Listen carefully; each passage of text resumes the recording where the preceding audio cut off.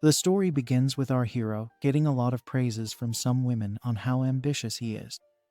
It turns out that the women praising him are all curvy moms whose kids should make for good friends of his. Our hero's name is revealed to be Ceres, and the moms praise him for being a serious and mature boy. As it turns out, Ceres has a fantasy for curvy moms, and this is like a dream come true for him. There are 4 moms, each as cute and curvy as the next, so it looks like Ceres does not need to worry about anything else in his life. He says that he would get married to all 4 of them if he had the chance. But then we shift to the side of a house where Ceres has just woken up from his fantasy dream. He laments the fact that he can only be with the curvy moms in his sleep. But then we also learn that the scene we just saw was a memory from the past when Ceres was just a little kid. It has been 10 years since he had this memory, so he wonders why he is dreaming about such things right now. Now, we learn that Ceres is 1 out of 5 members in a hero party known as Light of Hope. Apparently, all the kids from this party are friends, and they have taken an oath to defeat the demon lord of this world. Ceres is a mage fighter, and he also happens to be a fighting member of the party, and it has been smooth sailing for the team so far. However, due to their busy schedules, they have not been able to go back to their village recently. Ceres simply hopes that everyone is doing well, and then he realizes that he is late for the hero meeting. He fears that the leader of his group Zeact will get angry and scold him, so he rushes down the stairs instantly. He reaches his team and sees Zeact with 3 cute girls. They are the remainder of the team, but none of them seem to be happy to see Ceres. Suddenly, Zeact says sorry, but mentions to Ceres that he has been kicked out of the party. The girls look at him with neutral faces, but the strangest thing is that Ceres himself does not seem to be too shocked by this decision. He simply takes the news as it is and comments that such a thing was bound to happen. Our hero explains to us that his party did have a big problem, and it is to do with Zeact himself. Of course, Zeact is shown to be an amazing fighter, and he is actually the lead hero of the new world. He has great leadership skills, which allow him to do whatever he wants. And he's handsome also to boot. Having said that, he does seem to have character flaw that makes him a huge jerk, and it's his desire for women. Zeact is a massive womanizer, and this has led to certain problems in his friendship with Ceres. The shady man tends to put love first, and he has always put Ceres on the sidelines so that he can spend more time with the girls of their party. Now, Zeact tells Ceres that he should know why he is not being allowed to continue in his party any longer. Basically, the womanizer tells Ceres that if he is to make it big as a hero, then he will need achievements that will justify his standing. With that being said, he does not look at Ceres as someone who will help him with that. Rather, he sees our hero as a burden who is simply holding him back from achieving his true goals. Despite insulting Ceres so much, Zeact tells him that he hopes for them to continue being friends. Of course, our hero does not feel the same way, but one of the girls says that she agrees with what Zeact is saying. She also states that if Ceres were to continue with the party, then he would only end up getting injured in the future, and it could also cause him to lose his life. This is when Ceres actually shows a sign of shock, because this girl is Mel, with whom he actually shared a genuine friendship. He can't believe that Mel does not have his back here, but then he notices that she is wearing a rather expensive necklace, which has obviously been gifted to her by Zeact. This makes a lot more sense now, but Ceres is still dejected because he was always there for Mel whenever she needed him. Despite this, she has chosen the playboy womanizer over Ceres, and there is nothing he can do to change that opinion. Now that he has gained the psychological advantage, Zeact tells our hero that he should just head back to the village and become a countryside adventurer over there. He rubs further salt on his wound by saying he can join a weaker party to feel more important. Zeact makes sure that all the girls are surrounding him as he says this. But Ceres doesn't understand why the playboy womanizer always has to make it seem like he is superior to him. It can't be helped though, because Zeact had tried his best to cuck Ceres with Mel when he thought they were dating. However, Mel never had any feelings for our hero, so he does not really mind whatever Zeact chooses to do with the girls. He figures that he might as well get out of here, because there is no point in trying to create a fuss over this. He is aware that Zeact's party is genuinely strong with his rank fighters, so he will simply get in their way if he chooses to stay.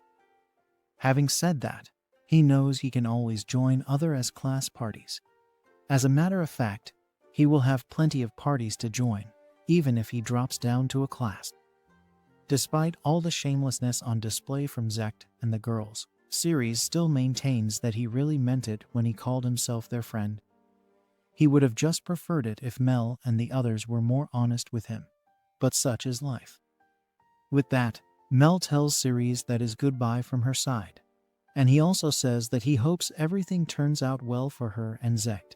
The womanizer playboy is a bit surprised to see how easily Siri's is ready to leave, so he asks for confirmation, and our hero walks away, bidding everyone farewell.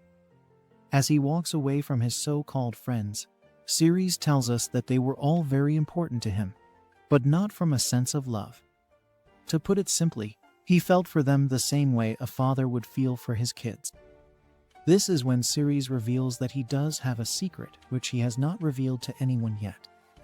The secret is that he is a transmigrator, and he has been reincarnated in another world.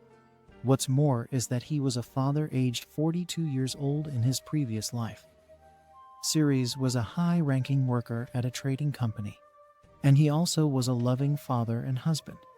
It is for this very reason why he feels that every person of his age in this world pretty much feels like a child to him. Basically, he is a gerontophile in this world, and the main cause of that is the maximum lifespan of a person is only 50 years. They also seem to follow a lot of the same customs that Siri's had studied about in his original world with regards to old Japan. Women are considered to be old by the time they turn 17, and after they cross the age of 25. They aren't even treated as women anymore, but as grandmas. Basically, Siri's thinks that every person in this world is a PDF file downloader, and that does not sit right with him. It is such a waste to go after such young girls when you have curvy moms with experience just waiting there for you. Now, Siri's explains to us that he passed away at the age of 42 in his original world, and he is currently at the age of 14 in this world. So for him to find a woman attractive, she would need to be at least between 22 to 25 years of age. Otherwise, he would only look at a girl as if she is his daughter. And that is just how he's built. Now, before heading back to his village, Siri's feels that he should make a stop by a certain place. Since he has been in the hero party for so long, he has never had the chance to visit such a place, and it happens to be a slave house. Our hero is greeted by the slave house's main sales butler. He manages to identify Siri's as the adventurer in the hero party, so he asks him what he's doing in a place like this. Siri's has no problems in saying that he got kicked out, and is nothing more than a simple adventurer now.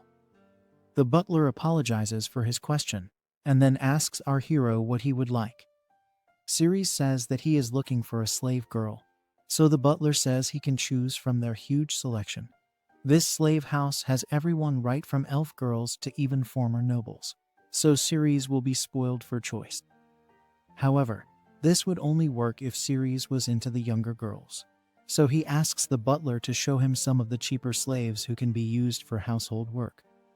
The butler realizes that Siri's has not come here to act on his intrusive thoughts, so he leads our hero to another separate section. It is behind a range of curtains, and the butler explains that it is this way because these slaves are of no value, so it is better to keep them hidden from the public eye. What Siri's sees in front of him is rather shameful, because the older slave girls are kept as if they are wild animals inside a cage. These cages don't even seem to have any beds for the slaves to sleep comfortably. But then Siri's notices something that completely shocks him. It is one of the curvy moms he had a crush on back when he was a kid, and her name is revealed to be Shizuko. Siri's calls out to her, and she is also shocked to see him over here. But the main question is why she has found herself in a slave house. Siri's tells us that not only is Shizuko his first ever love right from when he was brought into this world, But she also happens to be Zect's mom. Our hero immediately asks to buy the slave mom, and he is surprised to hear that she only cost 5 silver coins with 3 additional coins needed for the slave mark. Siri asks the butler why Shizuko is so cheap, and he explains that she is an elderly woman who has multiple children. Keeping that in mind, the price he has asked for is quite fair for Shizuko. The truth of the matter is that Shizuko is only 30 years old, but that is the age where women are considered to be grandmoms in this world. Now, our hero says that he will pay for everything with a gold coin, but he also wants Shizuko to be given a proper shower and some fresh clothes. The butler says that he only has clothes suited to younger women, but Siri does not have any problem with that. With the payment done, the butler makes the slave mark on Shizuko and completes the slave agreement. On top of that, she is also given a rather cute and tempting maid outfit, but she feels very shy while wearing it, especially because it seems to have awakened Siri's intrusive thoughts. She asks our hero not to stare at her with shady eyes, so he apologizes and says that he will get her some new clothes once they get out of here. She is happy to hear that because even though Siri's had to buy someone as old as her, the maid outfit is a bit too short and tight for her liking. The butler now hands over the slave documents to Siri's, and he tells him that the slave mark will still help people understand who Shizuko's real owner is even if he were to lose these papers. After the transaction gets formally completed, Siri's decides to get out of the slave house as soon as possible. The first thing he does is take Shizuko to a clothing shop where she changes into a new outfit. This is more suited to her liking, so she asks Siri's how he likes her attire. Our hero is glad to see a curvy mom in a cute dress, so he tells her she looks great. Now, Siri's and Shizuko sit down near a fountain, and our hero offers a snack to his new slave mom. However, the first thing she does is bow down to him in excessive fashion. He asks her what is the meaning of this, so she thanks him for buying such a worn-out slave like her. She promises to devote her mind, body, and soul to him from now on, but our hero tells her that she does not need to do such things. After all, he did look up to her all those years ago, but she says that she is his slave mom, so it's only natural for her to bow down to him. However, this also causes Shizuko to become emotional, and she breaks down into tears over her current situation. Siri realizes that life might not have been kind to Shizuko, so he asks her to cry her heart out. Once she is done, he wants to know how she ended up in a slave house in the first place. As he watches his slave mom calm herself down, Siri remembers how he would console Mel back when they were in the same party. He used to feel like her father back then, but he has no such feeling right now with Shizuko. In his eyes, she looks like an adult Japanese beauty, so for him, it's a bonus since he is also from Japan. After she is done crying, Shizuko finally reveals that she was sold off by her very own husband, which comes across as quite a shocker for our hero. Her husband's name happens to be Zector, so Siri asks her how he came to do such a thing. Our hero explains that when Zeact became a hero, he was given a lot of money from the state, so by that logic, Zector would have no reason to sell Shizuko. She agrees with this logic, but it turns out that the moment the greedy husband got his hands on this cash, he ended up spending it on women, gambling, and alcohol. At this rate, it was only a matter of time before he spent all of these earnings. Now, Shizuko did not seem to have a problem with her husband spending money on women of the night, but her main issue was with the fact that Zector was wasting all the cash. She told him that they would go broke if he continued this way, and he even apologized for his spending habits. Zector then told Shizuko that they'll go out and have some fun in the city one last time, after which he would stop blowing all his wealth. It seemed good enough to her, so she tagged along with her husband. But as was expected, this turned out to be a trap, and Zector shamelessly sold his own wife to the slave house. It's actually a horrible story to hear for Siri, because he loves Shizuko with all his heart. He asks her why she didn't write a letter to Zeact in order to get saved by him, but she says that her son would never help her out of any situation. Zeact may love his dad, but he inexplicably hates Shizuko, which is yet another red flag. Siri now remembers that Zeact never really liked how serious his mom would be with him. Come to think of it, Siri even considered Zector to be a serious man. But money can change people to all kinds of degrees. As Shizuko once again reflects on how useless her husband is, Siri thinks back to the time he had confessed his love for her to Zeact. He even told him that he wished to marry his auntie Shizuko, but Zector was only interested in his beer. He then told Siri that by the time he would turn 15, Shizuko would be nothing more than an old hag. He then shamelessly said that if our hero still wanted her, then he could have her for a single gold coin. Zector did have a point, no matter how rude he may have sounded, because women above the age of 20 are genuinely considered to be useless in this world. Of course, couples would still stay together because of all the time they've spent with each other till that point. Now, Siri asks Shizuko if she is mad at Zector, and she says that she is blinded with rage. However, there is nothing she can do about it at this point, even though she turns demon mode and says that Zector is going to rot in hell for what he did to her. Shizuko has a rather scary look on her face as she says this, and it even spooks out Siri. Our hero apologizes to Shizuko for remembering all these painful thoughts, but she says that it's no problem at all. As a matter of fact, she felt really happy when Siri came to her rescue and bought her from the slave house. Shizuko blushes as she says this, so Siri comments that she is a very beautiful woman. He proceeds to tell his slave mom that she is not old, and she should stop thinking like that. Shizuko states that Siri is the only person in this world who would say such a thing.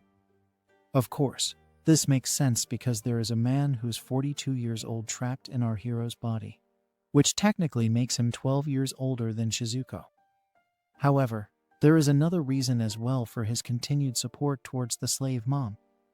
Back when his parents from this world had passed away, Shizuko was the one who encouraged Siri to live a fulfilling life. Part of the reason why Siri wanted to help Zeact and his other friends was because of how nice everyone at the village was towards him. However, even among them, Shizuko was a special one to our hero. She was so kind to Siri that she was pretty much like his stepmother during his early childhood years. Now, Siri tells Shizuko that she truly is a wonderful woman, because he has just remembered all the nice things she had done for him when he grew up. His words make her blush again, so she asks what he would like her to do for him. She starts by asking if he would like a tasty meal, which is true for Siri, but it's not the kind of meal that families like to eat with each other. He laments that Shizuko still looks at him as a child, but he can't really help that. Shizuko realizes that she is actually Siri's slave mom now, so she will need to listen to whatever orders he gives her. With that, she asks once again what he would like her to do. And that's when our hero decides to take a leap of faith and risk it all. He says that if it were up to him, then he would like for Shizuko to become his lover. Of course, this is a total shocker for the slave mom, and she takes a few seconds to register what has just been said to her. At first, she tells Siri to stop teasing her, because it's not funny to joke when it comes to love. She says that nobody would want a grandmom like her who is twice their age. However, Siri tells her that he's not joking around, and is very serious about this. He even reminds Shizuko of the time he had first confessed his love to her, when he was a kid. The slave mom finally realizes that Siri is not messing around with her, and she also finds out that he has gotten taller than her. She tries to reason with our hero by saying he's a handsome young boy. The cute girls must be going crazy over him, and she even gives the example of Mel and the other girls from the hero party. Of course, Siri reveals that Zeact has already engaged in shady activities with all of those girls, but he gets a rather hilarious response. Shizuko states that Mel and the others must have horrible taste in men to choose Zeact over Siri. After all, our hero is much better than the womanizer playboy, and this leaves him speechless. It's not every day that he gets to see Zeact's own mom criticizing him, so it's good for him to soak in this moment. After all these discussions, Shizuko tells Ceres that if he insists so much on it, then she will accept his proposal. She adds that she will continue to do shady things with him until he finds a young girl that he likes. This is the best news Ceres could have ever heard because his dream has finally come true. He thanks Shizuko for accepting his proposal, but she says she is the one who is supposed to be grateful towards him. With that, the couple holds hands, and they both blush as they make their way to an inn. Our hero's life with curvy moms has begun, and he makes sure to seal the deal that very night itself. Now, we move to the next morning where we can see that Shizuko is fast asleep after a rather passionate night. Next to her is Ceres, who has been awake the entire night because he simply could not get over the excitement of doing it with a curvy mom. He also reveals to us that Shizuko cried herself to sleep because of all the trauma she had to face after being sold into slavery. Now, the slave mom wakes up and finds herself holding hands with Ceres. They wish each other good morning, but Ceres feels that he may have caught Shizuko off guard by holding on to her hand. She says it's all right because she knows that he was holding her hand to calm her down from crying. Shizuko calls Ceres a kind boy, and it makes him shy even though he is supposed to be her master now. It's time to figure out their plan of action. So Ceres says that they will have breakfast first, and then they will go to the guild. After all, it would make a lot more sense to have Shizuko registered as an adventurer to travel with our hero. The couple has breakfast now, and the slave mom is amazed to see such a nice meal in front of her. She has barely had the chance to eat out ever since she got married, so this is a very pleasant surprise. Ceres explains that since he is an adventurer, he only eats outside or in a camp, so they should eat their meal while it's hot. The slave mom has a bite and is completely taken away by how yummy it is. Ceres is glad to hear this, but if he's being honest, he would prefer Shizuko's home cooking any day. She is flattered by his words and says that she would happily cook for him as long as he gets the ingredients.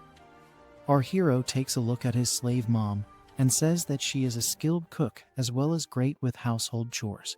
On top of that, she is very open-minded and a total beast in the bedroom too. He does admit that Mel and the other two girls are beauties, but when you compare them to Shizuko, they are nothing more than children.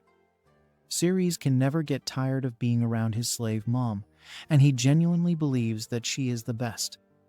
The couple enjoys their breakfast while also flirting with each other, and then they head over to the guild for registration.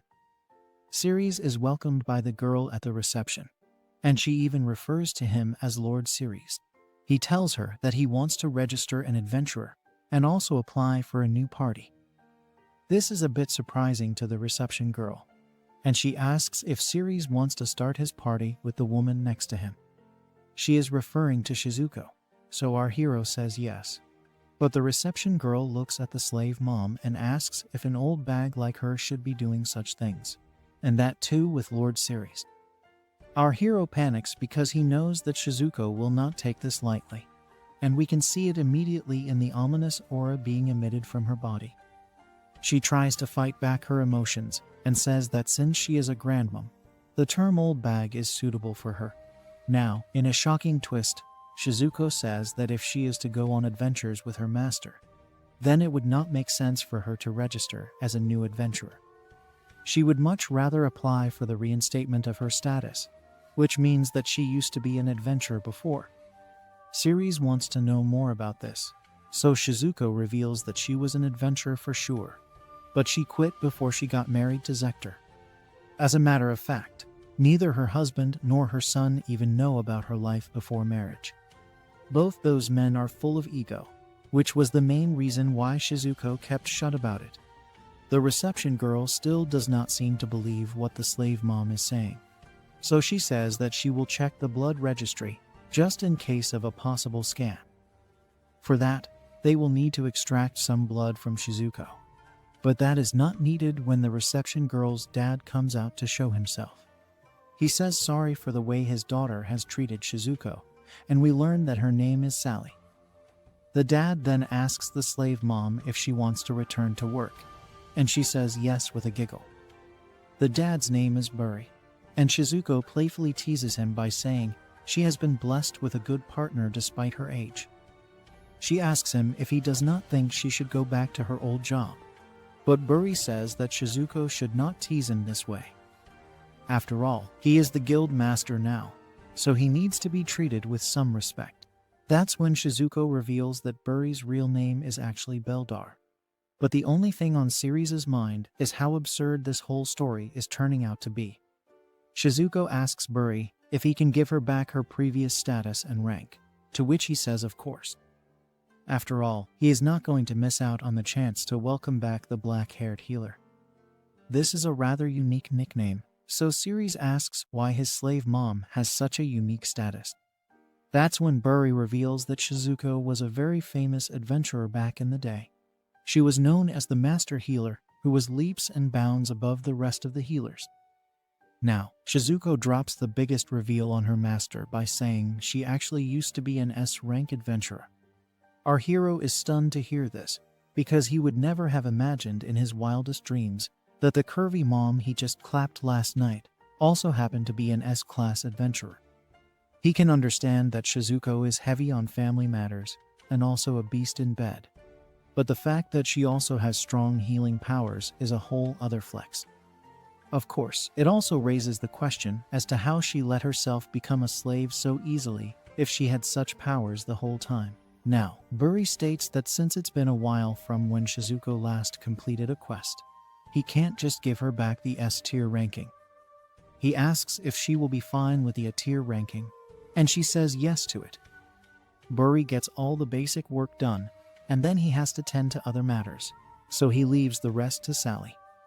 The reception girl bows down to the slave mom and says sorry for speaking so rudely to her earlier, and Shizuko says that she doesn't mind as long as Sally is genuinely apologetic. She is about to show all the quests that are available right now, but Siri seems to be stunned still. Sally asks him if anything is the matter, and he states that he is just trying to recover from all the shocks that he has just received. Now, the couple goes through some of the quests, and they eventually land their hands on one that seems a bit appealing. It is to do with slaying an earth dragon, and both of them are on board with it. Sally comments that earth dragons are the weakest out of all the dragons, but even then, this is not a quest that you would want to take on alone. This proves that Shizuko can indeed walk the talk of her being an S-rank adventurer. Our hero asks his slave mom if she would like to come for this quest, and she says there is no doubt about it at all. Siri does not want to put his slave mom in a dangerous situation, but he has faith in her because he now knows that she has the skills to survive an earth dragon. He still tells her that the condition for her to tag along is to allow him to fight the beast all by himself. The best she can do is sit back and watch the fight. Shizuko agrees to this deal, and then she says that they should head to the inn and borrow the kitchen over there, so that she can cook a nice meal for her new master. As they head towards their destination, Siri tells his slave mom that he still can't believe she is such an amazing adventurer. This is when she reveals that she was not the only one who had such impressive skills. She had actually formed a party with the moms of Mel, Lita, and Maria as well, thus confirming the names of the other two girls in Zect's party. Now, our hero thinks about how cute and curvy all these moms were as well, which means that Shizuko's party was pretty much a heavenly fantasy for him. The more important thing is that these moms were all nice and kind to him back when he was a child. Now, Shizuko reveals that even though their party was strong, they would still face issues because they were all women. Strange and shady men would approach the girls all the time, and it would lead them to beat these creeps one after the other. Simply thinking about these memories makes Shizuko very nostalgic, but then she also recalls that once the women of the party reached a certain age, then nobody even thought of approaching them anymore. Siri also realizes that all the women got married at around the same time and chose to become simple village girls. Now, our hero asks Shizuko that if she had all this power, then she should have fought back when she was being sold off as a slave. After all, it would not make sense to suffer so much when you had the power to resist the slave traders. That's when Shizuko reveals that she had let her guard down, which allowed her shady husband to drug her from behind. She continues to smile as she talks about this, but also says that the time she meets Zector, she will make sure that his head will rot. It's a rather scary portrayal once again, and Ceres does not want to have any part in it. Now, the couple is about to reach their destination, so Ceres suggests sitting down and having lunch while they still can. The slave mom thinks it's a good idea, and then she proceeds to feed her master and lover boy some home-cooked food. As expected, Ceres is in La La Land as he takes the bite and enjoys being fed by a curvy mom. She asks him how he likes his food, and he says that it's amazing since it tastes just like home. Shizuko is glad that her master likes her cooking, but then he says that he's not a kid anymore, so she does not need to feed him like this. Shizuko blushes and stops as our hero finishes his meal like a big boy. Now that they are done with the meal, it's time to carry on towards their destination. There's something odd about the vibe of their surroundings, and then before you know it, Ceres finds himself up against a massive earth dragon. The beast looks very deadly as it lets out a huge roar, so our hero asks Shizuko to step back and watch from a safe zone. The dragon launches an attack, but Ceres is able to dodge it with ease. He comments on how slow the beast is, and then he unleashes his magical powers. He summons the power of wind as the earth dragon tries to land another blow, but Ceres is able to counter the beast with ease. A tense battle follows with each party trying their best to outwit the other. However, it's our hero who emerges victorious by the end of it, as he unleashes a deadly slash attack to finish off the earth dragon. He chops off its head and states that defeating the monster really wasn't much of a big deal. However, that's when Shizuko calls out to her master and warns him of another monster behind him. Ceres looks back and sees something coming out from the ground, and it happens to be some kind of upgraded earth dragon. It is covered in rocks that act as its armor, which means this is an opponent who will not be that easy to defeat. The dragon takes one look at our hero and gets enraged almost instantly. It unleashes its flame blast on Ceres, but he does not know how to counter it in such short time. Luckily for him, his slave mom has seen such beasts before, so she rushes to his aid and blocks the attack with a holy wall. Ceres is not happy about this because Shizuko did not listen to his orders, but she says sorry as she had no other choice but to keep her master safe. There are other things to worry about because this is most definitely not an earth dragon. It's the more powerful rock dragon, so Shizuko tells her lover boy that they must come up with a way to defeat it. She asks what he is going to do, but it seems to be a very simple solution for Ceres. He unleashes a freeze attack that counters the flames of the rock dragon and even manages to freeze the head of the beast.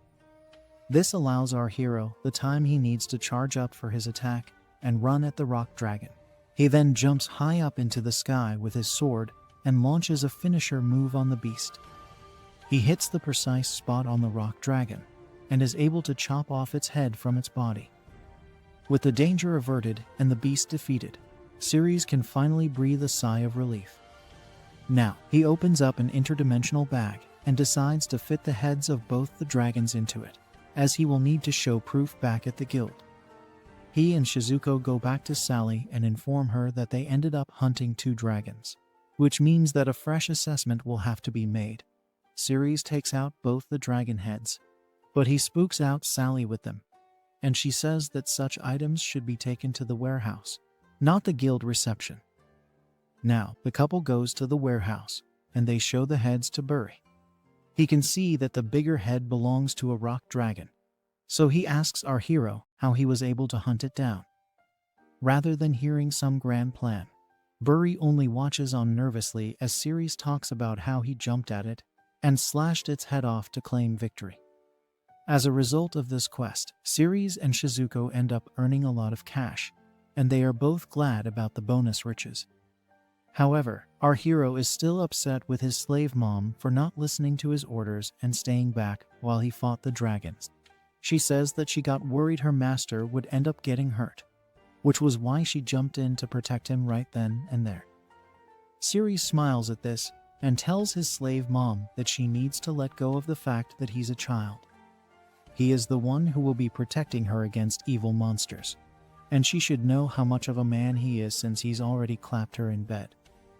This obviously makes the curvy mom excited, and the heartbeat inside her body only grows louder and louder with each passing second. Now, we move back to the main house where both Ceres and Shizuko are living as lovers. The slave mom goes about her job cleaning the house, but then it strikes her that since she and Ceres are lovers now, they should be doing unspeakable things to each other as often as they can. She can even say the words "I love you" to her master, now that they are a serious couple. Even so, her heart is pounding despite her age, probably because she has never felt this way about any man before. Shizuko tells herself not to get her hopes up so much because at the end of the day, it could be that Ceres had taken her in only because he was feeling lonely. As she looks out into the open sky and wonders what her real relationship is with our hero, we see Ceres, who has bought a gift for his slave mom. He hopes to make her happy with this present, and then he comes back home. Shizuko greets him and comments that he has returned a lot sooner than she was expecting. He says that the reason for him to come back so soon is because he wanted to see her again. Because of this, he made sure to rush through his work and get back together with his slave mom. His words make Shizuko blush, and she says that she is glad to see how much he desires her curvy mom figure. Our hero simply smiles as he looks at Shizuko, but in his head, he is celebrating the healing power of milks. In the middle of all this, we are told about Maria, who has the healing power of a priestess, although it is still up for debate as to what she actually considers to be healing. Now, Shizuko asks her master what's wrong because he's been staring at her for a while. He says that he was simply admiring her because she is a very beautiful woman. Of course, Shizuko is a bit embarrassed by this because she still considers herself to be an old woman. She is also not used to hearing such nice compliments. But Ceres tells her once again that she is not old at all. As a matter of fact, he considers her to be a young woman, which is true considering the fact that his mental age is above 42. Hearing yet another compliment is too much for the slave mom, and she says that her master has made her ecstatic with all this romantic talk. Now, Ceres says that he finds Shizuko to be a beautiful young woman who has no comparison in this world, so he would really like it if she stopped referring to herself as an old woman. She says she will try to do so from now on. But at the end of the day, Ceres can't really blame her for it. After all, she still must be seeing him as Zect's childhood friend from all those years ago. Now that the moment is right, our hero decides to hand over the gift he got for his slave mom. It's a massive bouquet of flowers, and Shizuko is shocked to see such a sweet gesture from her master and lover boy. She can't believe that he has done this just for her, and she says thanks with all her heart. Ceres says that he has also gotten some cake for Shizuko, so they should have a slice. But she says that they should save the cake for after the actual meal. If they eat the dessert right now, then it will spoil our hero's appetite, and he won't end up having a proper dinner. It turns out that Ceres has one more thing that he would like to give his slave mom, but he decides to save it for later. Shizuko asks him why he is making such a weird face, and it makes him remember how she used to say the same thing to Zeact and him back when they were kids. Now, the couple heads out for a walk, and they enjoy the nice little breeze that is coming their way. Shizuko thanks Ceres for all that he's done today because no one has ever been so kind and sweet to her. She then asks him why he went through so much trouble to do all of this today. It isn't even a holiday, so there has to be some reason for our hero to become so romantic. That's when he brings out the gift that we had seen earlier, and he tells Shizuko to take a look at it. The slave mom opens the gift and is shocked to find that it is an extremely lavish necklace.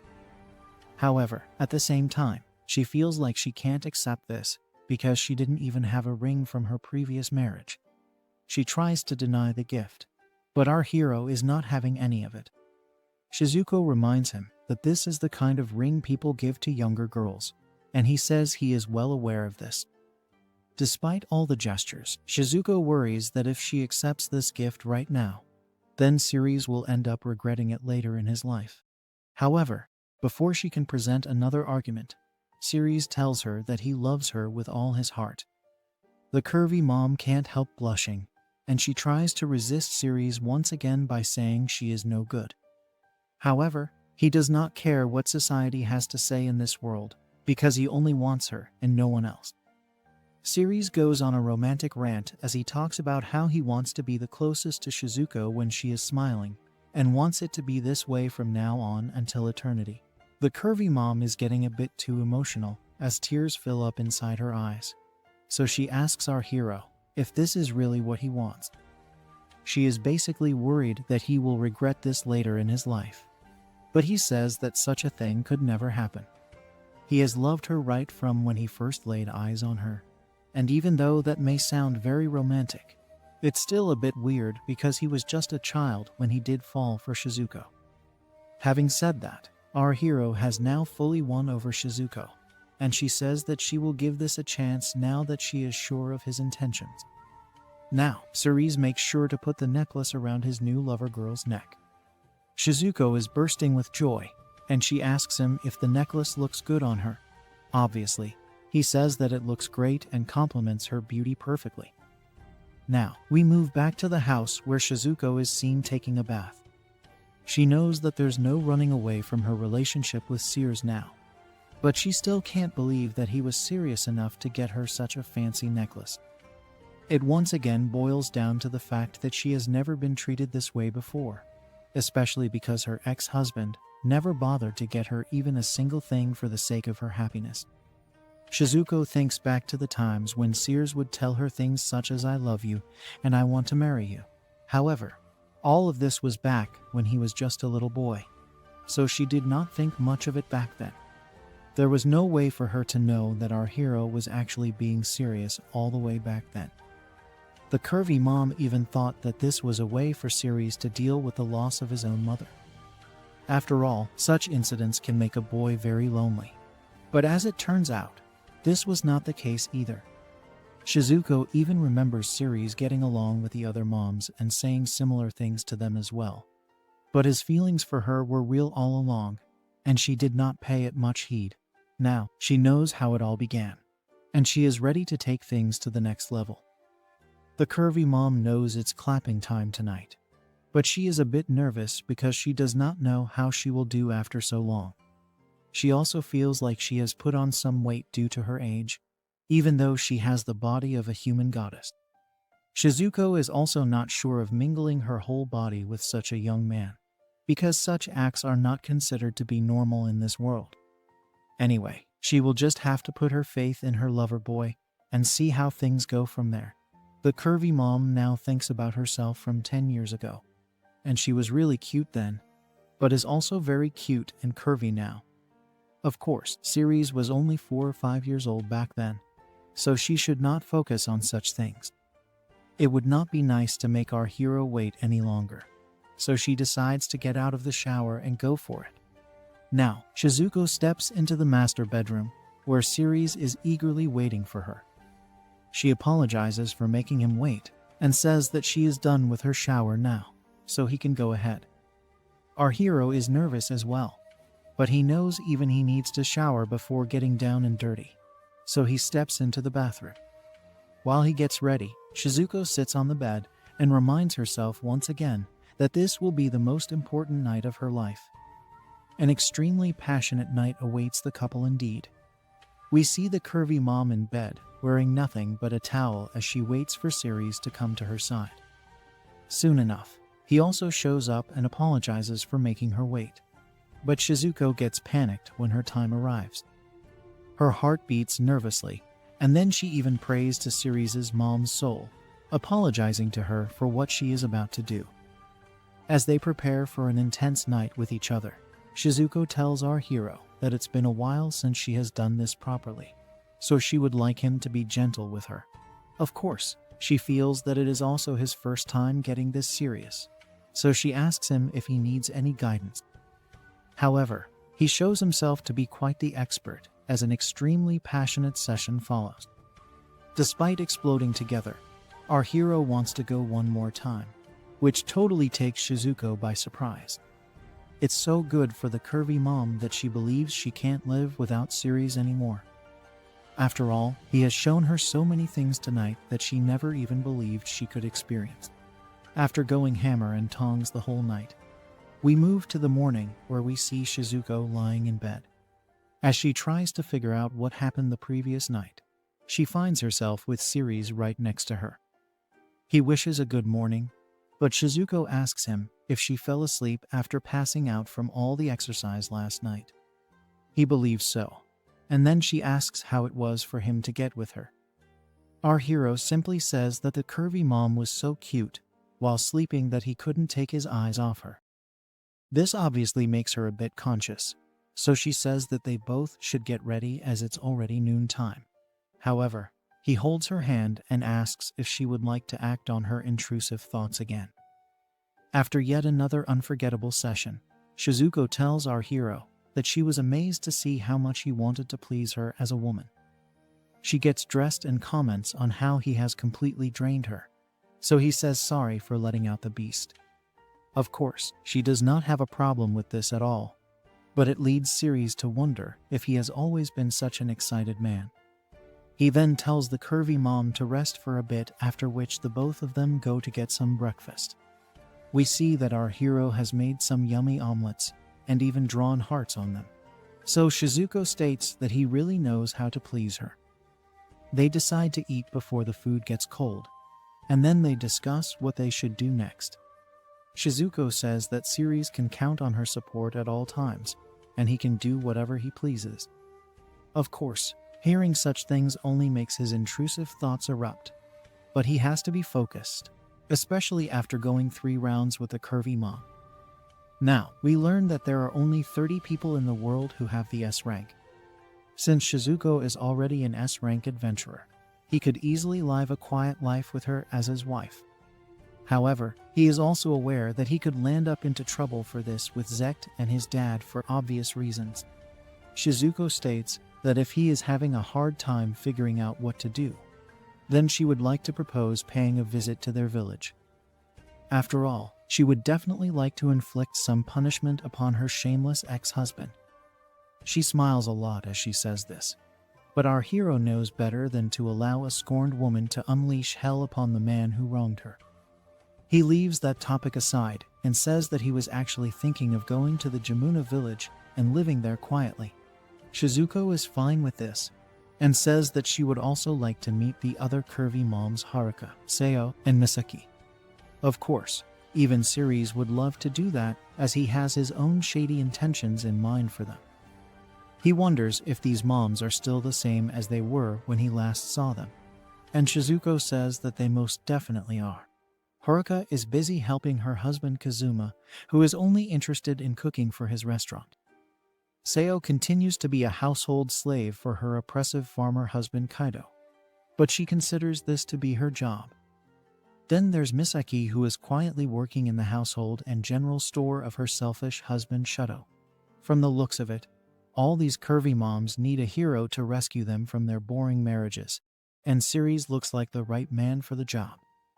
Shizuko talks about how the love these moms once shared with their husbands has instantly deteriorated, so it makes Siri's wonder if he can actually achieve his ultimate fantasy now. Either way, he is excited to meet the moms again, even if he does not know what he is going to do when he reaches the village. Anyway, he'll see if he can come up with something new once he is actually there.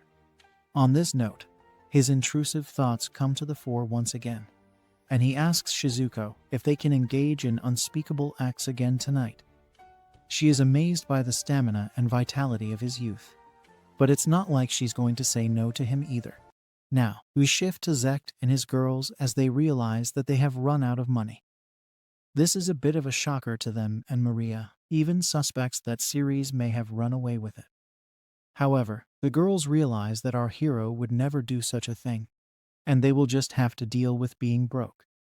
The group goes to the guild to figure out what's wrong, and that's when they learn the church has not paid them yet.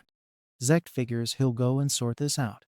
But when he reaches the church, he is told that his team did not receive any money because they did not submit any reports or paperwork. Zeact does not understand any of this, so the church man tells him that if he is to get paid, then he needs to submit detailed reports of his expenses as well as achievements. Zeact does not remember submitting any such reports in the past, and even the girls are clueless about this. The church man reveals that the paperwork he received in the past did have Zeact's signatures, but the one filling them out was none other than our hero Ceres. This shocks the playboy as he realizes that Ceres would often come to him with papers for his signatures. Now he knows what all of them were for. He asks the church man if these documents are necessary.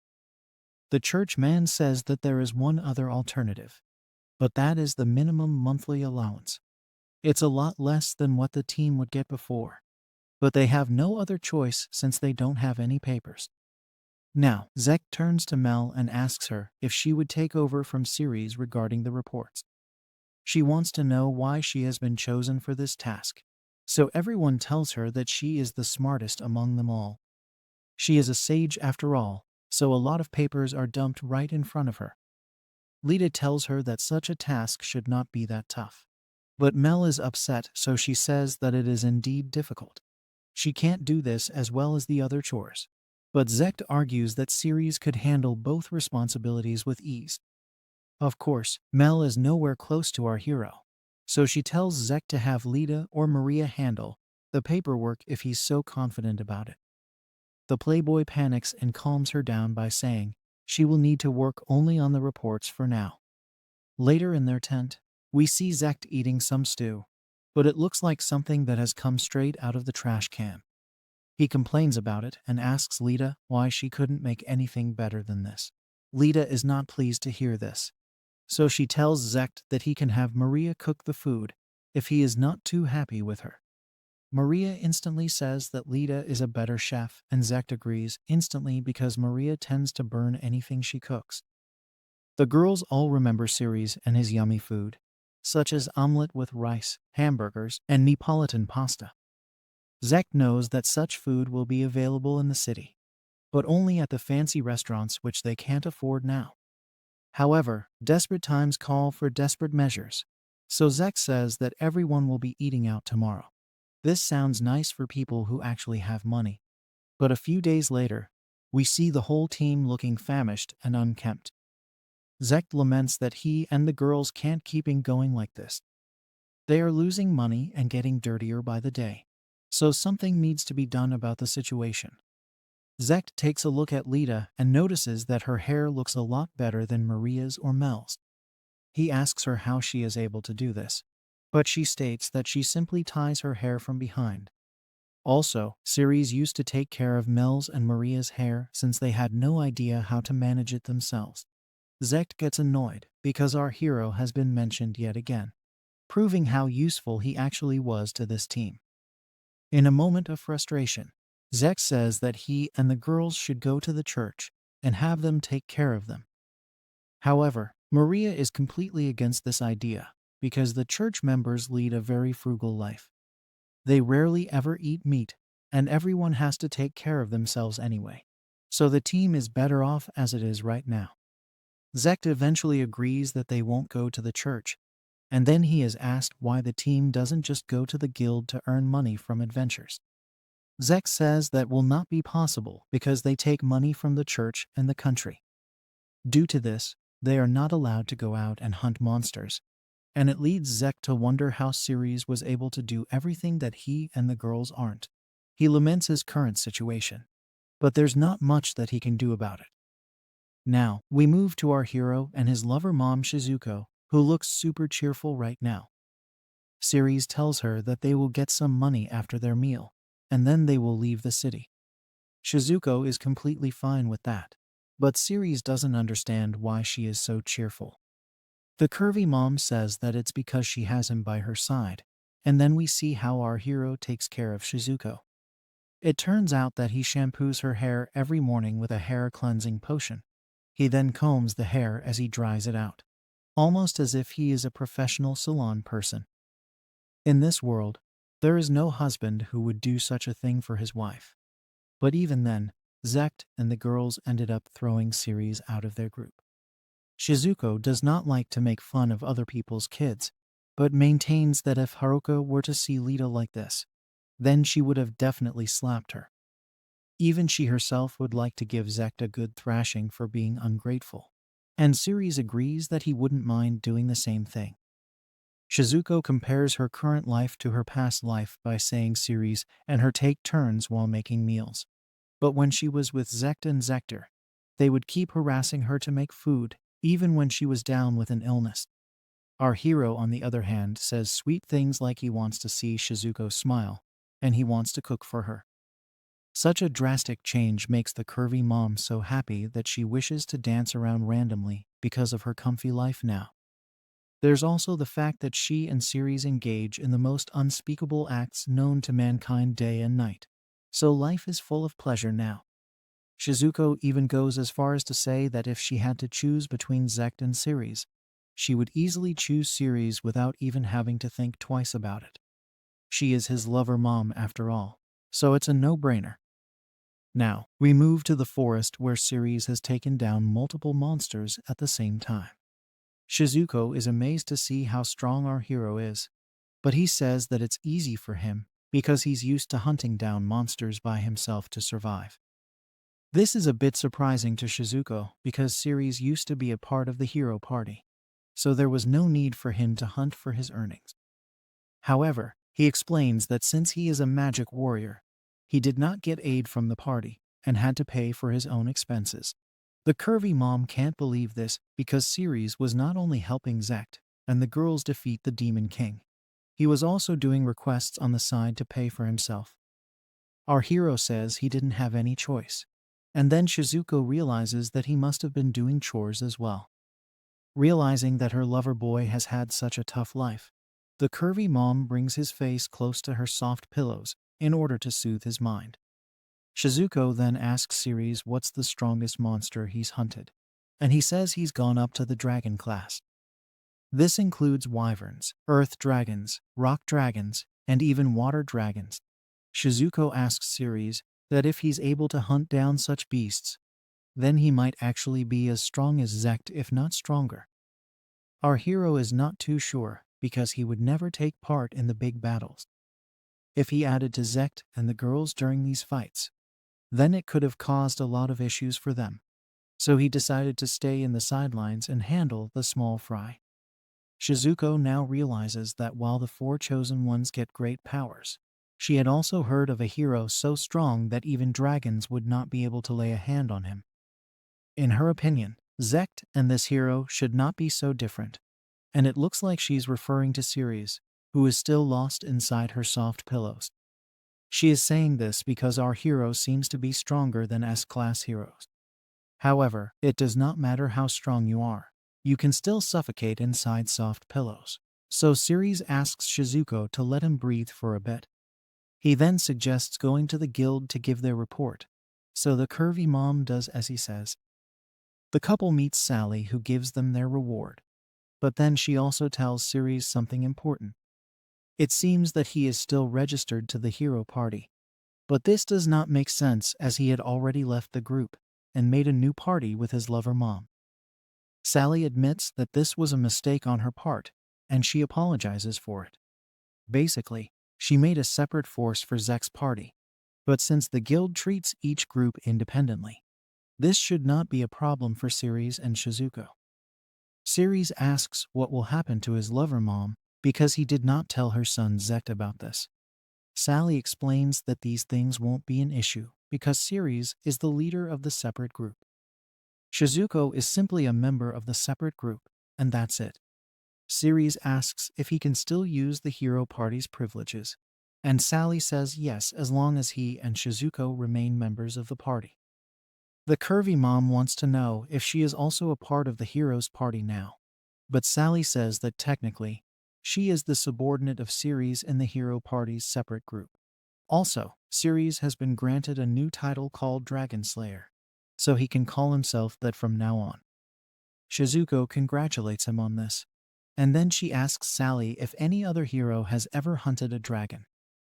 she reveals that Zeact and Lita were able to slay demi-dragons and wyverns. But these are not proper dragons, so they don't get the same title as Ceres. This means that our hero is indeed the only one who was able to achieve something so great, and it makes Shizuko excited. She states that even Zeact could not slay a proper dragon, which makes her lover boy more admirable. Sally tells Shizuko that she should not be talking about Zeact so casually since he is the chosen hero of this world. That's when Ceres reveals to her that Shizuko is Zeact's mom. This is a shocker to Sally, and she slams her head onto the table while trying to apologize for misspeaking. The curvy mom does not mind this, and she reveals that she is simply our hero's lover girl now, which further shocks Sally to her core. She takes a look at the registry and tells Shizuko that she is simply listed as a slave girl. But then she blushes and says that she is a love slave to Ceres. This is a rather shady thing to say, so Sally looks at our hero and asks him exactly what's going on over here. Of course, Ceres does not want any misunderstanding, so he explains to Sally how he ran into Shizuko and what led him to buy her as his slave mom.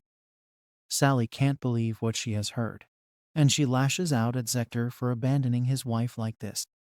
She calls him the enemy of all women, but also finally understands our hero's mommy desires. In this case, she has a proposal for the lovebirds, which is to have a guild marriage.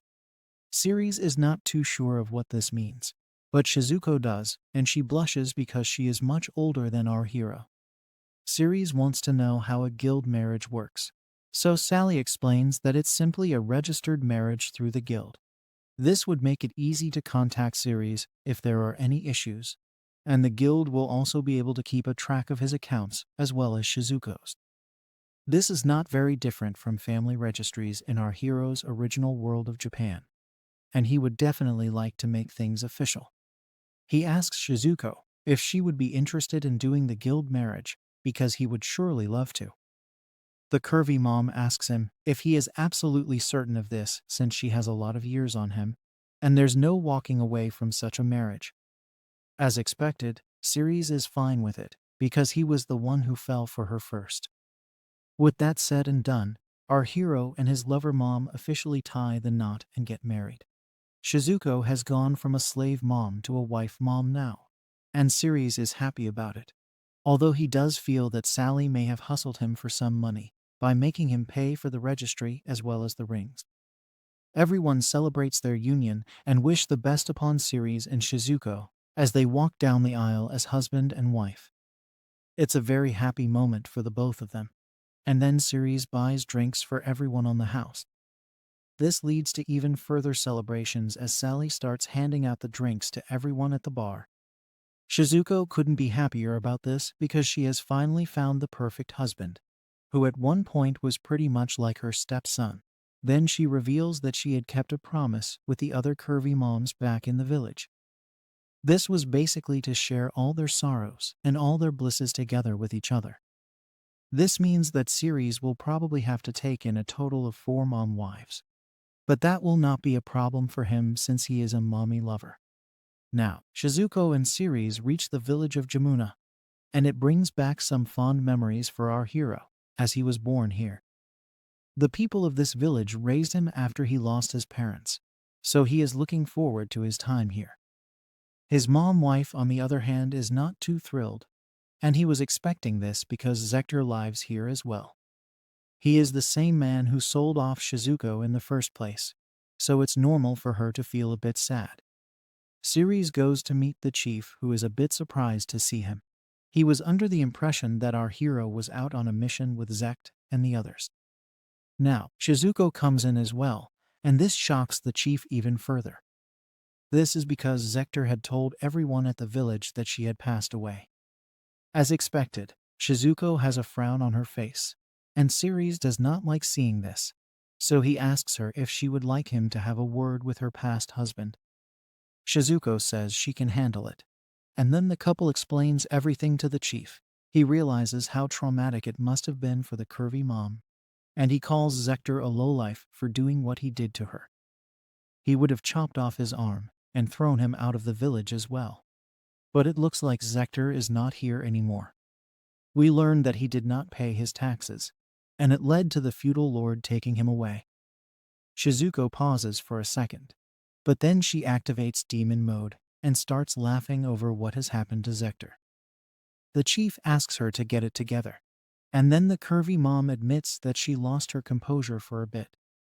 She wanted to at least get one hit at Zector, but it looks like he is a much worse place now. Ceres also knows that his mom-wife is speaking the truth, because even if Zector were to complete his time paying off his taxes while working as a slave, he will not have any face left to show in the village. After all, he did spend all of his son's money on curvy babes and booze without sharing it with anyone in the village. It really is a live example of you reap what you sow. Our hero states that he will never forgive Zector for selling off his dear Shizuko, but he also admits that he has a few good memories with him since he would take him and Zeact out fishing during their childhood. Either way, it looks like things have turned out conveniently because revenge would not have been the best way to end this. Now, the chief comments on how happy Shizuko is looking due to the fact that she has gotten herself such a young husband. She admits that it's almost scary to see how happy she has become. And then the chief also commends Ceres for actually following through on the promise he made to the curvy mom back when he was a child. He even states that our hero is a very brave man for being able to live up to such a promise. Now, Ceres decides to buy himself a favor, so he gives the chief some coins to keep him happy. The bald chief then tells our hero that he should go get some rest with Shizuko. However, since the both of them just recently got married, he believes that the couple may want to tire themselves out even more. Ceres figures that the chief has given in to his own intrusive thoughts, so he should just try to get out of here with his wife mom. The couple reaches their home and are relieved to finally have some private time with each other. Shizuko is very happy to have gotten rid of Zector now, and she does not want to live with any kind of resentment. After all, she has finally found herself a nice husband after a long time. Our hero tells her that he was the one who caught her after all this time, so he deserves some credit as well. He then says that they can take it easy for today, but Shizuko asks him if he really wants to take it easy or actually get more exercise, just like the chief was saying earlier. Everyone's intrusive thoughts seem to be going wild and out of control, so Ceres suggests getting freaky right now. Shizuko is a bit taken aback by his eagerness, but they get down to business anyway. After our hero suggests acting out his intrusive thoughts with his new wife mom, he and Shizuko don't waste any time in partaking at all. This goes on for quite a while, and then we move to later the next day as Ceres wishes Shizuko a good morning and then tells her that the both of them didn't take a break for even a second yesterday. Our hero is reminded that it's not morning but rather afternoon, so it makes him feel embarrassed. Ceres tells Shizuko that it's bad for him to be so excited all the time, but she tells him it's not an issue for her at all. As a matter of fact, she is glad to see someone desiring to do such things to a woman of her age. Everyone must be busy right now, so Ceres doesn't want to disturb them. But then he comes up with the idea to visit Kazuma. Shizuko has no issue with that, as this will also lead them to meet Haruka. Now, we learn that Kazuma is the only set meal restaurant in the area, and it is named after its owner. Kazuma also happens to be Lita's dad, and his wife is the very cute Haruka. Ceres tells us that Kazuma was the one who helped him recreate some of the dishes from his own world over here. He even considers Kazuma to be more of a brother to him, even though they are not related by blood. On that note, he considers Haruka to be like a sister to him as well, although we'll find out later that our hero actually meant to say stepsister. Now, Ceres and Shizuko reach the restaurant and meet Haruka. Our hero is a bit nervous to see her, but Haruka greets the both of them happily. She also tells Shizuko that the chief informed her about what had happened to her. The slave mom says it was fine because Ceres came to her rescue, and this impresses Haruka. She smacks our hero out of affection, but he tells her she's being too rough on him. He is not able to understand why she likes to playfully hit him so much, but then Shizuko diffuses the situation by saying she's a bit jealous of these two, although she is already married to Ceres. Haruka asks Shizuko if she actually went through with the marriage, and this causes the wife mom to blush. She admits to being the happiest woman in the world, but maintains that she is not a female Drake. Haruka agrees and says that Ceres has always been in love with her right from when he was a little baby. Now, Shizuko wants to tell Haruka that our hero also has intrusive thoughts for her. But before the ladies can discuss this, Kazuma shows up and announces that his pasta is ready. He is glad to see both Shizuko and Ceres, after which our hero also greets him as his brother. Ceres calls back to the time Kazuma took him in and acted like his father as well as his brother. This led him to calling Haruka his sister, but we all know his true intentions at this point. Ceres even admits to us that he was in love with Haruka for some time, especially because of her style and her looks, but he buried those feelings deep in his heart out of respect for Kazuma. As Ceres thinks about Kazuma and Haruka being a match made in heaven, Shizuko asks him if he likes Haruka. Of course, Ceres tries to deflect the question by saying he likes Haruka as a sister, but then Shizuko says that she knows what kind of man he is. She knows he wants his elephant to enter her kitty cat, so Ceres briefly acknowledges his shady thoughts back when he was a child. He obviously wants to maintain his love for his wife mom, so he tells her that he loved her the most and Haruka the second most. Shizuko says that if she looked at it from an outsider's perspective, then it wouldn't be too bad for Ceres to get with Haruka. This leads Ceres to praise Haruka for looking much younger than her actual age. In this world, it's not rare to have children by the age of 15, which means it's basically the diddler's paradise. Having said that, Haruka looks like she's in her early 20s, although she might have actually crossed the age of 30 by now. Ceres doesn't mind older women looking young, because that's basically the dream for boys like him. He says all of this out loud, so Shizuko admits to Haruka looking very young.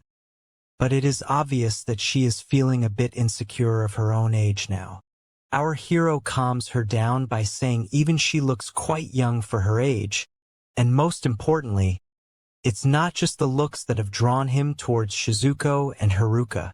Even so, the wife mom tells her hubby boy that he should make a move on Haruka if he likes her so much. However, Ceres is a bit hesitant because he does not feel like he can make Haruka happy the same way as with Shizuko. After all, his wife mom needed someone to help her out of a tough spot, but Haruka looks like she is already happy with Kazuma. They have a family together, and things look quite well from the outside, so there is no need for Ceres to become a home wrecker. As expected, he does want Haruka because of how nice and sweet she was to him while he was growing up, but he abandoned all his intrusive thoughts for her out of respect for Kazuma. Shizuko tells Ceres that this may have been the case back when he was a child, but things might be different right now. She feels that he should still have a go at Haruka, but Ceres maintains that he does not want to ruin what looks like a perfectly good marriage. On the other hand, Shizuko tells Ceres that this is actually the best chance for him to shoot his shot. As a matter of fact, things may even end on a friendly note between husband and wife if Ceres were to enter the scene. Our hero is still not keen on doing such things, but then Shizuko tells him that he should just pay Haruka a night visit. Shizuko maintains that she'll feel lonely for a night, but she'll still be able to manage. Ceres panics because he knows what a night visit is and what it may entail.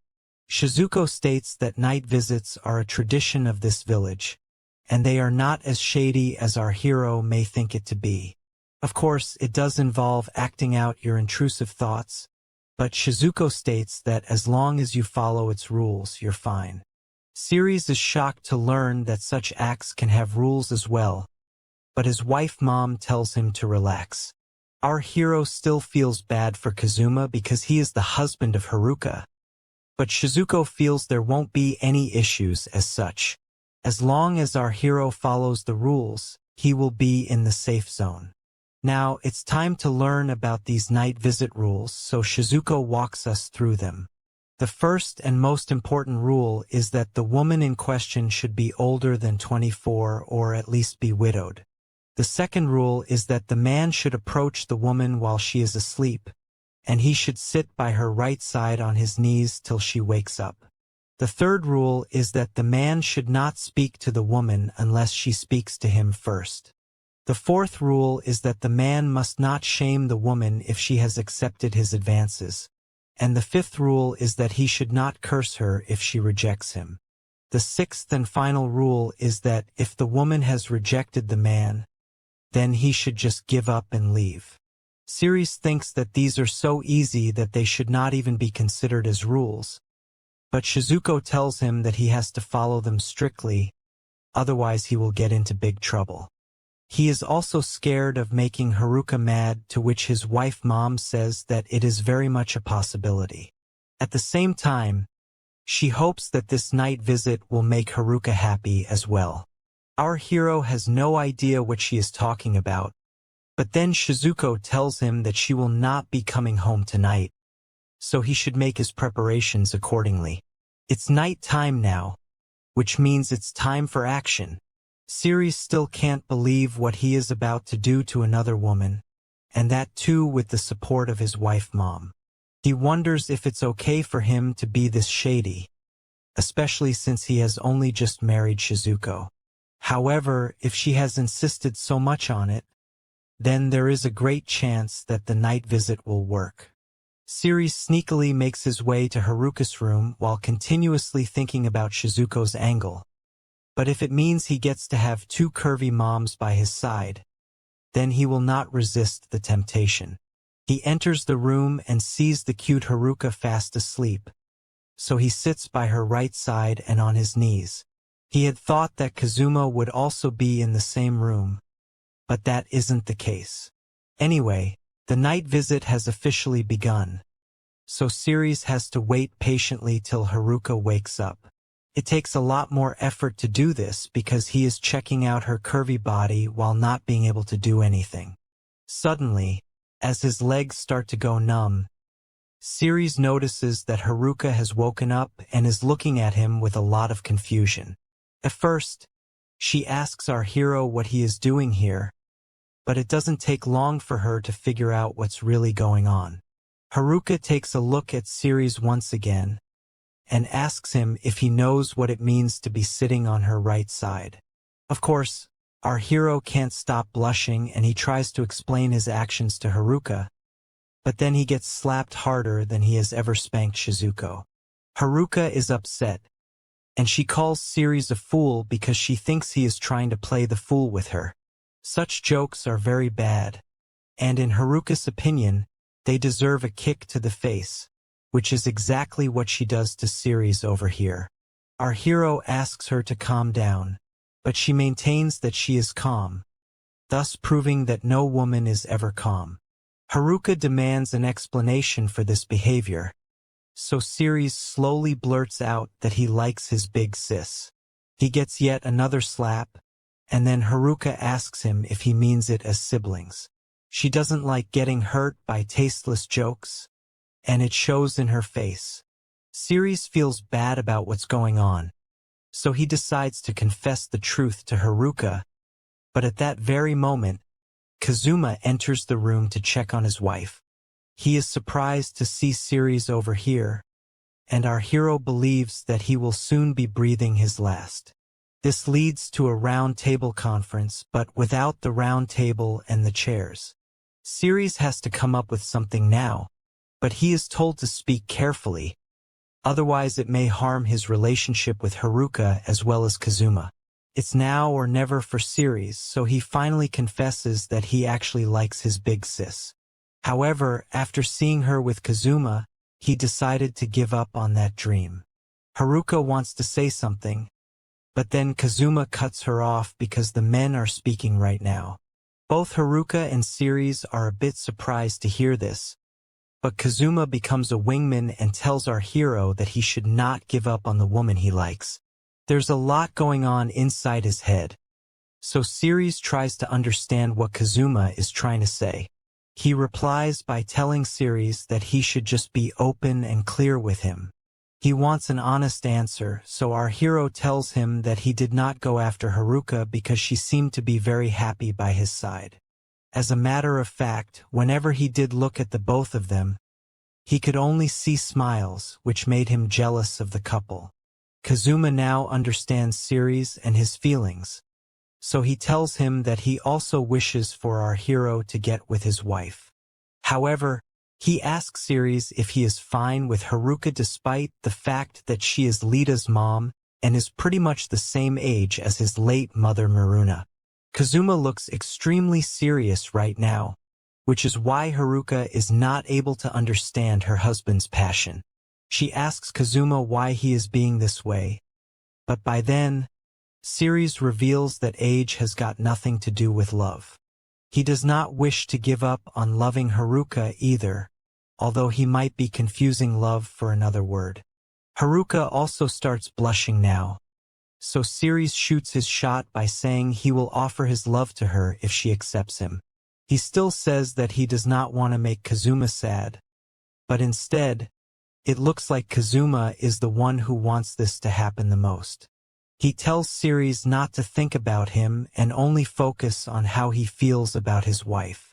It is at this very moment that Ceres shouts out his love for Haruka.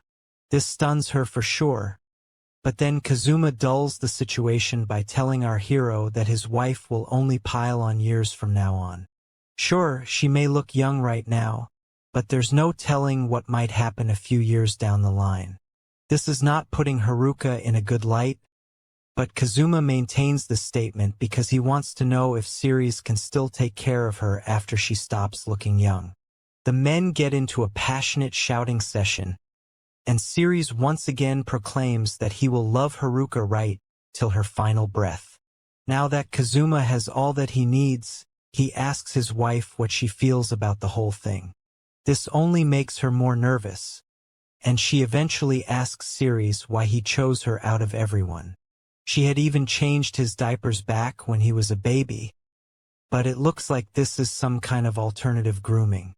Haruka calls back to all the times Ceres told her he liked her, but this was only when he was a child, so she did not take it seriously. Kazuma once again tells our hero that when he reaches the age of 30, which is Kazuma's current age, Haruka would be in her 40s, which is not the most youthful age even on Earth.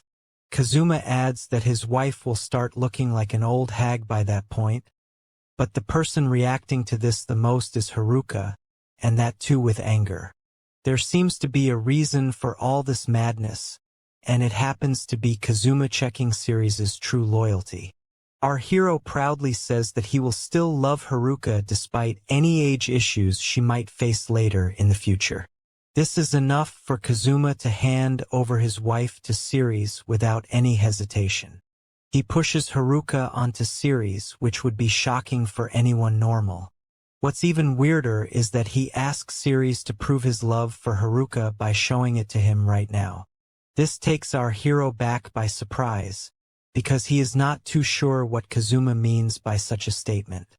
Haruka is immediately dumbfounded, but before she can counter her husband, Ceres decides to show off his passion to his big brother by taking his wife in front of his eyes. The men even shake hands as Kazuma tells Ceres he wants to see it, so it could be inferred that Kazuma has some peculiar tastes when it comes to his own intrusive thoughts. Haruka can't believe what she is about to do with Ceres, that too in front of her husband, but a promise made between real men is never broken. It's time to begin the proceedings, and Kazuma is watching on with a lot of intent. Haruka asks Ceres if he is serious about this, but he doesn't waste any time and immediately picks her up. He then places Haruka on the bed, after which he tells us that he does love Shizuko the most, but at this moment, he has his eyes on the prize. Haruka is blushing crazily as she asks to be let go. But Ceres points out how red her face is. She scolds him for being so bold. But then our hero decides to show his stepsister what he's really made of. The two of them proceed towards shady activities in front of Kazuma, and Ceres tells Haruka that she is incredibly beautiful. What follows is an extremely passionate session, after which Haruka asks Ceres if he loves her. Our hero fools around for a bit, but admits his love after another slap. Haruka confesses her love for him as well. After Ceres and Haruka are done with their shady activities, they notice that Kazuma is standing right there in front of them. He is posing as if he is some kind of alpha male, but he has just seen his wife getting violated by a kid he raised himself. Anyway, Kazuma asks Haruka if she is done or wishes to go for another round, but she says she's had enough for now. Ceres guesses that Kazuma might have left the room in between their shady activities, probably out of shame, but either way, he says sorry to the cuck for letting his intrusive thoughts get the better of him. However, Kazuma says that the two of them are good for each other, especially after what he just witnessed. Haruka agrees to this, and it confuses Ceres because he had no idea both husband and wife would agree to something of such a nature. Kazuma now explains that he and Haruka have lost their freak between each other and haven't engaged in a very long time. Basically, their relation as man and woman is all but over, so he does not mind if Haruka finds another victim. They still maintain a good relationship in general, so there are no hard feelings between them as such. Haruka adds that ever since she gave birth to her daughter, she and her husband lost the connection that made them attracted to each other in the first place. As a matter of fact, she is planning to find another man for a while, but due to the silly rules of this world, a woman has no chance of finding a new man after she reaches a certain age. It was at this moment when Ceres popped into Kazuma's head, especially because of how he used to bluish around Haruka all the time. A flashback shows Kazuma telling Haruka that Ceres may still have feelings for her, but she brushes it off because he was just a little kid when he said all of that before. Despite this, Kazuma still felt that our hero did not grow out of his love for moms, and that theory has been proven true over here. Now that he has proven his intentions, Kazuma tells Ceres that if he would like it, then he will gladly hand Haruka over to him. In the middle of all this, Haruka just sits and blushes, but Ceres still can't believe that he is being given such an offer. However, Kazuma once again reminds our hero that he used to be a little creep back in the day, sticking to Haruka's leg like a dog who needed to get snipped. Ceres is reminded of this, and he does feel a little embarrassed, but he can't hide from the truth. Now, Kazuma says that he has lived with Haruka for a long time, and she still remains an important part of his youth, as they have fond memories together. Now that he has grown out of it, he wishes to walk a different path, but was not able to do so till now because he could not trust his wife to a random man. Now that Ceres is here, he has nothing to worry about, and can leave behind his days as a married man. He believes that our hero can make his wife a lot happier than he ever could, which is why he is entrusting Haruka to him. Ceres is so glad that he did not get beaten up for what he has just done to someone else's wife, and he happily accepts Haruka as his new mom wife. There's still another surprise waiting for him, as Haruka says that he might actually have 4 wives with him in the future. This is because of some promise that was made amongst the curvy moms a while back. So Haruka is still not sure if it's true, but she says it so casually as if this place is a feminist's nightmare. Ceres can't believe that he might be blessed with even more curvy moms, but there are other things to figure out as of now. The first and most important thing is the shop. If our hero is to take Haruka away now, then it could mean trouble for business. Kazuma reassures him that he has it all under control because he can just buy a young slave girl from the government and hire her as his maid. This will allow him to run a nice cafe. But Haruka has just realized why her husband was so keen to let her go. Of course, she herself is a 10, but since everyone operates on Drake mentality in this world, Kazuma would surely prefer a much younger slave. Ceres offers to lend the funds for the maid to Kazuma, but he firmly refuses this. Ceres once again asks Kazuma to take his money, because he wants to help his older brother for once in his life. Eventually, Kazuma does take the money, and he seems to have gotten a great deal out of this whole situation.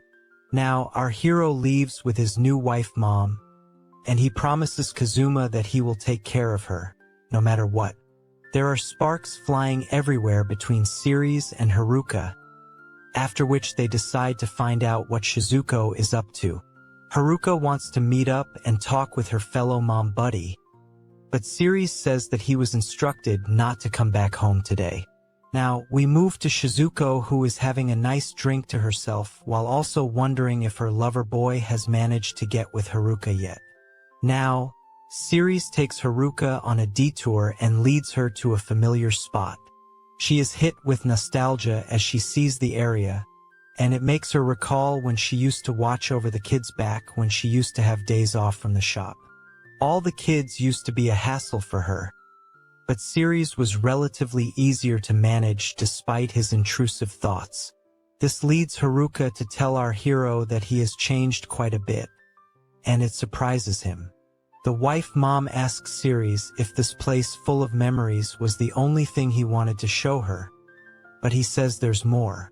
Our hero then goes on to tell Haruka that he wants to make 1,000,000 more memories with her as husband and wife, but also calls her sis at the same time. This comes across as typical Alabama behavior, but Haruka doesn't have a problem with it. She holds her new husband's hand and calls him silly for trying to act cool like a poser. With that, Ceres and Haruka embrace each other and share a passionate moment. It's getting late now, so Ceres suggests heading back, but Haruka says that she wishes to stay here a little longer. Our hero has no problem with that, so the couple sits down together and they cuddle to make all the single folks depressed.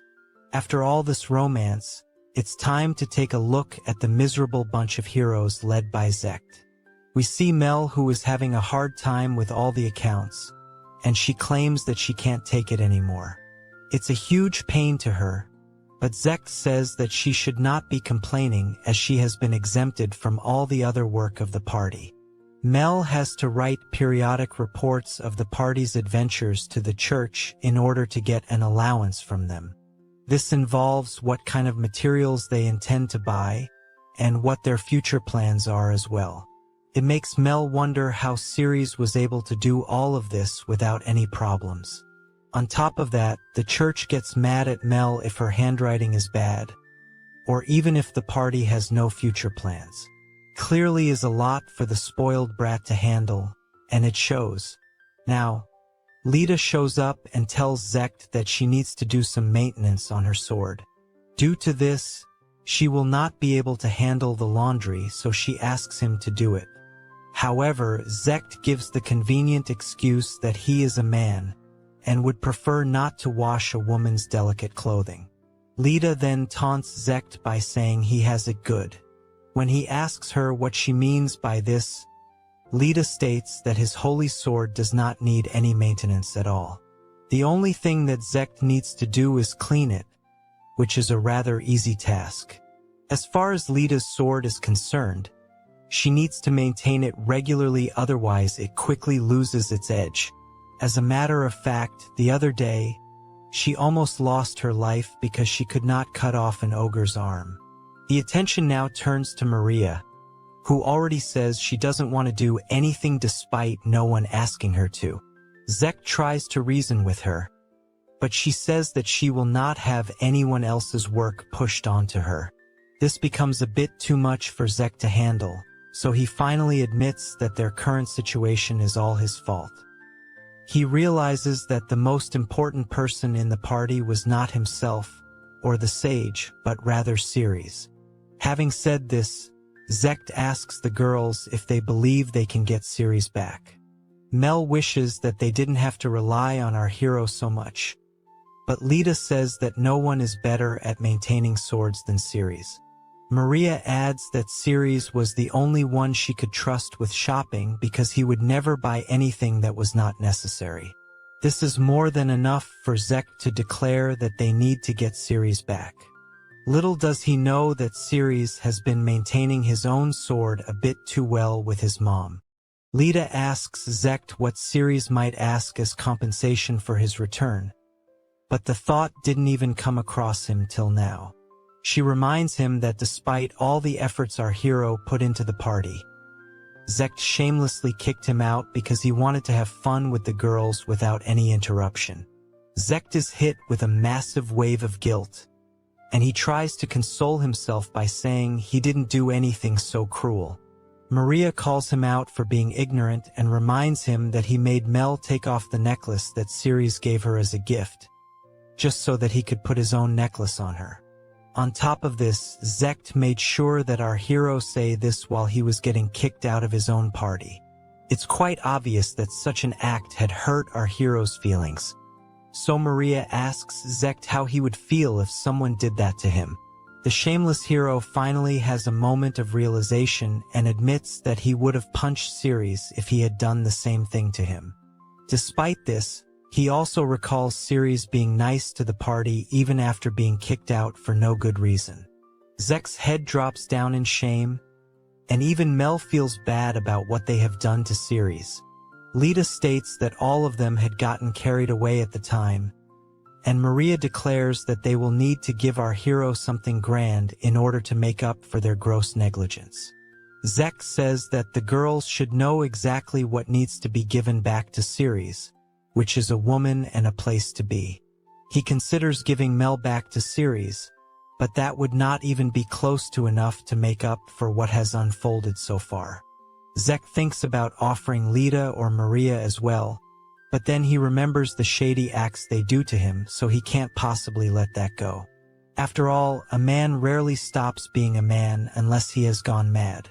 Zeact does not know what to do anymore, and we instantly shift to his mom Shizuko, who calmly calls him stupid. She wonders how he even grew up to be this way, and then we see that she is actually having a drink with two other curvy moms. They feel bad for Shizuko and what she has been through, but what's important is that she couldn't be happier now. The other moms find it amazing that Shizuko managed to marry Ceres, especially Mel's mom, Seo. She can't believe that Shizuko got with such a young boy and calls it unfair. Now, Maria's mom, Misaki, feels that it is hard to believe such a thing has happened, but then Seo says that it should be considered natural because of the way Ceres used to look at the moms even when he was a little boy.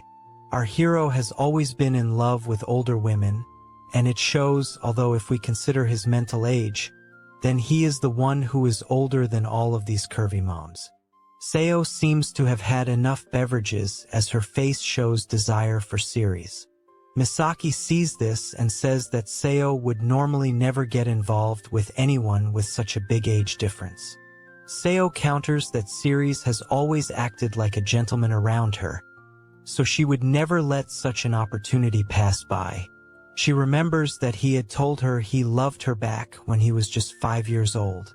Despite looking like a child, Ceres would always speak as if he was a grown man, so Seo does not see violating him as a crass act.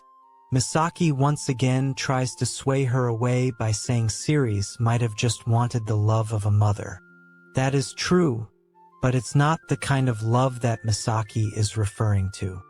Seo reaffirms that by stating Ceres clearly wanted to love her as a woman.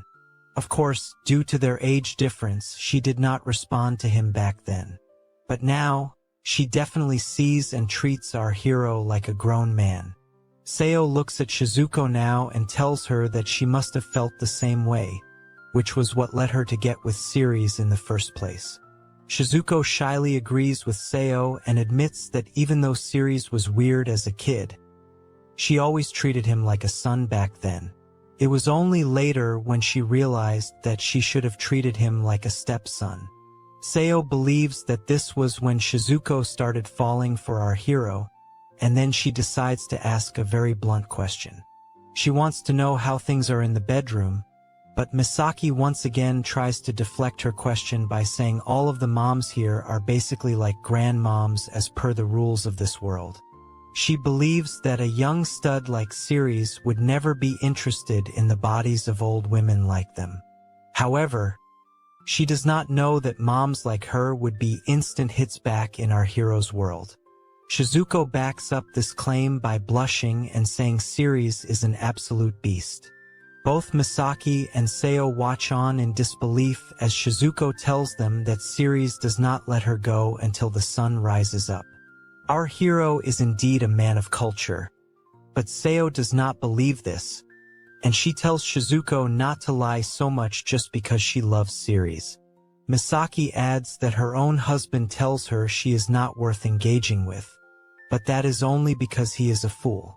Seo even states that she has not been able to act on her intrusive thoughts in over 10 years, which is ridiculous for a curvy body like hers. She states that even if she tries to hold her husband's hand, he would say that it's disgusting. These men clearly have no standards, but Seo believes the ways of this world, so she refuses to accept that someone like Ceres would think differently. Also, if what Shizuko is saying is true, then there is no reason for her to be sharing this information with the other moms. She would have tried to monopolize Ceres and have him all to herself, but then she tells the other moms one for all and all for one. This is when we learn that the 4 curvy moms had promised to share their joys and sorrows with each other, no matter what. To prove her point, Shizuko goes on to show the other moms a mark on her neck which can only be obtained if you are getting violated by a bull in the sack. Misaki and Seo can't believe what they are seeing, but it's the truth. Seo wants to know what Shizuko's end goal is, and she assumes that she simply wants to brag about her new boy toy. Shizuko proves that theory wrong as well by revealing she had sent Ceres to Haruka's house for a night visit.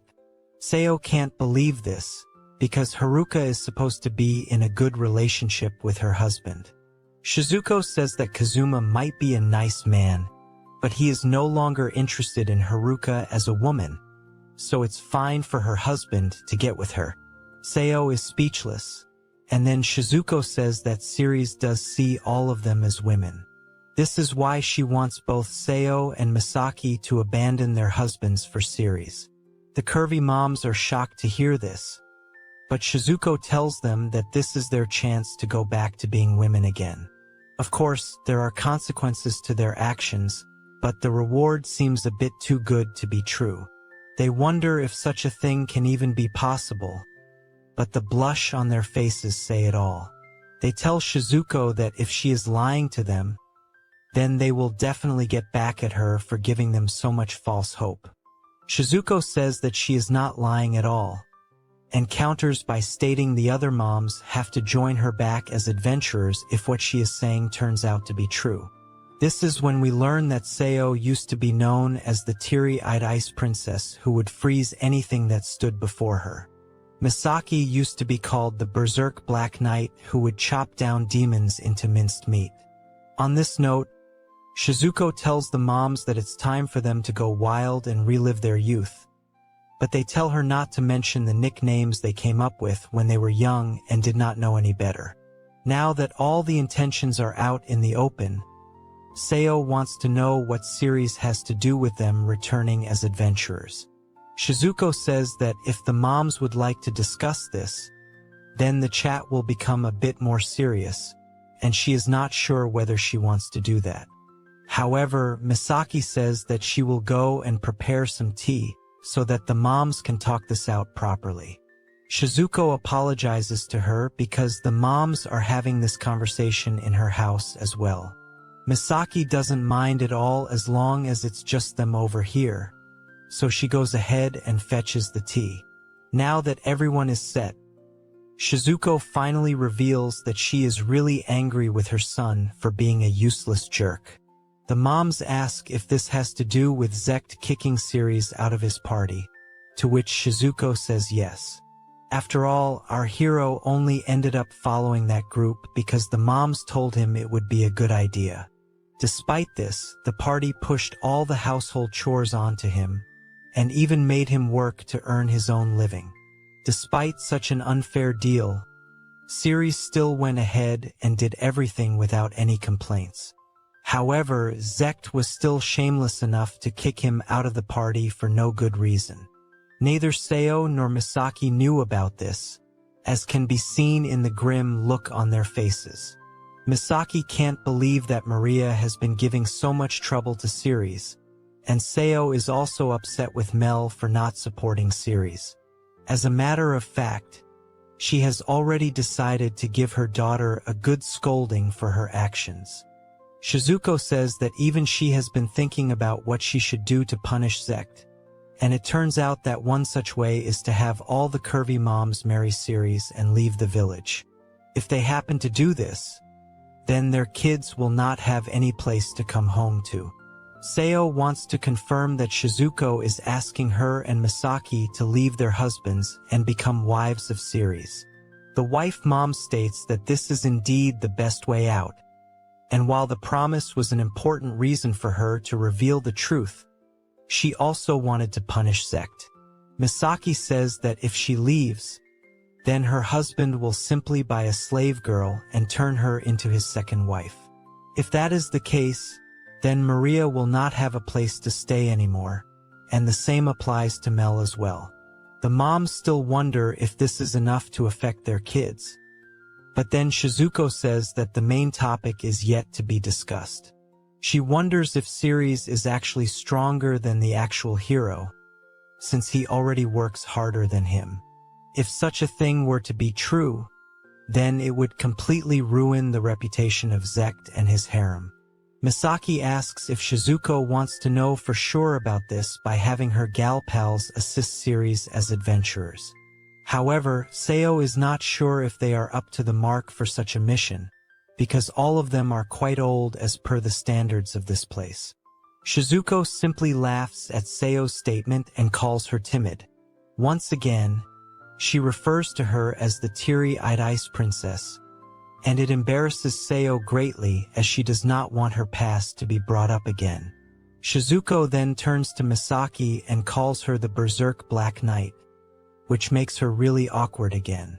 The idea is to form a party of love with Ceres, which should not be a problem as he will take them in with open arms and even more open elephant. Eventually, Seo and Misaki agree to the deal, so Shizuko settles it and says that they should get going. The curvy moms are not sure where they are heading, but the wife mom says that she is going to show them proof of her love. They reach home, but Seo does not understand what the big deal is. Shizuko tells her to calm down and not say a word as they enter. The reason behind this is that Ceres is getting locked and loaded with Haruka again. After a rather intense display of shady activities, both our hero and Haruka are shocked to see Shizuko in front of them with Seo and Misaki. The moms are shocked by what they have just seen, but they are also a bit jealous of Haruka. Shizuko now turns to the curvy moms and asks them if they now believe what she had told them about Ceres being a beast. They clearly have no doubts about that anymore, and then everyone helps Haruka get brought up to speed on Shizuko's plans. Haruka figures that the first wife mom set everything up right from the start, and Shizuko calmly laughs in agreement. She also refers to Haruka as the smiling Ripper demon and compliments her sense of intuition. Of course, Ceres has no idea that Haruka had such a nickname, and it makes her feel awkward. He asks his latest mom-wife if this is true, but she is too embarrassed to admit what she was like 15 years ago. She asks Shizuko not to bring up such childish nicknames, but Ceres just wants to understand what is going on over here.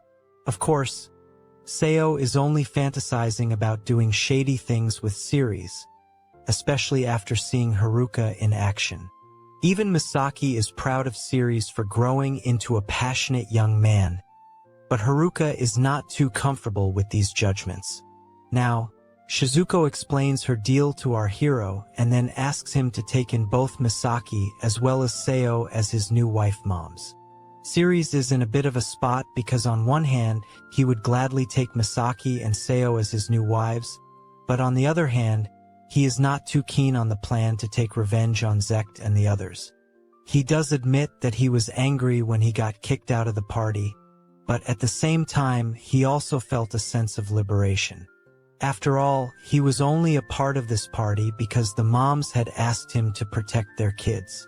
It was basically why he left so easily when he was told he was not needed anymore.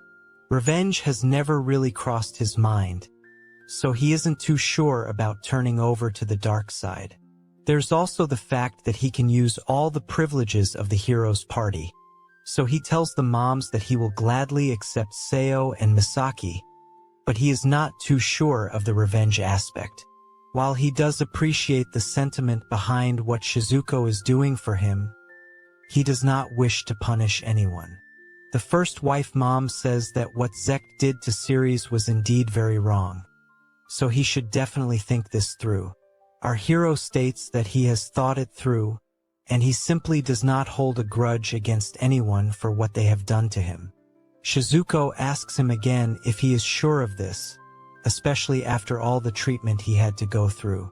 Plus, Zeact keeping all the girls to himself should have definitely annoyed any normal boy. However, our hero is just made different and he says that the women he likes are Shizuko, Haruka, Seo, and Misaki. He even calls them broad-minded, kind, and loving women, after which he states that their daughters did not fit that bill for him. All they did was make him work hard, and then they kicked him out, so he doesn't care much about it. There's another very important thing he brings up, which is the fact that polygamy is only allowed if you are a part of the hero's party. It is due to this special privilege that he is even able to take in more wives after Shizuko. So, he doesn't really have any reason to be mad at Zeact or the other girls. He admits that he has had to go through some hard times, but at the end of it all, it was this path that led him to such a happy life now. Keeping that in mind, he feels it would be best to leave things as they are. Shizuko smiles at first, but then she and all the other moms go rage mode and tell our hero that his methods of kindness will not work here. Shizuko believes that children need to be scolded, so Ceres should not let his leniency get in the way. Haruka can't forgive Lita either, and the same applies to Seo and Misaki, who were supremely disappointed in their daughters. Our hero is left with no other choice but to listen to his wife moms, so he eventually agrees to punish the brat hero party. However, he asks to at least be given the right to choose what kind of punishment they should receive. As of now, the priority is to settle the matter with Seo and Misaki, who are set to become his new wife moms. Now, we move to a few days later where we see an extremely buffed man cutting down some trees. His name is Kaido, and he is Seo's husband. He calls out to his wife because he wants some tea, and she agrees to do so, but she does not like the way he treats her as if she is his slave. None of that matters to her though, as she knows that Ceres will be coming to take her away today. With that, she looks forward to never having to see her husband's face again, as she has no intention of working as a slave for him anymore. At this very moment, Kaido orders Seo to give him his tea right this minute, and she obliges for the time being. We are taken to a brief flashback now, where we see Misaki and Seo bidding farewell to Ceres after deciding their plan on how to leave their husbands. After they leave, Shizuko looks at Ceres and tells him that he is yet to propose to Haruka properly. He agrees, so Shizuko smiles and holds onto his arm, stating that they are now one as a family. Haruka feels a sense of warmth upon hearing this, and she agrees with Shizuko, but this gives the first wife mom the chance to suggest taking a bath together. Haruka and Ceres are shy about it at first, but they have done much shadier things than taking a bath together, so they decide to hop into their towels. Siri says that it won't be necessary for all of them to go in together, but Shizuko maintains that it's important for family to get along. Our hero does not have any answer to that, so he allows his wife moms to wash his back. Siri wonders how things have turned out this way, and although he may sound a bit sad, Shizuko can sense the excitement in his voice. Anyway, she tells Haruka that it's time to clean the front, and this makes Siri a bit nervous. Haruka tells him to stop hiding his elephant as they need to make sure they have washed him properly. One thing leads to another, and as we would all expect, our hero gets to live out the ultimate desires of most young men. After they are done executing their intrusive thoughts, the triple couple takes a bath, but the tub is too small. Since it's too cramped, Siri suggests building a bathtub that can fit everyone from his new family. Haruka suggests a bigger bed as well because family needs to stick together at all times. This makes Siri happy, and he agrees with his big sis, who is also a mom and his wife at the same time. Now, we move back to the present where our hero has come to Seo's house so that he can take her away from her husband. Seo opens the door with a bright smile on her face and welcomes Siri inside. She tells him that the person he needs to meet is waiting for him inside, and this makes him a bit nervous.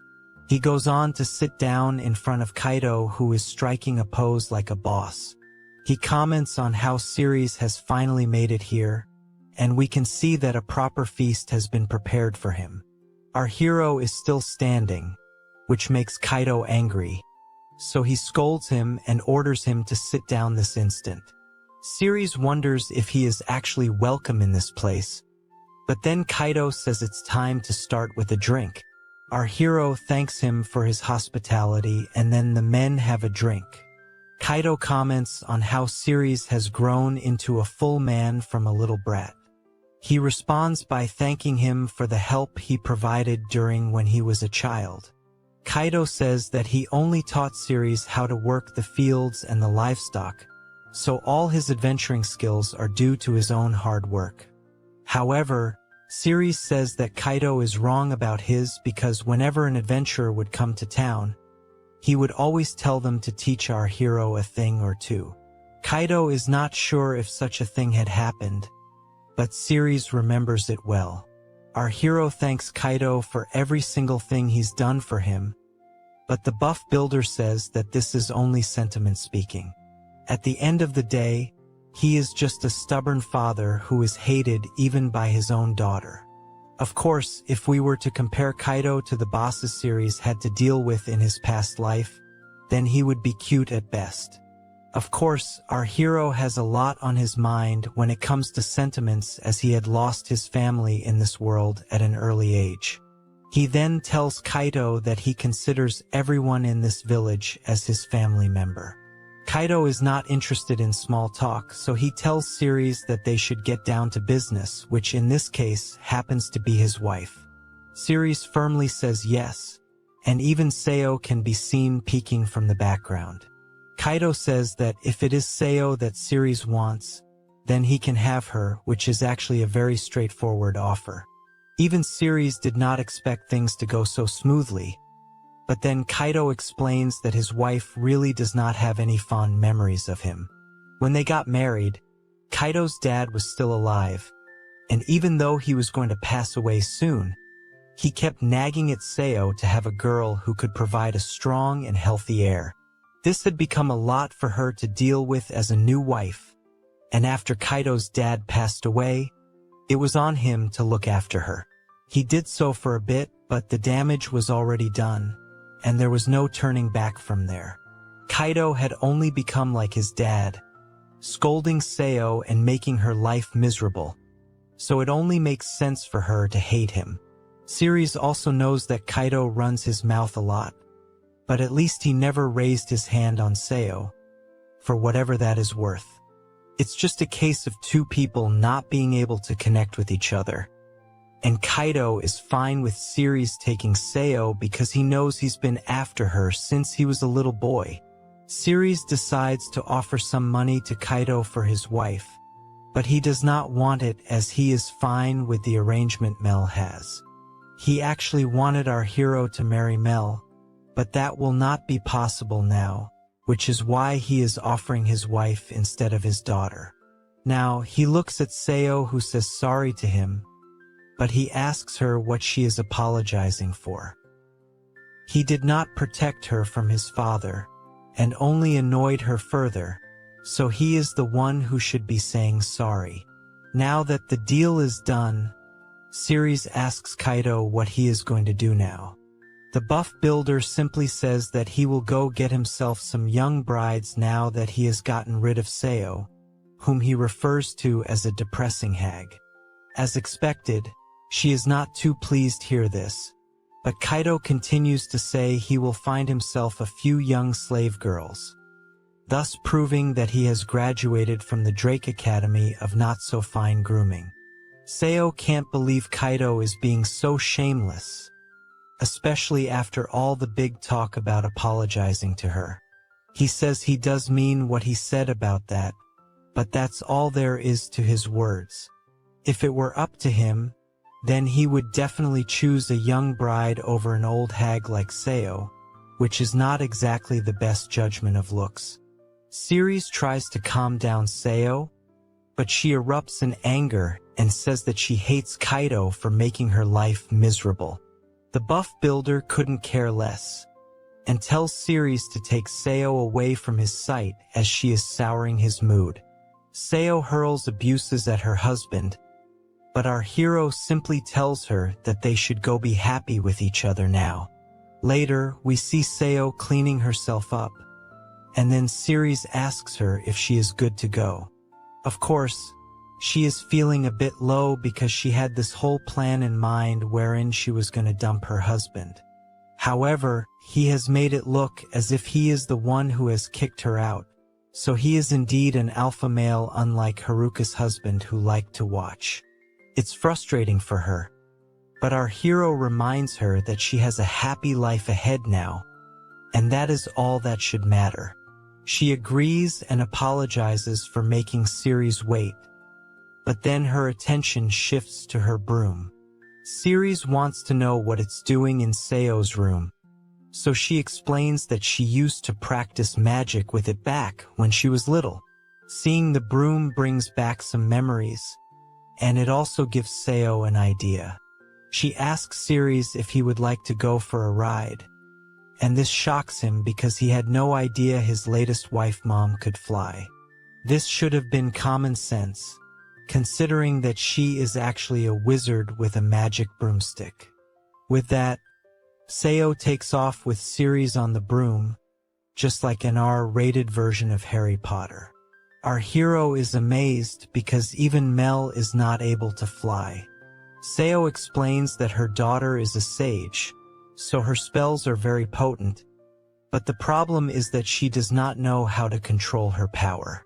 Ceres tells us that he does have the power of air walking, which allows him to walk in the air, but even that can't get him up to the kind of altitude he is at right now. It makes sense now that Seo used to be an S-rank adventurer, because her experience is truly out of this world. Now, Ceres asks Seo if she has settled down from the earlier situation with Kaido, but it is not easy for her to just forget about it. The thing is that Seo raised a kid with her husband and lived half her life with him, so she had expected to breathe her last with him as well.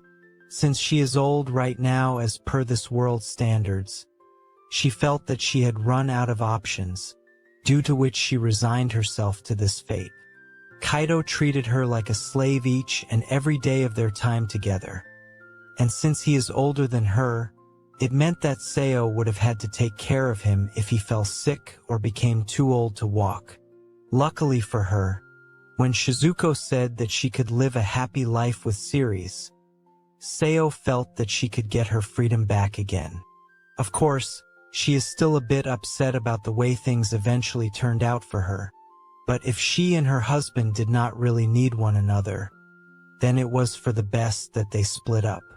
All of this is assuming the fact that Ceres does not go on to dump her, but we can be sure that our hero would never do such a thing. Seo asks him if he means it, but she also takes the broom much higher up, which alarms Siri's a bit. The wizard wife mom says that she might have spoken to Kaido, but her new husband is yet to propose to her. She says that Siri's would always say he loved her back when he was little, but she does not know why he likes her so much. She wants to know what part of her body he likes so much, and this puts our hero in a bit of a spot.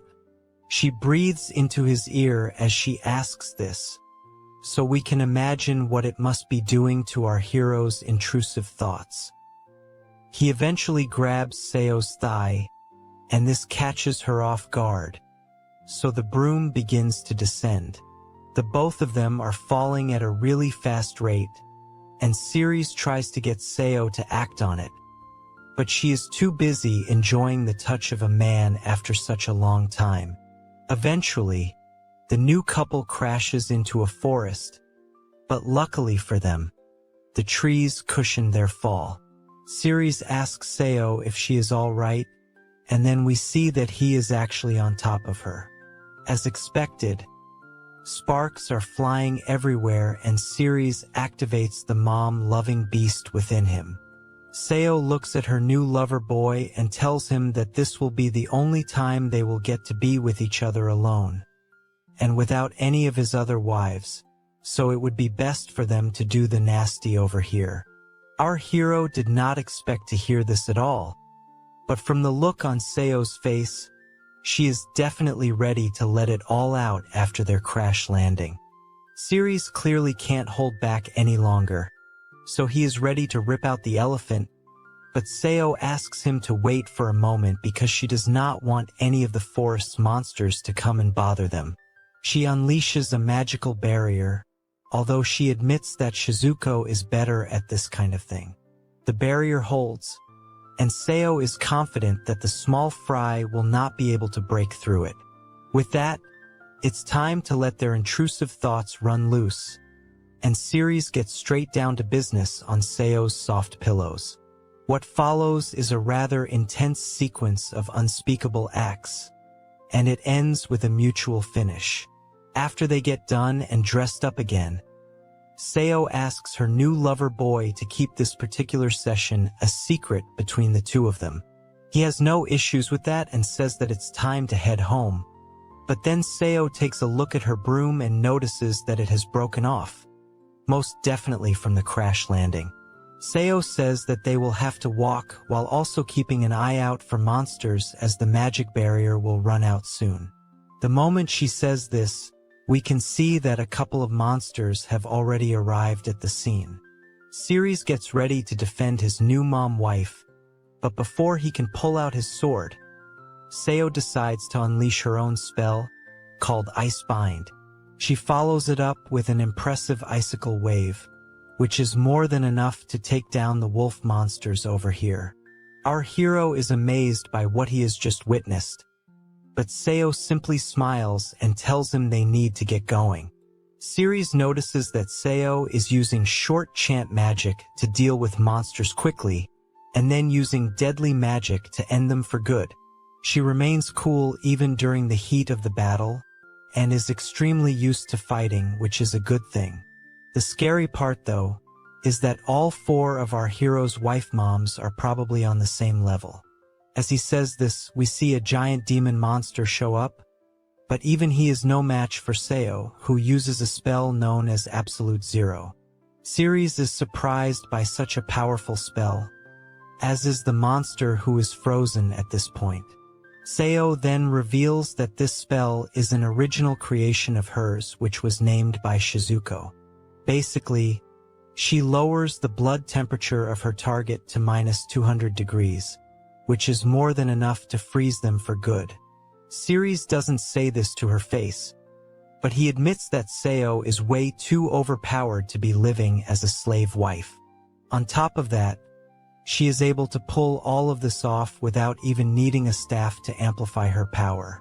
What Ceres can't understand is that if his wife moms have so much power, then it makes no sense for them to have given up their lives as adventurers. Shizuko had said that this decision was driven mainly by the fear not to marry late, but Siri's wonders if that really is the reason behind it. Even if this was the case, the wife moms should have been able to command their husbands as they pleased, but they still decided to live as if they were slaves. There could always be another reason for choosing the quiet life in the village, so Siri's hopes that his wives tell him the truth one day. After a while, Siri's feels like they have already passed this area, so he asks Seo what's up. She simply acts cute and says that they might be lost if this is the case. It's fair to say that this could all just be a ploy from Seo to go for round 2.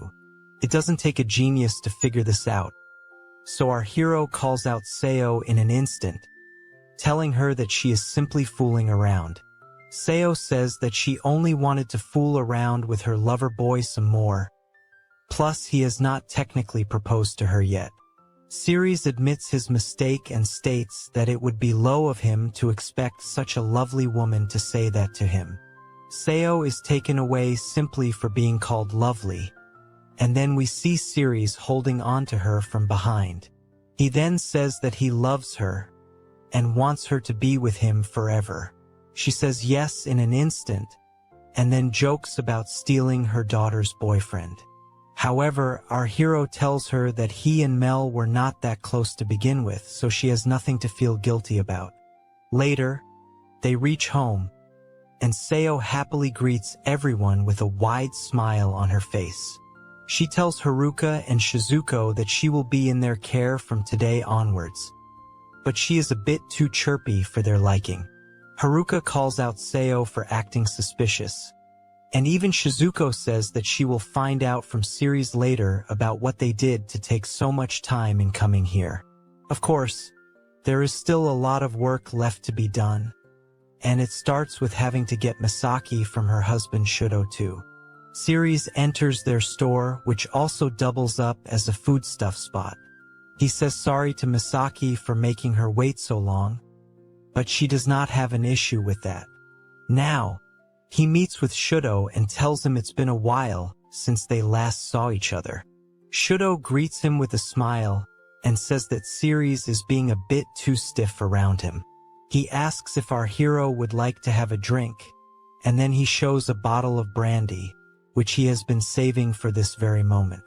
Siri's identifies the booze instantly, which impresses Shido. He says that our hero is very knowledgeable and is the only one in the village who gets him, apart from Kazuma, who is a cuck, in case you forgot about that. Now, Siri's tells us that Shido is a very knowledgeable man, especially when it comes to luxury items.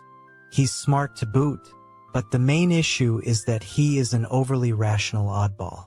It is due to this behavior that the villagers are not too fond of him. Despite that, our hero can't forget that it was Shido who taught him how to read, write, and also do math. Of course, this should have been easy for a man who was reincarnated into another world, but Siri's reveals that he needed to brush up on his skills, as he had forgotten a lot during his reincarnation process. Keeping in mind all of this, Siri's thanks Shido for all that he's done for him. However, Shido says that the shocker came to him when he saw how good Siri's was at reading and writing when he was just 5 years old. Shido also points out that Siri's could watch over his store while he would read, so it was like a reciprocal relationship. Our hero feels that Shido was born in the wrong place, as he is more suited to be some kind of scholar in the royal family. Either way, Shido proposes a toast because the brandy is way too tasty to ignore. Siri's also takes a sip, and then Shido says that it's always a pleasure for him to speak with people like him and Kazuma. However, it is not the same when it comes to anyone else. Siri's wants to understand this further, so Shido states that he is not meant to be a father or a husband. Of course, he had to keep up appearances when Maria was a baby, but he states that she was a massive pain in his backside. He then says that there's no point in beating around the bush, so he asks Siri's if he has come here for Misaki. He says yes, so Shido tells him that he can take her right now if he wants. Our hero asks him if he is sure about this, but then he reminds him that he just said he is not fit to be a husband. He simply does not love Misaki anymore, although that was not always the case. When Misaki had given birth to Maria, Shido's love for her had peaked, but ever since then, his flame for her had quickly burnt out. Even now, they barely talk to each other at home, which is never a good sign for couples. So, if Ceres wants to take her away, then he has no problem with it at all. Plus, Shido also knows that our hero has liked Misaki for a while, which means that pretty much all the husbands knew our hero's shady intentions even when he was a little boy. Ceres has to act innocent, so he shows surprise when he hears this. But Shido says it was quite obvious to sense the mom lover inside him. He then calls back to an early memory of Misaki giving Ceres a bath, which proves his point. Now, Shido says that our hero did lose his mother at a very young age, so it would not be strange for him to want women with motherly features. He even states that there are multiple such cases out there, and refers to them as oddballs who enjoy the company of moms and grandmas. Having said that, Shido has complete faith in Ceres when it comes to taking care of his wife. He then asks Misaki if she is fine with it, but the look on her face suggests that she is angry at her husband for comparing her to a grandma. Ceres does acknowledge that Shido is a smart guy, and he is sure that he would have already sorted out his future. He goes on to ask what he will do moving forward, and Shido seems to be very happy that he was asked this question. His answer, though, isn't exactly what you would expect from a genius, as he says that he will buy himself a young slave girl. With all the husbands stating the same thing so far, it's fair to say that the men of this world are not like us. Shido reasons that Misaki is no fun at all, while Maria only has flowers in her head. So, him buying a young slave girl with an interest to learn would be a great experience for him, among many other probable things that he would like to do to her. As Shido continues to talk about the value of high-class slave girls, Misaki finally loses her cool and smashes the table with her fist. Both Ceres and Shido are stunned by this behavior, and Misaki goes on to apologize for not being fun to be around. She then tells Shido that they should go out and look at the stars for a bit, but Shido says that since she is not his wife anymore, she does not have the right to hit him either. He then turns to our hero and pleads with him to take Misaki away before she gets more violent. He gives Ceres a smile, and then our hero takes his latest wife away from the scene. He tells her it would be better for them to be at their new home now, and she agrees. As they leave, Ceres turns to Shido to thank him again, but it looks like he is already celebrating the fact that he can read as many books as he wants now. His joyous behavior leads our hero to wonder if Shido had actually done this for his sake, or whether it was another one of those reciprocal relationships. Anyway, now Ceres has finally completed his mission of getting 4 wife moms, and he tells Misaki that they will need to register as a family with the other moms, so that they can live a comfy life together. She agrees, but then her face completely changes when she sees a church in front of her. Ceres asks her if she needs something from the church, so she says that her husband did not like weddings or anything like that, so she never really had the chance to wear a dress. It was also due to her own embarrassment, so they just filled the paperwork and got the marriage registered. The mere imagination of seeing Misaki in a dress is more than enough to get our hero's intrusive thoughts running wild. He says that he has to see the curvy mom in a dress now, and it makes her all the more excited. She then realizes that she has actually lost a lot of muscle due to her wife duties. Misaki doubts if she can even swing a sword as hard as she used to before, because the only sword she's been craving since marriage has been of a different kind. Misaki then asks Ceres if she and the other moms are going out with him on an adventure. He says yes, but reminds Misaki that he will be the one doing most of the fighting, so she does not need to worry about it. However, Misaki says that she used to be a night girl, so she must always stand on the front lines. If she is not able to do such a thing, then she will only become a hindrance for Ceres. She then tells our hero that she will put herself through some training in order to become a better fighter. This is not what Ceres wants, but it is what he'll have to accept as the curvy mom goes to an open space to catch up with the other mommies. Misaki apologizes for making everyone come here so suddenly, and Haruka comments that this is indeed quite a random call. However, Shizuko says that it's only natural for Misaki to take decisions so impulsively. The curvy mom says that she is doing this only because she has not been able to get any exercise done in the last few years. She wants to test out her current strength on a rock golem, which is rather surprising to Haruka.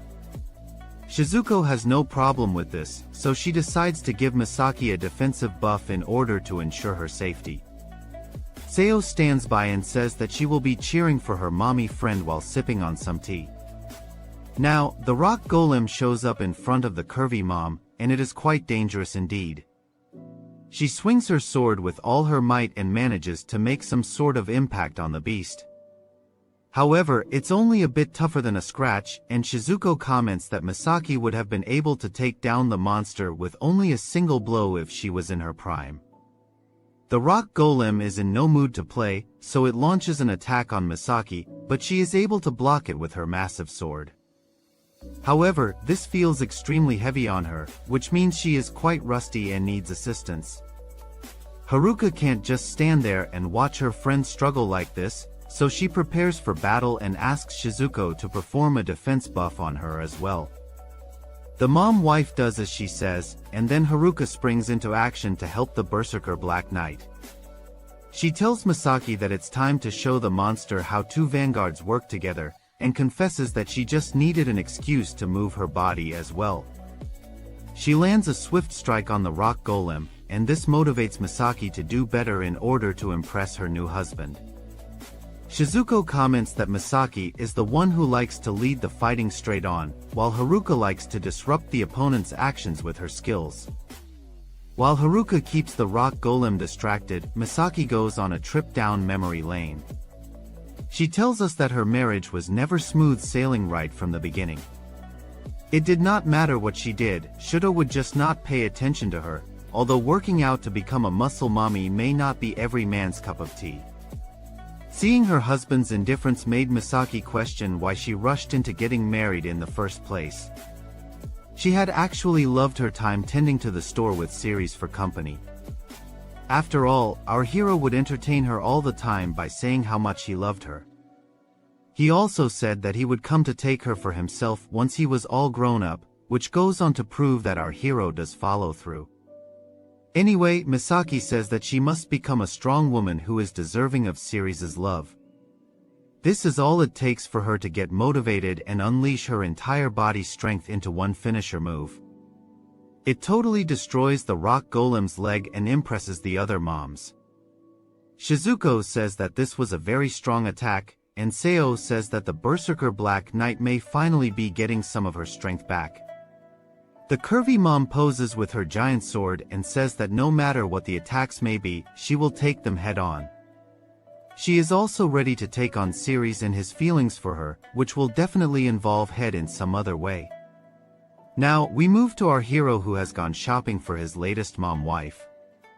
The shopkeeper decides to show him the best dress the store has to offer, and it turns out that Ceres had actually ordered for it to be made in a short period of time.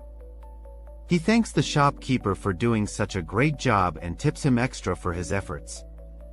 Of course, no one is going to say no to such a generous tip, so the shopkeeper thanks Ceres for his patronage. It's quite late now, which means that Ceres will not be able to ride a horse back home. However, he does have enough stamina to return via his own strength.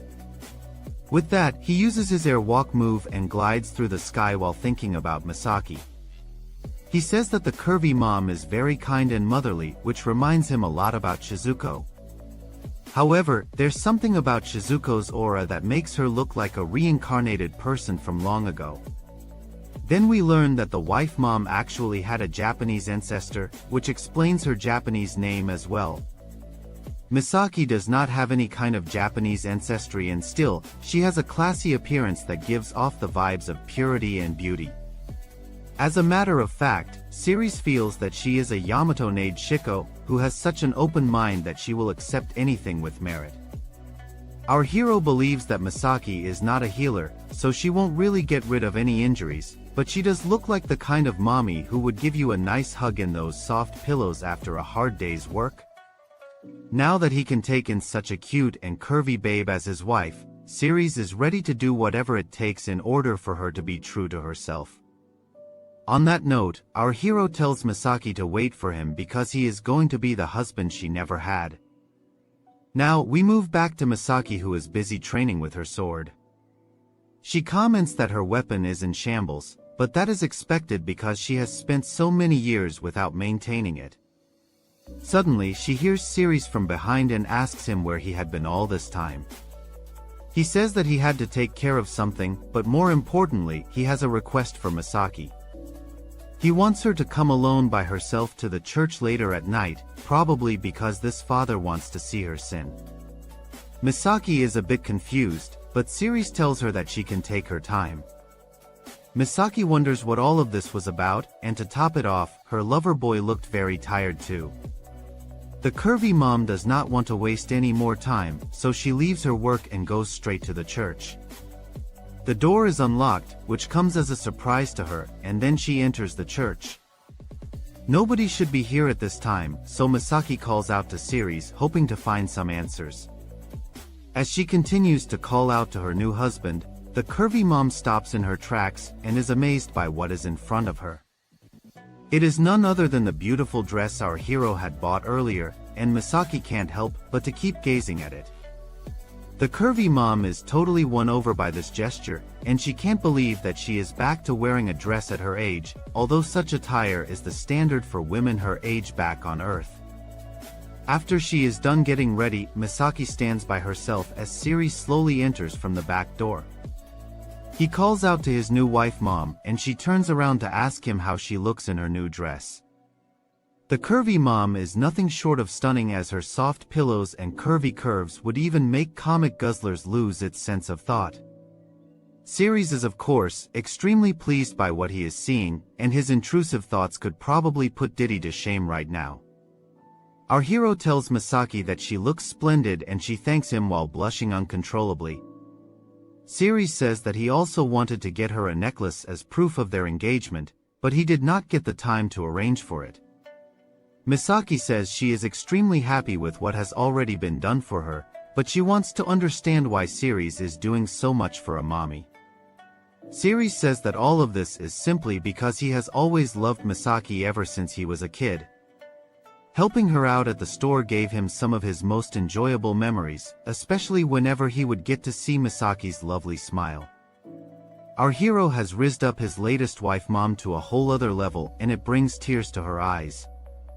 On that note, Ceres bends the knee and asks Misaki if she would like to marry him. There is no way under any possibility that she is going to say no to him, so Ceres has officially collected the holy quartet of curvy moms. Misaki takes his hand, but something happens to Ceres at this time, and he's feeling a bit woozy here.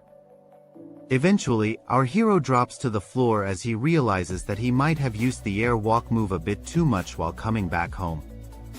With that, he passes out and only wakes up after some time. As he tries to figure out what happened, Ceres can see that he is resting in Misaki's lap with a great view of her pillows. The curvy mom tells him to stay as he is, because he will need to rest after all his hard work. Misaki now says that she is so pleased by whatever Ceres has done so far, that she has to give him something in return. It's quite obvious that her pillows and kitty will come into the equation now, but Ceres tells her that she has paid him back plenty. Of course, he's only saying this to seem like a nice guy, but we all know that there's a diddler hiding inside every man of culture. Misaki tells our hero that he is making a very naughty face, and his elephant is looking quite energetic as well. This reminds her of the time Ceres would keep staring at her curvy body even back when he was a little kid. The shady look on his face cannot be mistaken for anything innocent, and it makes even Siri's lament how intrusive his thoughts can be. Our hero does not know how to react now, but Misaki is aware of his needs, so she asks him if he would like to. Only a fool would say no to this, and Siri's definitely looks like he is awakening his inner beast. Of course, it doesn't take long before Misaki starts to feel the heat, and Siri's is also in the same position. Misaki laughs and jokes that they might get into trouble for shady things while inside it, but that's not enough to stop the holy blessings of intrusive thoughts. What follows is a rather extreme session of events, and Misaki experiences true enlightenment by the end of it. She tells her lover boy that she has never pursued pleasure like this before, so she thanks him for making her happy. Now, they get ready to head back home, and Misaki states that she wants something more than a necklace. She needs a new sword and armor, because her current artillery is totally in shambles. She also tells Siri's that she and the other moms will go on adventures with him so that they can make a much bigger name than Zeact and his girls. Since this is the case, they are going to be up against some really tough opponents. However, when that time arrives, Misaki would like to be the one who stands on the front lines. After all, protecting the people she loves is all she cares about. Siri's can't really say anything to such a fine pair of pillows, so he looks at Misaki with shady eyes and accepts what she says. Now, they come back home and Shizuko declares that her husband has officially consummated his marriages with all four curvy moms. It's time to review the group's future plans, and the first task is to leave the village after formally marrying Siri's. This way, Zeact and the other girls will not have a place to come back to. However, Shizuko notes that simply leaving the village may not be enough for her loser son to get an understanding of his responsibilities. Keeping that in mind, the second task is to have Siri's accomplish more as an adventurer than the hero party. Haruka is ready for this mission, as are the other moms, but our hero has something on his mind. Shizuko notices this and asks her lover boy to tell his mom wives what he feels. He says that it's just been a while since he met Kazuma and the other past husbands of his current wife moms. Siri's is thinking about how nice they were to him, but this only makes the curvy moms flip over to the dark side. They tell him that their previous husbands may have been nice to him, but that was not the case with them. Now that the wife moms have our hero Siri's all to themselves, it's time for them to reveal the truth about their husbands. Haruka goes first and explains that she only went for an amicable separation from the cuck Kazuma because she didn't want any drama. There's also the fact that Siri's looked at him like a big brother, but the truth of the matter is that Kazuma is a number scumbag. Haruka even goes on to state that his name might as well be Scumma at this point. This comes as a huge shocker to Siri's, but this is just the tip as Seo explains how her husband Kaido may have loved to speak as if he was the peak male archetype, but the reality is that he is nothing more than a shameless moron. Seo wastes no time in calling Kaido trash, and as expected, our hero is not taking too well to these revelations. Misaki also tells him that her husband Shido is nothing more than a piece of junk who simply neglected his own child. We already know about Shizuko's story, so Siri's is left wondering if all of it was just a big lie. To him, the husbands felt as if they were just acting like the bad guys to make the separation easier, but that does not seem to be the case. Now, Shizuko pulls out a pouch of coins and tells our hero that she has taken back the money he had given Kazuma. Of course, Siri's is upset by this and he tells Shizuko that he had given Kazuma this money so that he could live out his dreams, which would probably involve watching his woman with another man. However, Haruka has had enough of this, so she slaps Siri's and calls him a fool. Typical wife behavior has already started, but Siri's wants to know why Haruka did this to him. She explains that he might be a kind and wonderful person, but there is no need to be giving Kazuma any money. Seo and Misaki also join in by saying those men don't deserve even a shred of gratitude. Siri's is no sure how to react, but then Shizuko decides to talk some sense into him. She says that even if they assume the husbands to be good people, they did not pay Siri's, which is a suspicious act. Ceres says that he is the one who has stolen the wives from these men, so it's only normal for him not to get paid for it. However, the wife moms tell him to think it through. When our hero and the other members of his party got jobs, all of the parents got paid handsomely in gold. This money was supposed to be used for the families, but the husbands ended up keeping it all to themselves. Haruka had suggested keeping the money in a family budget or splitting it in half, but even then, Kazuma did not listen to her, and it's pretty much the same with the other men too. Shizuko tells Ceres that she does not mean to deny his memories with the husbands, but he only experienced the nice side of their nature. After all, the husbands saw our hero with respect even as a child, which was why they helped him out so much. But when he came to take their wives, they did not even bother to share the rewards they had received earlier to support Ceres.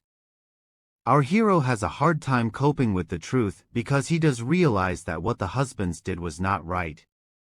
However, he cannot deny the fact that these men still raised him, no matter what their reasons may have been. Now, Ceres gets a bit cheesy and tells his wife moms there's nothing more he wants from the world other than to be with the four of them. Becoming a noble who lives in a fancy mansion with young wives may be Zect's way of becoming Hugh Hefner, but Ceres is a man of culture, so he does not see that way of life to be appealing when he has his own mommy army in front of him. Living his life with these curvy mommies is far better than anything else he could have ever asked for. Ceres tells the moms that when he had met them he was just a kid. No matter how much he loved them, he had to hold back on his passion because of their husbands. Despite this, he could still not look at any other younger girls the same way, probably because Drake was already doing that. This is why his only option was to have the husbands willingly hand over their wives to him. Everyone becomes emotional over this speech, especially when Ceres says that for him to get even one of these curvy mommies was a dream come true. Yet now, he has all four of them standing in front of him, just like a miracle come true. Our hero says that even 10,000 gold coins would fall pale in comparison to the idea of him being able to live the rest of his life with his wife moms. After all, with pillows and kitties like theirs, these mommies have given Ceres all the treasures of the world he could have ever asked for. Shizuko wipes away her tears and agrees with Ceres regarding their happiness being the most important thing right now. She holds our hero's arm and says that her husband and Zeact don't matter to her now at all. However, she quickly turns over to the dark side and says that she really wanted to punish the men for what they had done. Now, the other mommies reveal that their ex-husbands will soon be buying slaves for themselves with the money they refused to share with Ceres. Misaki adds that their kids will have no place in the little nest their husbands are going to make with these slave girls. Shizuko takes great pride in the fact that at least the kids will realize how much better Ceres is than them. This act of revenge is good enough for the mommies who at this point look scarier than the devil himself. Ceres laments that all his attempts to pacify his wife moms have fallen flat on his face. On top of that, it looks like Shizuko is simply getting angrier by the second, wanting to get revenge not just on her own husband, but the other husbands as well. Seo asks Shizuko about her own ex-husband Zector, who at this point should have already lost his life in the mines. She smiles like a cute mommy but says that she actually wanted to do it with her own hands, which obviously makes Ceres feel like he's married a bunch of psychos. Our hero can't deal with such violent discussions, so he heads over to the neighboring town so that he can sort out his thoughts alone. He tells us that the does not really hold a grudge against Zeact or any of the ex-husband, but the problem is that if he decides against revenge, then his wife mommies will get upset. Our hero needs to think of something to keep his dear wives happy, but he still does not know the answer to that question. Now, he finds himself near a slave market where a happy customer is walking out with his new slave girl.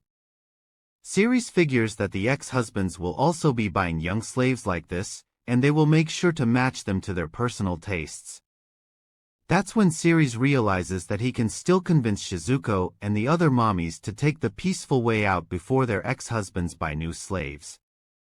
However, for this to happen without any ill feelings, Ceres will need to visit someone important. It's none other than Count Gamer Yuta, who is the feudal lord of our hero's hometown, Jimna. Count Gamer greets Ceres after a long time and says that he has heard our hero has become a dragon slayer now. Ceres does not want to beat around the bush for too long, so he decides to show the Count what he has come here for. He offers water dragon scales, which are known to be rare items, costing as much as 100 gold coins for one. Count Gamer makes his offer, but Ceres says he doesn't want any money for these scales. He reveals that these scales were at the base of the neck of the first ever dragon he had slain. Since he had a debt of gratitude to the Count, he decided to offer him the scales. However, Gamer says that he cannot accept such valuable items for free in good conscience. He also doesn't remember doing anything too outlandish for our hero. Ceres reminds him that it was because of his good ruling that he could be loved by the people of his village despite being an orphan. The Count becomes emotional, but then he tells Ceres to spit out what he's really come here for. Our hero tells the Count about Zector, who had gotten sentenced to the mines for tax evasion. He then states that he will pay Zector's share of the taxes and only wants him to be freed. Count Gamer is surprised by this request because Zector has a rotten reputation in the whole town. He asks Ceres if this is really what he wants, to which our hero says yes. Mainly, he needs Zector as part of his own revenge plan, but he also wants to pay him back for taking care of him when he was a child. The Count is not sure if this is even a hard bargain, so he allows Zector to be forgiven in exchange for the dragon scales. Our hero is glad that Zector will not lose his life in the mines, although he could probably be in store for a fate lot worser than death with Shizuko. Now, Zector is brought before our hero and he looks quite miserable. He apologizes to our hero for all his sins, but Ceres simply tells him it's time to return to the village. On their way, he asks Zector why he had to go and sell Shizuko the way he did. After all, if Zector really wanted to sell Shizuko, our hero would have been the first one in line to buy her. Zector remembers making a promise similar to this back when Ceres was a kid, but he says once again that he had succumbed to temptation and done horrible things. Ceres reveals that by matter of fate, he was able to find Shizuko and make her his wife. Zector does not know what to say to this, but then Ceres asks him if he regrets his actions, to which he instantly says yes. Our hero tells the shamed ex-husband that if he really regrets what he has done, then he should go and apologize to Shizuko. He does not ideally want these two to meet, but it's important for Zector to be able to live in this village if Ceres wants his revenge plan to come true. He realizes that he will have to explain the long-term vision of the plan to Shizuko later, but for now, Zector asks him for a favor. He wants Ceres to stay by his side when he meets Shizuko, but our hero instantly refuses because he too is scared of his wife mommy. He then pushes Zector forward to become a temporary punching bag for Shizuko. She greets our hero with a blushing smile, and she can notice someone else with him, so she asks who it is. Of course, once she realizes that it is Zector, Shizuko awakens the demon lurking inside her. She looks so scary that even Sukuna would want to avoid getting in her way at this moment. Now, the wife mom puts on the look of a demon and asks her ex-husband if he is ready to meet the consequences of his actions. Has clearly awakened a monster that would make the devil himself tremble in fear. She looks at Zector straight in the eyes and oozes evil intentions as she tells him he has a lot of guts to even show his face around here. After all, he spent all his money on alcohol and gambling, only to sell his own wife to a slave trader to try to make some more cash. Ceres wants no part in this, so he walks away from the scene, and Shizuko taunts Zector, asking him if he will be able to survive till the time our hero returns. Meanwhile, Haruko, Seo, and Misaki wonder what has happened to Shizuko, after which they learn that it's to do with Zector returning. Naturally, this makes them upset, and they ask why a trash boy like Zector is here. Seeing the wrath of these women scorned makes Ceres feel lucky that he is the one they want to unleash a different kind of fury on. He tells his wife moms that he has brought Zector here as a tool to be used to get revenge on the other husbands as well. Of course, before that can happen, He has brought him here so that Shizuko can take care of him first. Our hero then tells the mommies that they can do whatever they want to Zector, but maintains that they cannot take his life. This makes the mommies very happy, but the same cannot be said for Zector. Anyway, Shizuko and her mommy gang decide to torture him for as long as they can, and not in the 50 Shades of Grey kind of way. The viewers of Comic Guzzlers are not people of violence, so we get shifted to a calm scene where such shocking acts are not in view. Ceres is calmly chilling and looking at the sky while we hear a lot of stomping and other godforsaken activities. As Zector continues to get thrashed, Ceres thinks of how puzzling his life is. The people who loved him back when he was a kid are all basically his childhood moms who have now become his mommy wives. Of course, no one can deny the fact that Ceres is a mommy milk lover, and he has no shame in admitting that. It was love at first sight, and even though others may not believe him, he knows that such feelings can actually blossom. Anyway, he decides not to postpone the inevitable any longer and go ahead with his plan. Of course, he has to consider the fact that the torture of Zector is still going on, and does not look like it will stop anytime soon. Some more time passes by, and we finally see Zector, but his face looks like he has just seen the devil himself. Ceres panics upon seeing him and rushes to check if his uncle is still alive. Shizuko smiles like a psycho and tells her lover boy that all is well, because Zector has been healed by magic. The mommies did reveal though that he almost lost his life once. So Ceres laments that women who act like goddesses on one hand can also be so cruel and merciless on the other. In all fairness though, it does seem like Zector deserved at least 80% of the torture due to his past actions. Now, Ceres takes his uncle to the village chief so that he can formally apologize for whatever he has done in the past.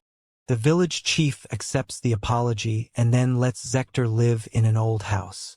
From the looks of it, he is now repenting his past actions and doing his best to restart his life.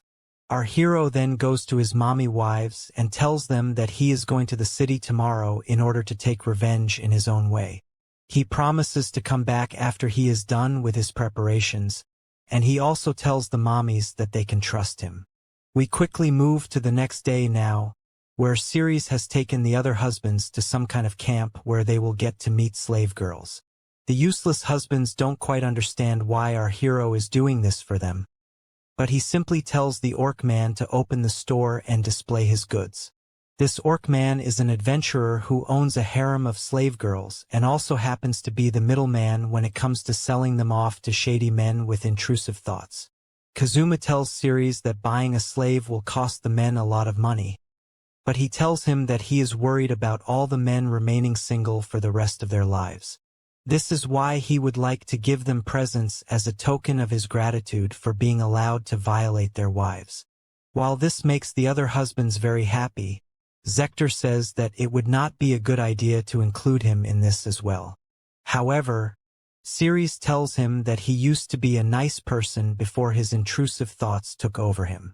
This is why he wants Zector to treat his new wife properly, just like he had been nice to Ceres when he was a kid. This, of course, has nothing to do with the shady activities he will be doing with his wife, as that would turn this gathering into a ditty party. The orc man does not care about character arcs, as he is just here to sell his goods. On that note, he wishes to introduce the best slave girls brought to you by presenting sponsor Ceres. The useless husbands gaze in amazement as we see some really cute and curvy girls, all of who Comic Guzzlers hopes are of legal age. The main lot of slave girls includes Naji, Mary, Eleanor, Charlotte, and Chihua. One look at them is more than enough for any man of culture to be smitten. And then we move to the village chief's house where we can see that even he has been given a slave girl. The old man can finally feel his elephant again, so he tells Ceres that he should take over from him, but our hero is not interested in any additional roles right now. Shizuko shows up now, and she asks what the meaning is of all this. Haruka agrees with her sentiment because all of the husbands seem to be very happy with their young, energetic wives.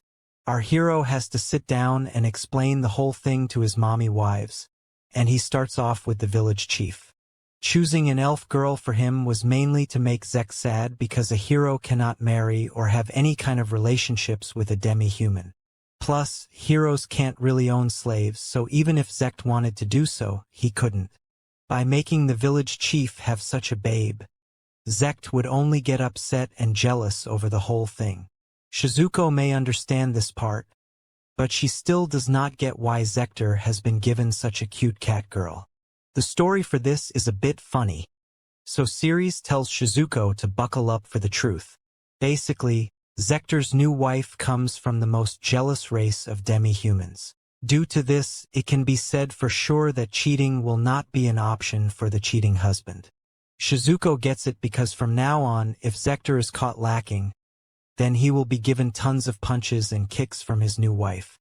If things get really bad, then he might even end up losing a few crucial inches, which would be the worst possible punishment for any man spread across the infinite multiverse.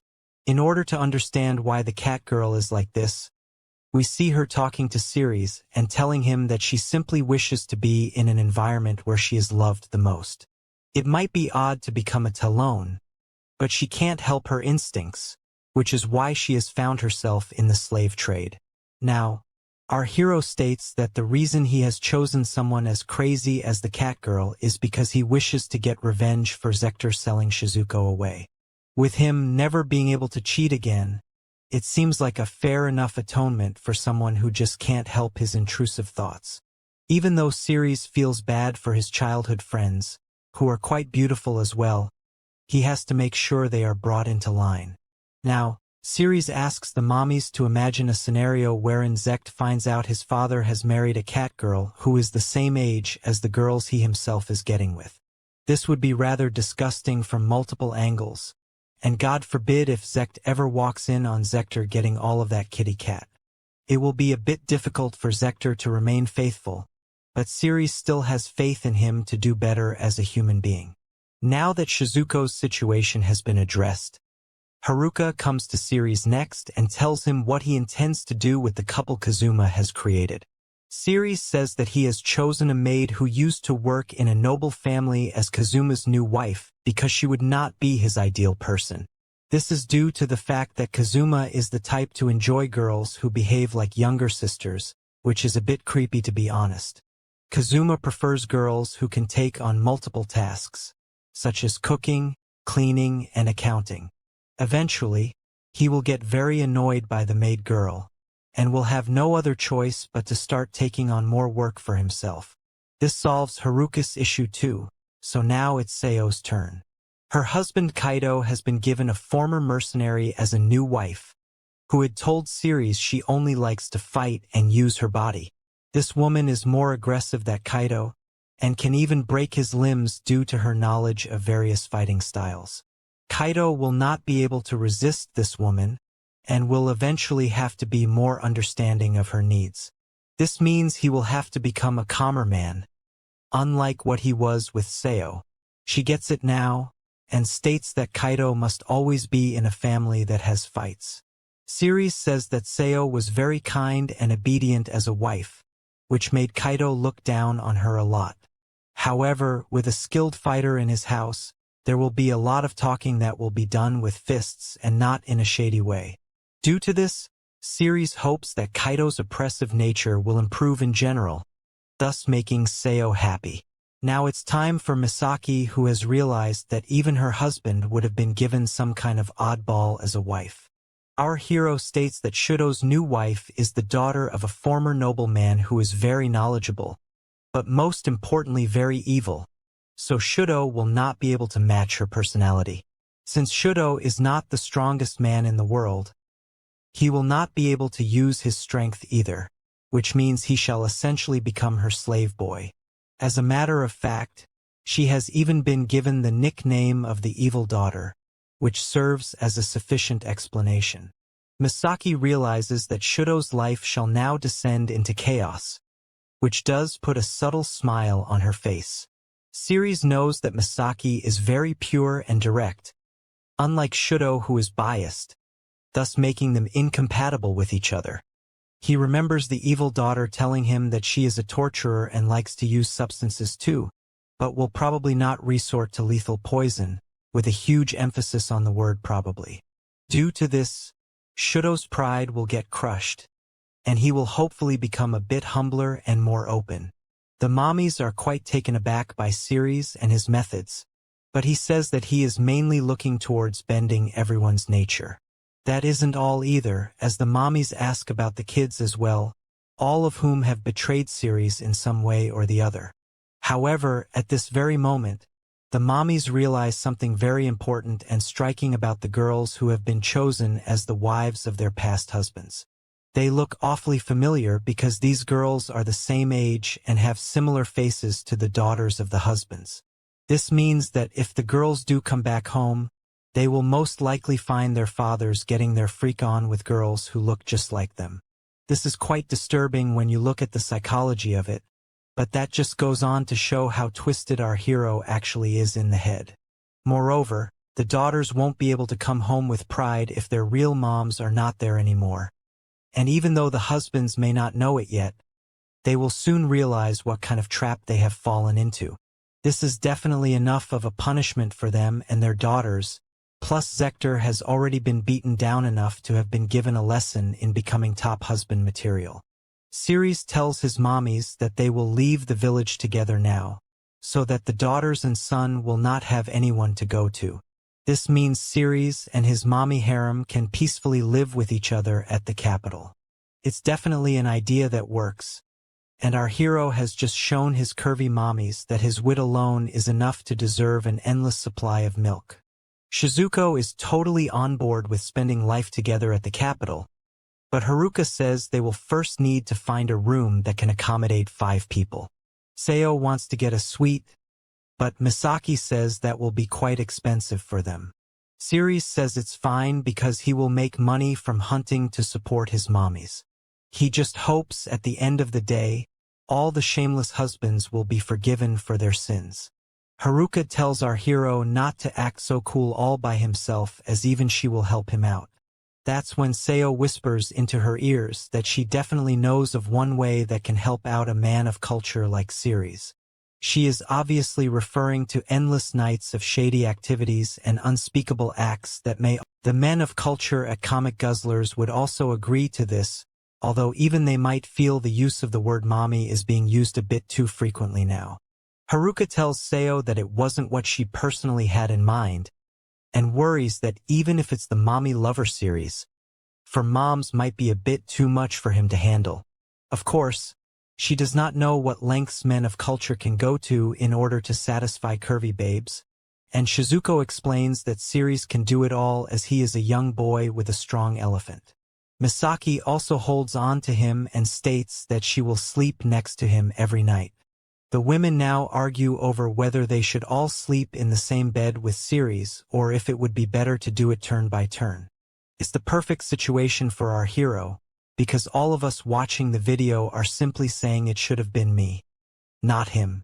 Seo sneakily says that she will be the one sleeping on top of Siri's, but the other mommies argue with her because she can't just randomly reach that conclusion by herself. Now, after a night filled with all kinds of debauchery, we move to the next day where Siri's and his mommy harem leave the town. They bid farewell to the past husbands and the village chief, who wishes for the force to be with them, more specifically Siri's. As the group now makes their way to the capital in a carriage, our hero states that there is still one matter which has been kept silent this whole time. It's the possibility that Zeact may not even come back to the town if he manages to defeat the demon lord. If he does that, then he will instantly become a noble or a prince for sure. The young girls will also be shocked when they come back to the village, but they will most definitely never return after that. Of course, all of this is dependent on the whether they are able to defeat the Demon King, because if that is not the case, then their lives will not be so easy to live. Meanwhile, we shift to Zeact and his babes, all of whom are struggling quite a bit. They are living in a trashy room and the fake hero wonders how all of it has come to this. Zeact comes to the realization that even with all 4 of them working together, His party is still unable to do what Ceres would accomplish by himself for all of them. They are not even able to coordinate their battles precisely, which is rather shameful. The party could take down ogre kings like a piece of cake before, but now they are giving them a hard time due to their lack of coordination. Keeping all of this in mind, there is only thing that's left for Zeact to do, so he says sorry to the girls in advance. The girls seem to know what he is about to say, as somebody will have to go after Ceres to try and get him back. Zeact acknowledges this, although it is clearly hurting his pride to admit it. Maria says that she is willing to offer herself to Ceres, but also says that Zeact can only offer her or Lita to our hero. After all, Mel was the one who hurt his feelings the most, considering she was the closest to him back when he was a part of the group. Mel even refers to Ceres as her former lover, although we are sure they haven't done anything remotely close to what our hero has already done to her mom. Mel also realizes this, and she would like to offer her heartfelt apologies to Ceres as well. Zeact then tells the girls that he does not have time to fuss about this, and if Ceres were to say so, then he would happily offer up all three of them in order to get him back. The girls are a bit nervous after hearing this, but they are not being too dramatic about it, which means that they too have realized Ceres was the main member of the gang. Zeact laments the fact that in this world, the saint, the sage, and the sword saint are nothing more than merely dirty village girls at this point. If he himself were to rank women as top, middle, or bottom, then Lita, Mel, and Maria would not even be in the middle but rather right at the bottom. He is hopeful that once the party is reunited to its former glory, they will be able to slay the Demon King, meaning Zeact will get to marry princesses while also keeping noble girls as concubines. He is ready to hand over his currently dirty girls to Ceres instantly because he is sure that it would definitely make him want to come back. Of course, he has no idea that our hero is currently plowing his mom in ways he can't even imagine. Lita sits down and reflects on how she had always hated Ceres right from when they were kids. Her parents really liked him a lot, which made Lita even angrier and caused her to be extra mean to him. Despite this, Ceres never got mad at her, meaning he has a big and kind heart. After realizing her mistakes, she tells Zeact that she would actually be happier with Ceres rather than him. Mel also considers herself to be a fool because she became so blind-sided by being a side piece of the hero that she ended up hurting someone who was precious to her. She then confesses that even though she called Ceres her lover, he is actually more of a combination between a father and a brother to her. As a matter of fact, when Mel was afraid that Zeact would not choose her, she had gone to Ceres for advice, and he had reassured her that even if she finds herself alone, he would always be there for her. With this in mind, Mel wants Ceres and her to be a proper couple this time. Maria then tells Zeact that she did not like him at first, but gave in to his enthusiasm and started dating him. She eventually did fall for the fake hero, but if he is going to dump her so easily, then he should not have tried hitting on her in the first place. It's rather frustrating for Maria because she had actually liked Ceres first before Zeact. Talking to our real hero makes her feel as if she is talking to someone older, which makes her feel at ease. Maria is now certain that she would be much better off being the wife of Ceres rather than Zeact. The team has made their decision now, so they get dressed and head over to the church to make a request. They need to make contact with Ceres, but in a rather strange twist, they are denied by the churchman. He states that the king has given the royal decree that a hero cannot fall back or stand still, but can only advance forth. This is not at all ideal for Zeact, so he asks the churchman why this is such a big deal. After all, he is just going to go pick Ceres up, but then he is told to take a look around him. Zeact notices a lot of refugees from nearby villages who are in desperate need of a new home. If the prophesied hero had not stayed still in this town, then their villages would not have been destroyed by orcs. The kids are now without their parents due to errors from the hero party, which makes the girls feel horrible. Maria then looks at Zeact and he realizes that this was a big blunder on his part. He thinks of leaving tomorrow, but instantly changes his mind and says that they will leave right now. In his mind, though, he curses his luck because he only wants to experience the comfortable side of being a hero. Now, we shift back to the real hero of this story, who has checked into a rather luxurious suite with his mommy harem. They sure seem to like it, and then Haruka tells Misaki to help her join the beds. Seo is happy to say that this is going to be the love nest for all 5 party members, and Shizuko seems to like the term. Siri says that it's already gotten quite late, so they should just take turns going to the bath and then go to sleep. Of course, this kind of statement would only work if this was a story for kids, so the curvy mommies tell him that even if he is tired from the trip, he has a long night ahead of him. Shizuko now leans in on her lover boy and says that it's about time she finally gets to do the unspeakable with him. The look in her eyes is exactly like that of a wild cougar waiting to pounce on its prey. So our hero has to prepare for extra shoddiness tonight. In the middle of this, the other mommies tell Shizuko not to go into her own little world with Ceres, as they will all have to share him. The night lamp comes on, which can only mean one thing, and then our hero acts out his intrusive thoughts with Shizuko. Once she is done, then Haruka jumps in next, after which Seo says she also wants to a creamy load of elephant mayonnaise. Ceres is a warrior of unbelievable potential, as we see Misaki joining in to form the perfect fivesome. Things get really hot and steamy, but all of a sudden, Ceres tires out and falls on top of Misaki. Our hero has been doing all the work by himself, so to do all of this after a long trip has put him at his limit. It's not an ideal situation, but the men of culture at Comic Guzzlers applaud him for his efforts.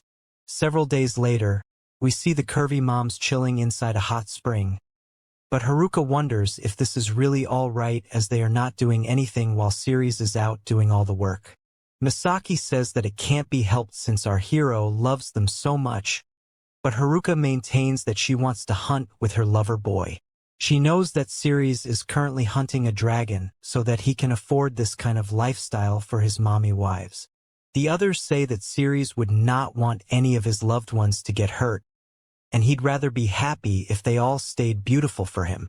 Haruka gets that, but she still does not like the fact that Ceres will not let them help him. Misaki once again says that they will just polish themselves as women to please their lover boy as they can't do much else. Seo relaxes and says that they will get a first-class lunch after this, but Haruka scolds the both of them for being so lazy. Later, when Ceres comes back home, Haruka leads the way as she demands for him to let the mommies help him out. To their complete and utter surprise, our hero says yes without even competing against that logic.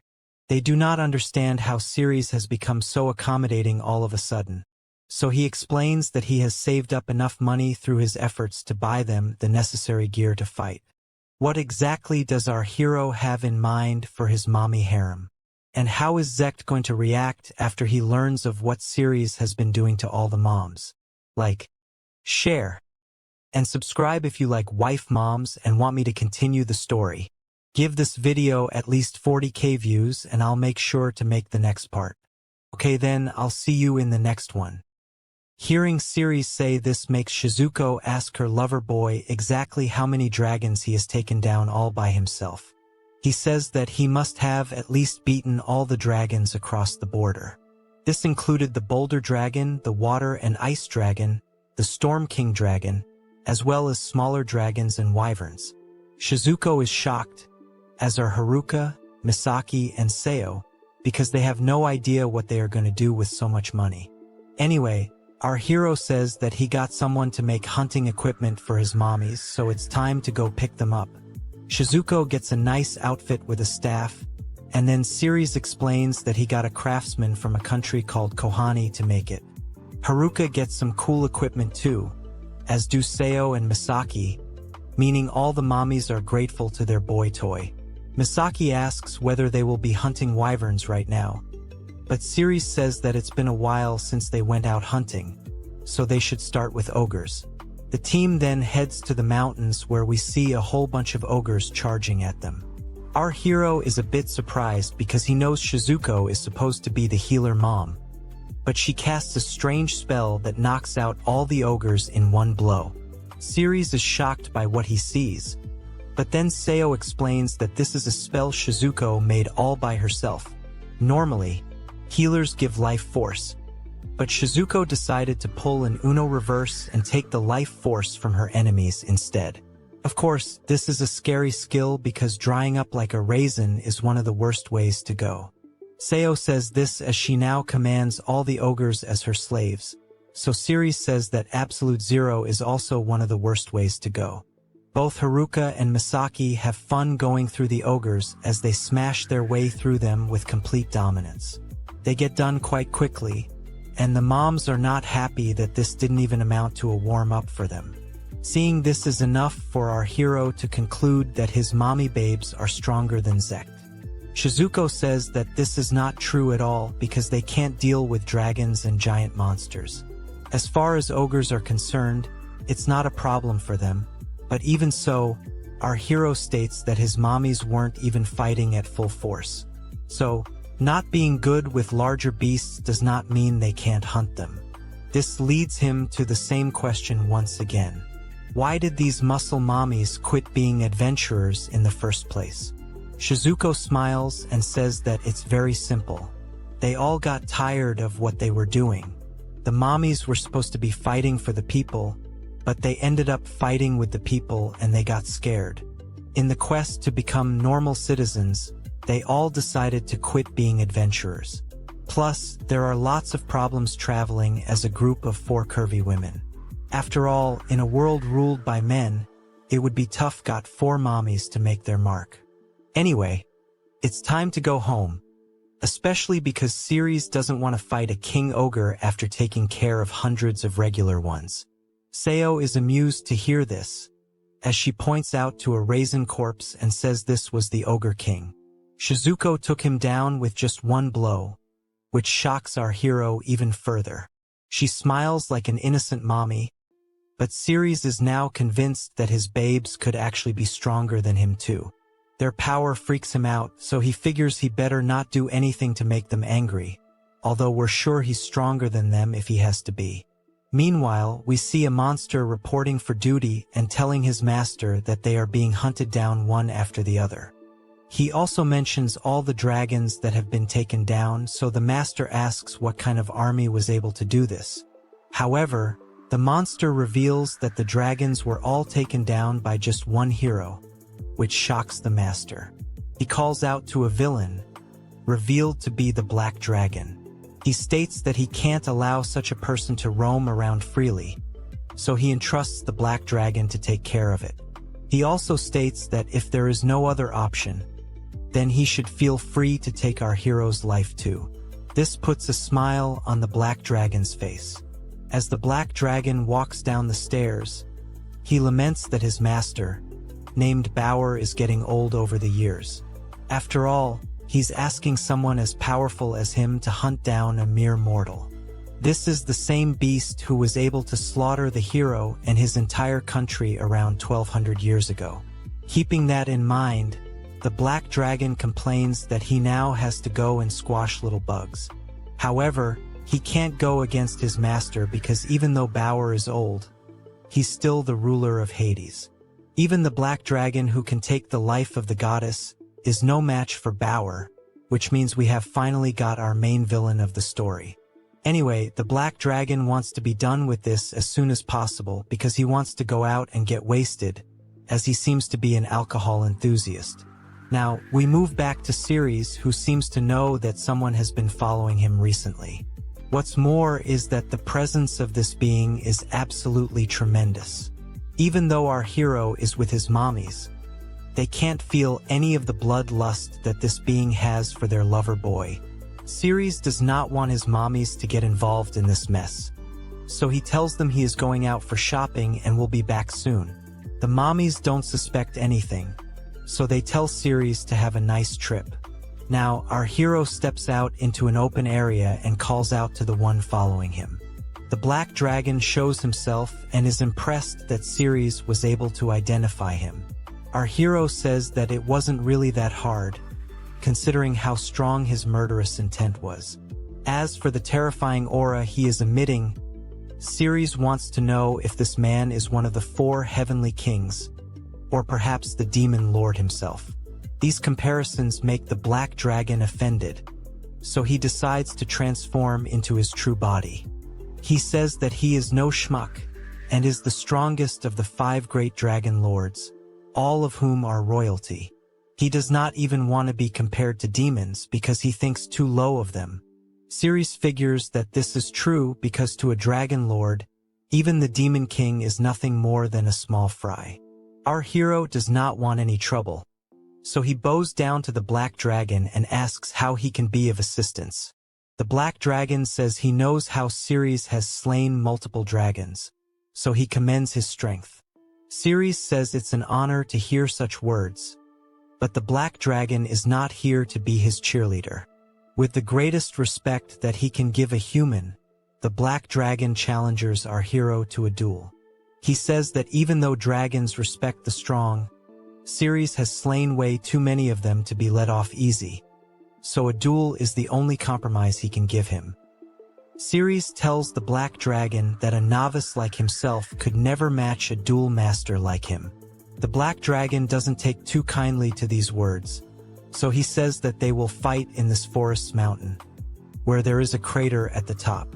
The black dragon wishes to make it fair for Ceres, so he gives himself a handicap. If our hero is able to escape the forest, he will win, even if he doesn't fight or beat the black dragon. Also, he will not turn into a dragon for the fight, so those are the rules. Now, it's time to take Ceres to the battle spot, so the black dragon transforms and carries our hero to the crater. Meanwhile, we see Shizuko and the others talking about their lover boy. They seem to know that Ceres had something on his mind when he made his exit, and they are worried for him. They get that he was trying his best not to make them worry, but they can't leave him alone like this. They realize that Ceres went in the direction of the forest, so they put on all their gear and go out to look for him. However, Bauer shows up out of nowhere and tells the mommies not to disturb them as the game is in progress. The mommies can sense his aura, but they demand to know if he is the one after their lover boy. Bauer thinks these women are being a bit too confident in front of him, so he turns into his dragon form, which is truly a terrifying sight to behold. He then looks at the mommies and tells them that his business is with Ceres, and he does not believe in pointless killing, so it would be best if they got lost from here. All the mommies get super scared of Bauer in his true form, as they realize they can't do anything to him. Shizuko can only hope for Ceres to be all right, and then we see the black dragon searching for our hero as he launches his attacks. The fire blasts are strong enough to melt rocks, which makes our hero even more concerned. The black dragon then says that he does not want to toy around with our hero any longer, so he better come and fight before he melts every rock in this forest. He then brings out his dragon wings and flies to the top to locate Ceres, but our hero calls him out because he has used his dragon transformation, which is against the rules he had set himself.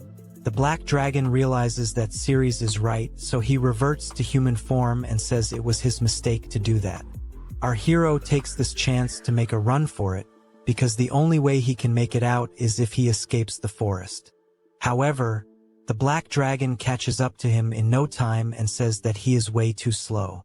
Ceres is left with no other choice, so he brings out a bag full of something and throws it onto the black dragon's eyes. This seems to hurt him really bad, and he slows down. Ceres says that poison runs the risk of being neutralized by magic, so he used the powder of the hottest chili and wasabi he could get his hands on. This exploits the weakness of magic as it can't be nullified, and now the black dragon can't move at all. Ceres senses his chance to escape, so he uses his air walk skill to make it out of the forest. Our hero is almost at the finish line, but before he can make it, the black dragon lands a strike with his dragon claws and says that he's really pushed his buttons now. Ceres is told to go and die, but he notices that the black dragon has transformed once again. Plus, he has reached the end of the forest. Our hero is on the ground and seems lifeless, making the black dragon lament that he had cheated once again by using his dragon claws. He admits defeat and proclaims Ceres to be the winner, but he can't do anything about a person who is already dead. The least he can do is grant our hero the honor of having bested a dragon lord. So he puts his hand into his own body, which is super crazy. The black dragon says that Ceres is indeed the winner, so he will give his own liver and blood to him as proof of his victory, which gives the black dragon some crazy aura points. However, whether this ends up in failure for our hero is up to him now. The black dragon leaves the scene, and our hero lies on the ground, lifeless. This really can't be the end for our hero, but for now, we shift to the mommies who have decided to take on Bauer, despite being no match for him. They're all getting a bad feeling about Ceres, so they decide to go in with everything they've got. Haruka uses her Gale Drill while Misaki unleashes her Fire Claw. But these moves, even when used together, do absolutely nothing to Bauer, who looks at the mommies like little flies. They can't believe that their attacks were utterly useless against him, and Seo laments that a Hades dragon is an elite-level being with divine class. However, Haruka says that if they don't do something, then Ceres is going to be in trouble. Shizuko comes up with an idea, although it's a risky one. She presents a request to Bauer and asks him to overlook them. However, she also asks for him not to end Ceres, which seems to upset the Hades dragon. It looks like he has realized what has happened in the duel and is angry with the black dragon for losing. He vanishes and tells the mommies to head to the top of the mountain. They rush towards their lover boy as fast as they can, but they notice that he is on the ground, without any sign of life.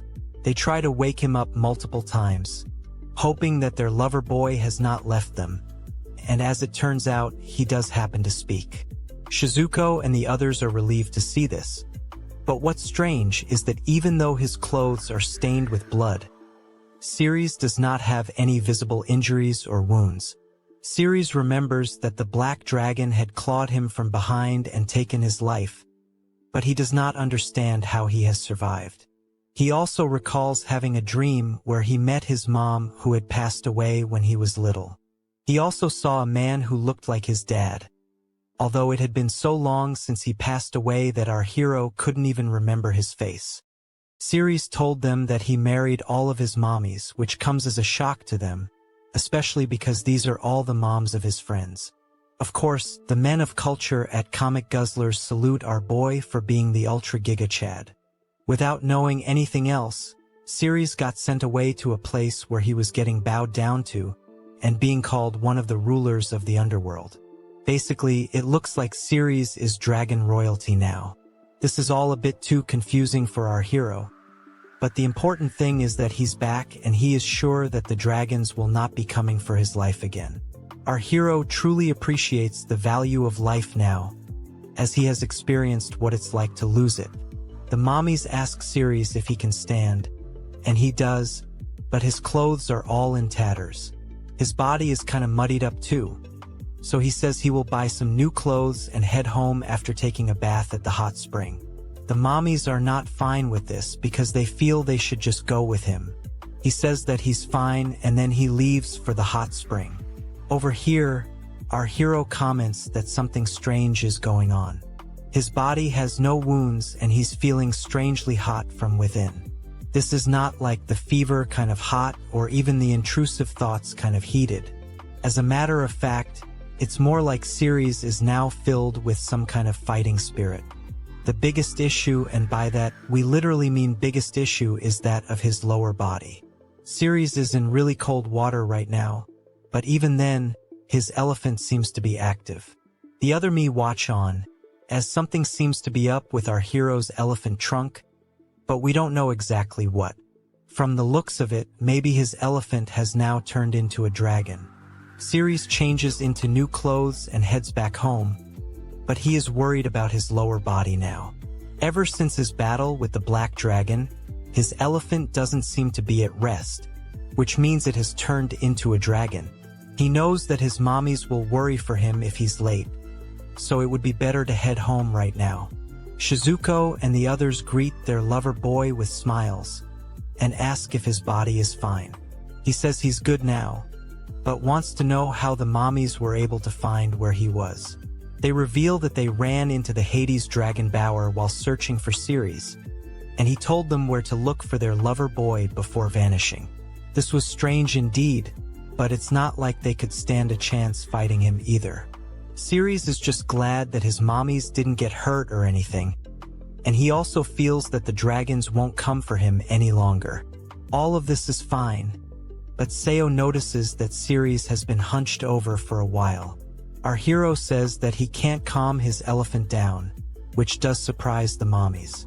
They take a closer look at it and notice that the elephant has indeed become much bigger, like a dragon.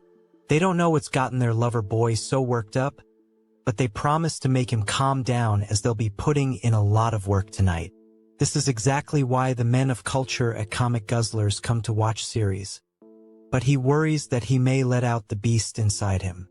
He may not be gentler with his mommies today, but they say they're ready for it, and he should just let it all out. After all, he's always putting himself in the danger zone for them, so the least they can do is take care of them. Of course, they don't know that the beast inside their lover boy is a dragon, and he lets himself loose without any hesitation. This does happen to be a bit too much for the mommies, and they aren't able to keep up with him, even if it's 4 against 1. This goes on and on for a very long time, and it does not matter how long he goes for, as Ceres just can't calm down. The next day arrives, and all the mommies are completely drained, and are not even being able to move. Shizuko says being rough is nice, but this is way too much. Haruka, Seo, and Misaki are completely elated, but have nothing left to give Ceres and apologize for not being able to keep up with him. Our hero says he has finally calmed down, but can keep going if he feels like it. What's more is that he's not even sleepy or tired, so he wonders what has happened to his body. He does feel hungry though, so it's time to have some food. He goes to a restaurant and orders multiple steaks, which is something only an orc man can devour. However, Ceres finishes them off with ease and asks for another 10, which shocks one and all. He keeps going on until all the meat in the restaurant is over. The chefs ask him to spare them, and he feels bad for overdoing it. Now, it's time for combat, as our hero figures his body is a lot more toned now than it was before. No matter how many times he swings his blade, he just doesn't get tired, so he wonders if he has gotten unlimited stamina now. Suddenly, a rock dragon shows up, so Ceres prepares for combat, although he would prefer not to see any more of these beasts after his encounter with the black dragon. To his surprise though, the rock dragon bows down to him and calls him his king. This is all being done without speaking, which means they are speaking telepathically. Ceres tells the rock dragon that he is just a human, but the rock dragon says our hero is joking because he can clearly sense the form of a great black dragon inside him. This pretty much confirms that Ceres is now a human dragon, and that just adds to his many traits that everyone is envious of. The stone dragon thinks that Ceres is in his human form for some personal reasons, so he decides not to bother him anymore. Our hero figures this is the doing of the black dragon, but he did not see him put his liver and blood into him, so he can't get a detailed explanation just yet. Now, a wyvern shows up and starts acting cute with Ceres as if he is a pet that needs to be petted. Considering how sweet the wyvern is being with him, Ceres figures he won't ever be able to hunt dragons again. In exchange for saving his life, the black dragon has put some sort of curse in him that prevents dragons from fighting him.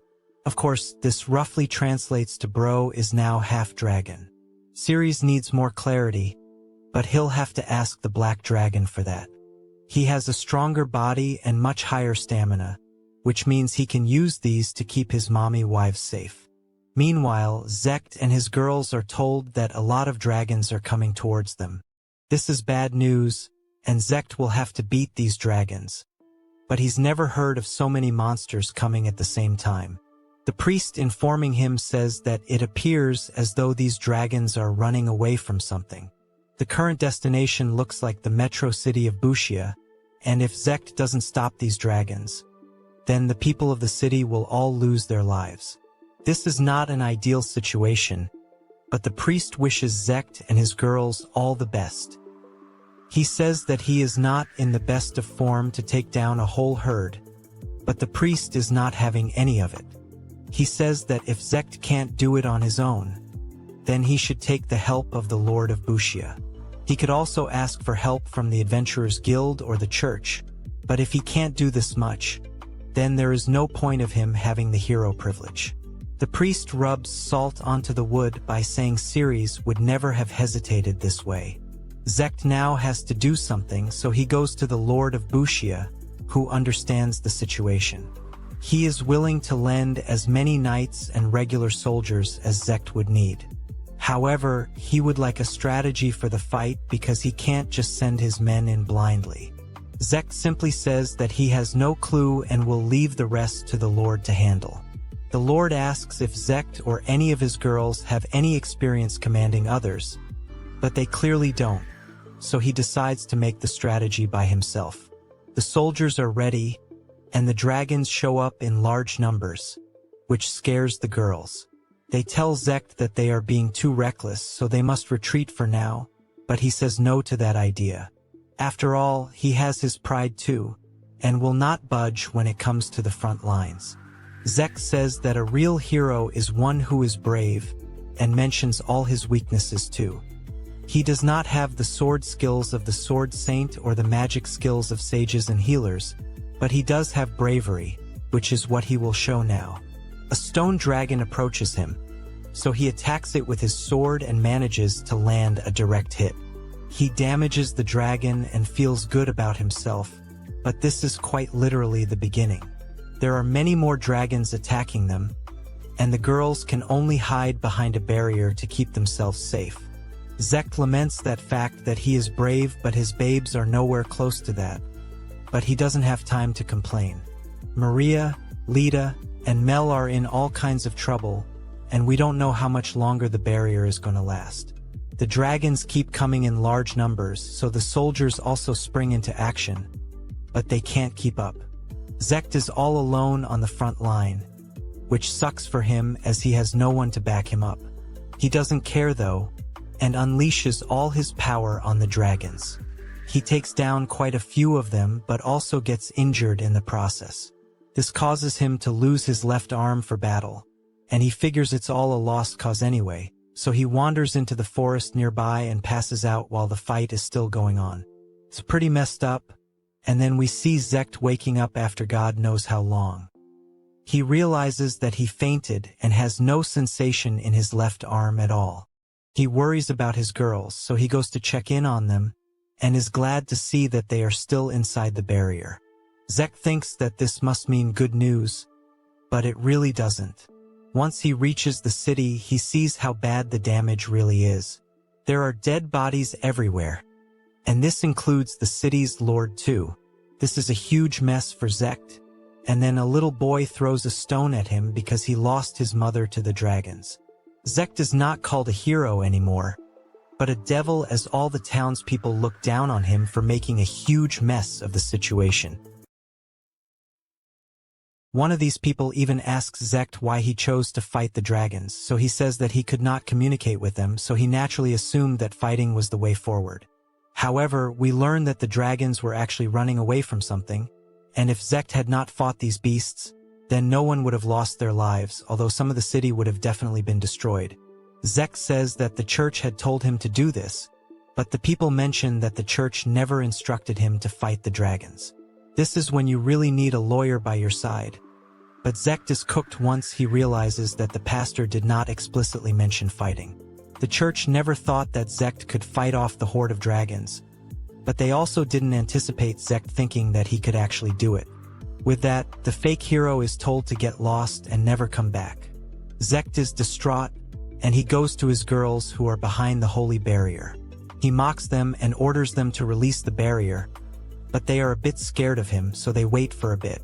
The The fake hero gets annoyed and starts punching the barrier, but later he does cool down, and everyone comes back to there.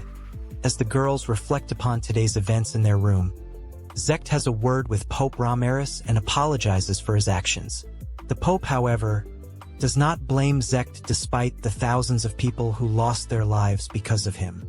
He says that those people died on their own, so Zeact should not fret over it. That's when the Pope reveals that he had made a promise with Ceres, which is why he does not blame Zeact. The fake hero is shocked to hear this, and even the Pope is surprised that our real hero did not tell him about it. Now, we are taken to a flashback to when Zeact had failed another quest, which resulted in 30 people losing their lives. Ceres had gone to the church, where everyone was angry with Zeact for being such a disgrace. Ceres was asked why only he had come alone, so he said that one person would be enough for this conversation. Our hero told the church that the party did everything they could, and this was all he had to offer. One of the priests scolded Ceres and asked why he wouldn't even apologize for the lives that were lost. But then Bro turned into a Chad. He held the priest by the collar and asked him who in their right minds would want to fight the Demon King. After all, the hero's party is forced into risking their lives every single day, even though they don't want to do it, and yet they get blamed when something goes wrong. If that's the case, then Ceres offered to disband the hero party, but then the Pope asked him to get straight to the point. That's when Ceres said that if he were the Pope, then he would end the Demon King easily within a month. The Pope got excited to hear this and was ready to transfer all authority to Ceres, but then he gave him his plan. He called it an all-out war, wherein everyone would quit their jobs and lives to march straight into the Demon Lord's castle. Anyone refusing to do so would get executed, which would guarantee strong numbers. This way, the hero party would not need to get paid so much money, and the public would get the job done. However, the Pope asked Ceres if he had lost his mind, because this would result in the loss of countless lives. That's when Bro pulled out the Uno reverse and said the Pope was right. Since the people don't want to do it themselves, they rely on the hero to do it for them. This was why Zeact and his party were needed to do the dirty work and risk their lives regardless of stability. So, if all of humanity could lift the burden off the hero's party, then they would do a good job all within a month. Ceres said that he would execute this plan now that he had full authority, but the Pope immediately took back what he said and admitted to pushing everything onto the heroes. After all, the whole concept of being a protagonist is messed up, and you can even ask Eren Yeager from Attack on Titan for his take on it.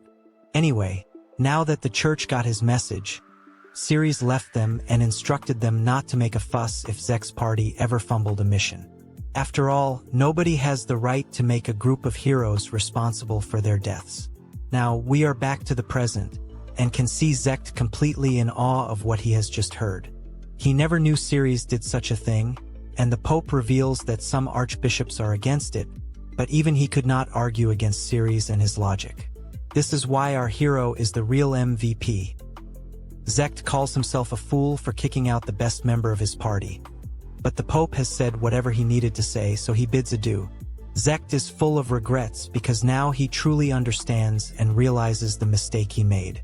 He wants to apologize to Ceres, but we don't think our hero needs an apology, because he is having the time of his life doing shady things with Shizuko, Seo, Misaki, and Haruka. Bro is a raging bull as he plays elephants and kitties with Zeact's mom, while the other mommies talk about going for a honeymoon to Kohani Hot Springs. The mommies actually want Ceres to relax his elephant, because he keeps dominating the four of them every night, making them explode countless times. This time, though, they have to please their lover boy, and they will join forces to ensure he actually lets out his elephant water properly.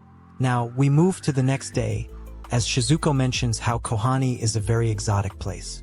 Seo says that it was built by foreigners and people who reincarnated from other worlds, and then Ceres says that the specialty of the place is apparently black eggs. Anyway, we are now in Kohani, where a couple of cat girls welcome the new guests with some music. It looks like we will now have an interesting time ahead. The panels change to color for a bit, as the mommies take a look around the place to see how pretty it is.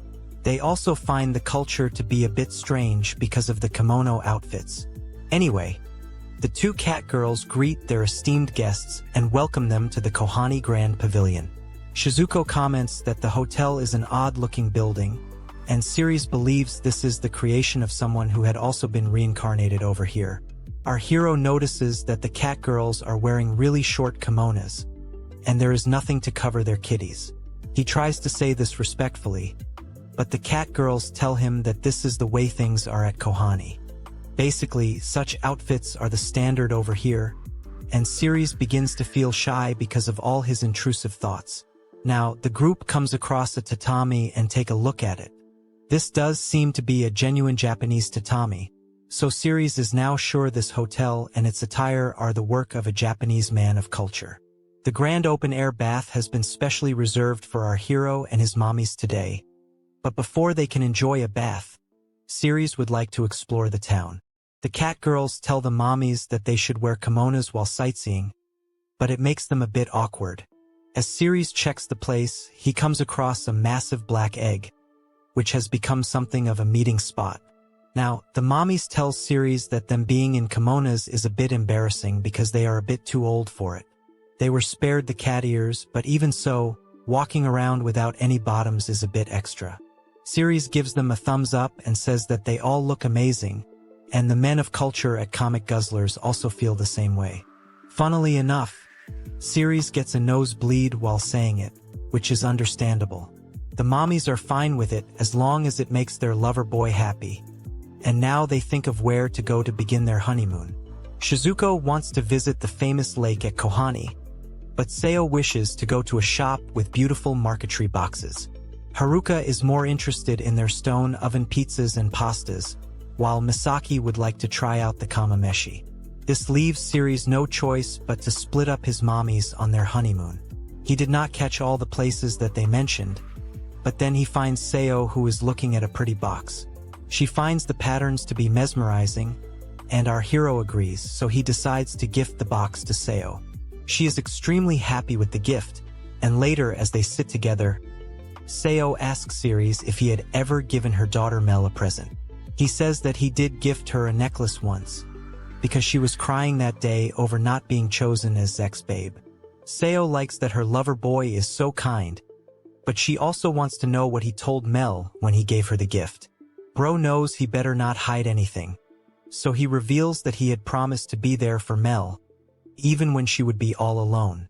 Seo becomes a bit flirty upon hearing this, so she asks Siri if he has done naughty things to Mel. Siri has to control himself, and he speaks the truth when he reveals that he has not done anything like that. He would never do such unspeakable acts with Seo's daughter, but she says that it's fine because he is an adult. She then asks if he is fine with her, because she is Mel's mom, but bro only wants to enjoy his curvy mommies. He tells Seo that she is the best, which gets him a little tongue twister. Once he and Seo are done, Siri goes to the lake to meet Shizuko. The scenery is quite nice, and our hero is taken aback by it. Shizuko asks him what's up, and he states that she looks really beautiful in the kimono. Shizuko blushes and says that she feels at ease when she is here. She feels that maybe her ancestors had visited Kohani as well, and then she finds an acorn on the ground. This makes her feel nostalgic because back when Siri was a kid, he had made a necklace from acorns for Shizuko. That necklace is something she treasures even now, but she strangely turns to the dark side and gives us an evil smile. Siri asks her what's going on, so she reveals that she just remembered the horrible ways Zector used to treat her.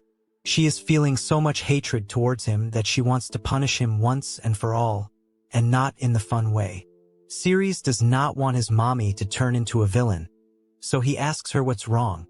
Shizuko then reveals that when she got sold off as a slave by Zector, all her belongings were also disposed of. This means that all of the gifts she got from Siri were also thrown aside. Shizuko is starting to feel some real rage now, so Siri has to get her to chill by offering another present. Now, the couple walks around for a bit until Shizuko notices something. It's a swan paddle boat, so they get into it and go for a stroll in the lake. Shizuko comments that the breeze feels so fresh, but our hero is just glad that she has finally calmed down. A fish suddenly jumps out of the water, and it catches Shizuko's attention, so she bends over a bit to see it. This reveals more than what should be revealed, so Ceres has to fight his inner demons. Shizuko comments that this feels just like a date between two young people, which makes her feel a bit embarrassed. However, Ceres tells her that she is still young and beautiful, which makes her really happy. Now Shizuko says that ever since Ceres found her as a slave and freed her, she has been able to live a fulfilling life. She feels grateful for every single day. So even though she is an older woman, she wants to do whatever she can to make our hero happy. This is a nice and warm moment which becomes even more romantic when the couple faces a strong stream, which causes Ceres to get closer to Shizuko. It's just like how it happens in the movies, so the two of them engage in some tongue-twister action.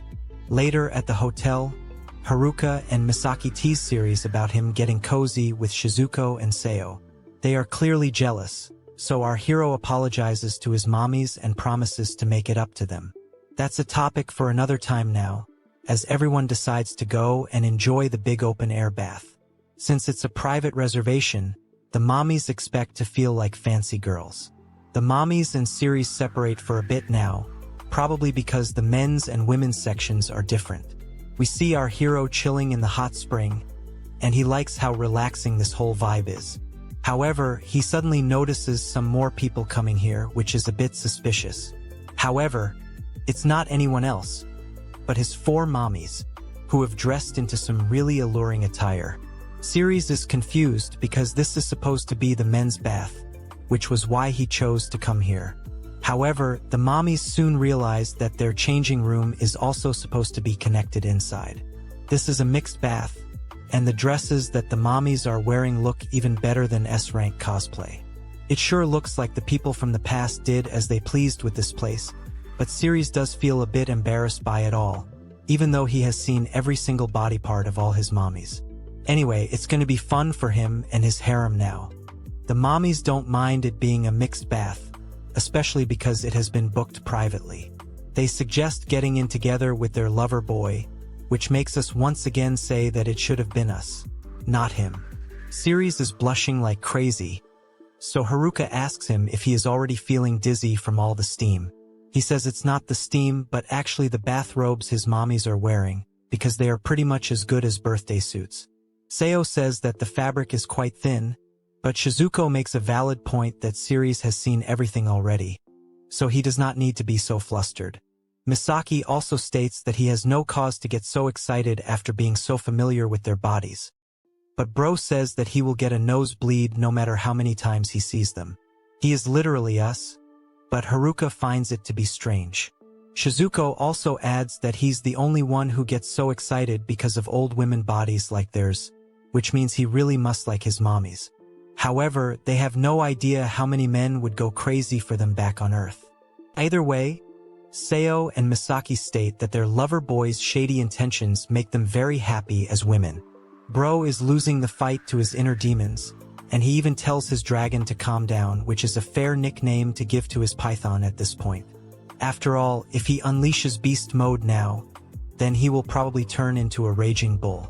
He tries to keep himself calm by explaining to himself that his mommies are just enjoying the hot springs right now. However, he is not allowed to be a chill guy, as Shizuko cozies up to him and says that she will do her best to make him happy tonight. Seo also says that she is going to drain his elephant water dry tonight, and this is enough for a massive nosebleed. With that, our hero falls into the water but also says long live Kohani because it is the perfect spot for the people of comic guzzlers.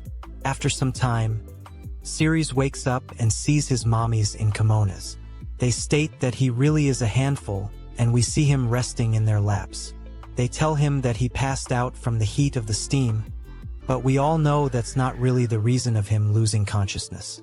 Seo blushes and says that it was nice to see his elephant like that, because it indeed is like a dragon now. Shizuko asks her to calm down, and then Ceres is asked if he is ready to eat. Bro will never say no to a tasty meal, and we see a feast laid out on the table. Ceres comments that the Yo's nabe soup has been recreated perfectly here, and even the miso broth is on point. He could never imagine himself eating authentic Japanese food in another world. so Kohani really is a dream come true for Ceres. Haruka is enjoying the booze too, but it looks like she is getting wasted earlier than expected. Ceres comments that her yukata is coming undone, which is essentially another type of kimono. It's not just Haruka, but the other mommies too, who are getting into the zone. So Ceres worries that things might get out of hand over here. Shizuko now calls out our hero for trying to sneak a peek of her pillows. Haruka then says it's all fine because they're all married to him and have already done countless shady acts. Seo says that she's only wearing a single yukata, so there's nothing else on her. Misaki says the same, although she's not as confident because she's not a younger woman. Ceres activates his Giga Chad energy and surprises everyone by saying he does want to get his freak on, but he will hold back for now because he is looking forward to tonight. Suddenly, a cat girl shows up and says that this group is really close, which makes her jealous. Nobody even sensed her presence, but this should have been obvious, because premium hotels always have somebody serving the guests. Now it's night time, which means that the wait is finally over for our hero. The mommies have decided not to let Ceres do any of the work this time, because they are going to pamper him. Bro gets tied down and is told not to fight his way out of this. No man of culture would fight such a situation anyway, so it's time for Ceres to experience heaven. Shizuko goes first and tells him that he should not hold back his elephant water at all. Next up is Haruka, who wants to be the one setting the pace this time. Seo shows up next, and she is determined to make Ceres explode as many times as possible. There's no holding back, but even with so much action, our hero still has energy for Misaki, who is glad that he can enjoy her pillows too. What follows is an endless stream of pleasure for Ceres, who is finally able to let loose without having to worry about keeping his harem mommies satisfied. After a session fit for angels, the mommies raise a toast to finally being able to please their lover boy properly. It's only fair after all the explosions he's given them until now, and Shizuko feels proud for having accomplished the mission. The excitement for the trip was one of the main factors for this experience, and while the mommies are glad to have managed to counter his new dragon rank elephant, they are not sure if this will be possible all the time. Misaki even says that the four of them may not be enough for Ceres, but Shizuko says she will try to please Ceres as many times as she can. The babes talk about how nice it is to be truly loved by a man, as it boosts their confidence as women. Seo even says that she feels as if she is going back to her younger days again. Haruka states that she had always been like a big sister to Ceres, so her relationship is like one straight out of Alabama. Either way, she did not expect our hero to grow up to be such a great guy.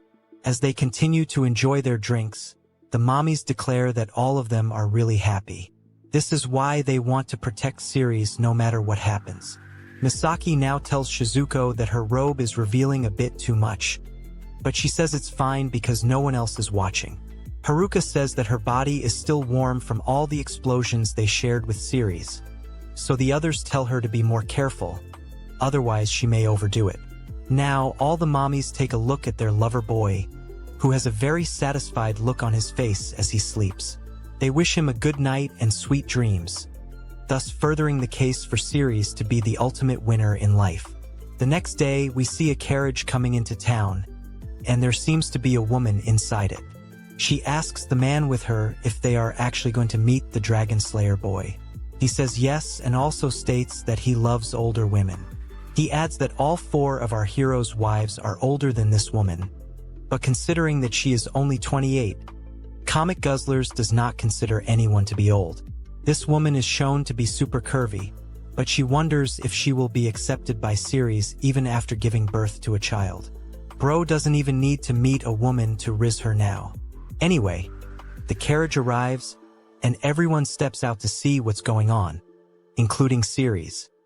We learn that the carriage is being driven by unicorns, which means it's the royal carriage of the Zemari kingdom. Misaki wonders if this is a leisure trip because Kohani is a part of Zemari, but Haruka says that's not how the royal family rolls. Shizuko thinks that the family has business with them, so Ceres gets a bad feeling about it. The man from earlier meets Ceres and states that he is Zanmark IV, basically the king of the Zemari kingdom. He has come here to bestow the title of hero upon Ceres and also ask him of a favor. Before that, we have a bit of a bonus chapter that shows us the mommies dressing into each other's nice and cute outfits. But that's about it, so we won't take more time on it. We're back to the king now, but Ceres is not sure what his intentions are. The woman with Zanmark is the first princess named Marianne, who seems to know the 4 mommy wives from before. She greets them with a smile, and even they say that it's been a while since they last met. Ceres did not know that Marianne was an acquaintance. But then the Prime Minister Dobel makes an introduction. He says that they will attract a lot of unnecessary attention in the middle of the road, so it would be better to go to a villa in Kohani. Ceres does not have a choice here, so he also tags along with the royal family. He bows down to the king, who states that he holds our hero in high regard. Ceres acts humble and tells us that he had only met the king once before, when he had set out on the journey with Zect's party. After that, he would only submit plans to the king, and that was that. Now, the king says that it's the first time they're having a real conversation. He also commends Ceres for submitting some brilliant plans to him, as it shows his big brain energy. He then praises our hero for hunting over 100 dragons all around the country, and this includes superior species too. Even the nobles refer to him as the protector of the kingdom, which is high praise. It's why the king can't understand why Ceres was kicked out of the hero's party. It's only what a fool would do, and the king says that he does not need braves like Zeact anymore.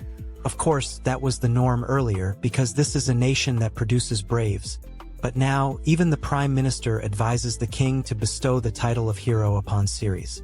We are now told that this title is only given to those who have made outstanding contributions to the country, regardless of their job. The title itself is not a job, but it does count as 4 professions, which is funny because Ceres has 4 mommy wives. The king adds that now Ceres can ask for help directly from him, the nobles, and his vassals. Our hero realizes that this is an even higher honor than what Zeact currently has, but Zanmark says that this is a unanimous decision made by all the nobles across the country. Ceres knows this will cause trouble, but if he says no, then he may not be allowed to stay in the country. He accepts the honor and the title, so Zanmark takes a sword and officially makes him as a hero. Depending on his performance, the king might even make Ceres nobility and also offer him both his daughter's hands in marriage.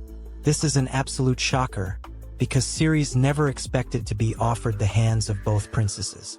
One is Marianne, who had actually married into the kingdom of Balta, and the other is the young Princess Marin.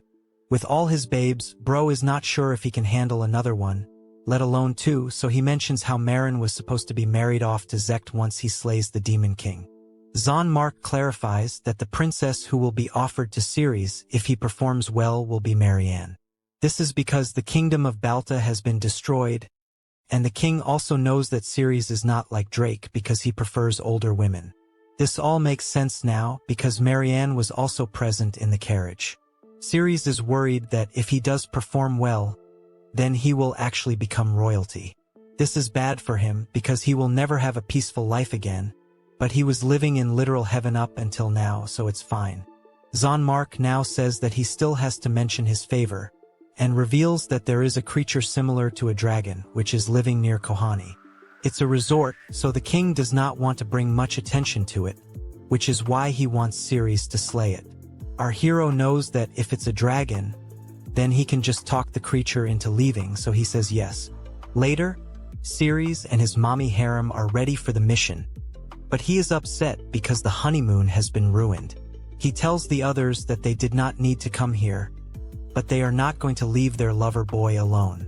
After all, there are other monsters too, so they attack the creatures and take them down. It's a short and sweet battle, and then Haruka mentions how the hero title is a huge thing. This title has not been given to anyone for hundreds of years. Shizuko clarifies that braves are born as heroes, but to be given the title despite not being a brave is the ultimate accomplishment. Seo says that while this is good for Ceres, the king mainly needs a specialized force to protect the kingdom. Shizuko says that they may need a backer in the future, but it does not have to be the Zamor kingdom just yet. Of course, There's also the fact that other kingdoms may want to make their move on Ceres now that he's out of Zect's party, and the mommies discuss the possible bidders. Shizuko states that being S rank is enough to get tons of offers, but now Ceres has the titles of Dragon Slayer and Hero, so he is oozing aura at this point. The mommies know this because they too had received plenty of offers back when they were S rank. Misaki states that money and curvy babes will be used to tempt Ceres into joining other kingdoms, but they will just need to wait and watch for now. Haruka remembers that the mommies used to have the most fun back when they were C rank. But either way, Ceres knows that it's normal for him to be offered such titles, so he'll just wait and watch for now. Now, our hero asks his mommies how they know Marianne, so Shizuko reveals that the first princess used to be their client around 10 years ago. This was back when the demon army destroyed Balta, but Marianne was already married into the country by then. Shizuko and the others had retired from being adventurers at this time, but they received a special mission from the king to rescue Marianne, so they made up an excuse to the kids of going on a girls' trip and went straight to Balta. We got to a flashback now, seeing the mommies in action. They could not charge from the front regardless of their strength because there were too many demons. Seo noticed the commander demon who was also a total babe, so the best way would be to capture her. Shizuko casted a protection spell, allowing Haruka and Misaki to take care of the demon guards. The demon babe got taken aback here, and this was enough for Seo to take her from the back. Shizuko then warned the demons to get away from the mansion, otherwise Seo would slit the demon babe's neck. The demons got confused, but the demon babe told them to clear the way because she was sure there would not be any survivors. Haruka rushed into the mansion and started calling out to Marianne. Luckily, the princess was still alive and hiding inside a closet, so she got rescued by the babe squad. On their way back from Balta, Marianne told the mommies that the kingdom was suddenly attacked. The maid had asked her to hide inside the closet, but when she asked about any other survivors, the mommies told her she was the only one alive. This made her extremely sad because she had lost her husband and also her son. The princess broke into tears and hugged Shizuko for comfort, because this was messed up. Now we're back to the present, and Ceres is up to speed. Shizuko says that the mommies met Marianne for tea one more time after that, but this is all the time they spent together. She also says that Ceres should feel free to marry Marianne, which is totally out of pocket. Bro has not thought that far ahead, but at least his harem mommies like the princess. Now, Ceres can sense the beast, so he tells his babes that he'll talk it into leaving. They say that with this skill, Ceres can also have pet dragons, but he does not understand his powers fully just yet. Now, in a surprising turn of events, we see that the monster in question definitely does not look like a dragon. Everyone is doubtful, so Ceres tries to talk to the monster to see if it responds. However, his words fall on deaf ears, as the monster roars back at him, which means that it is an imposter dragon. This leaves our hero and his mommies with no other choice but to fight it.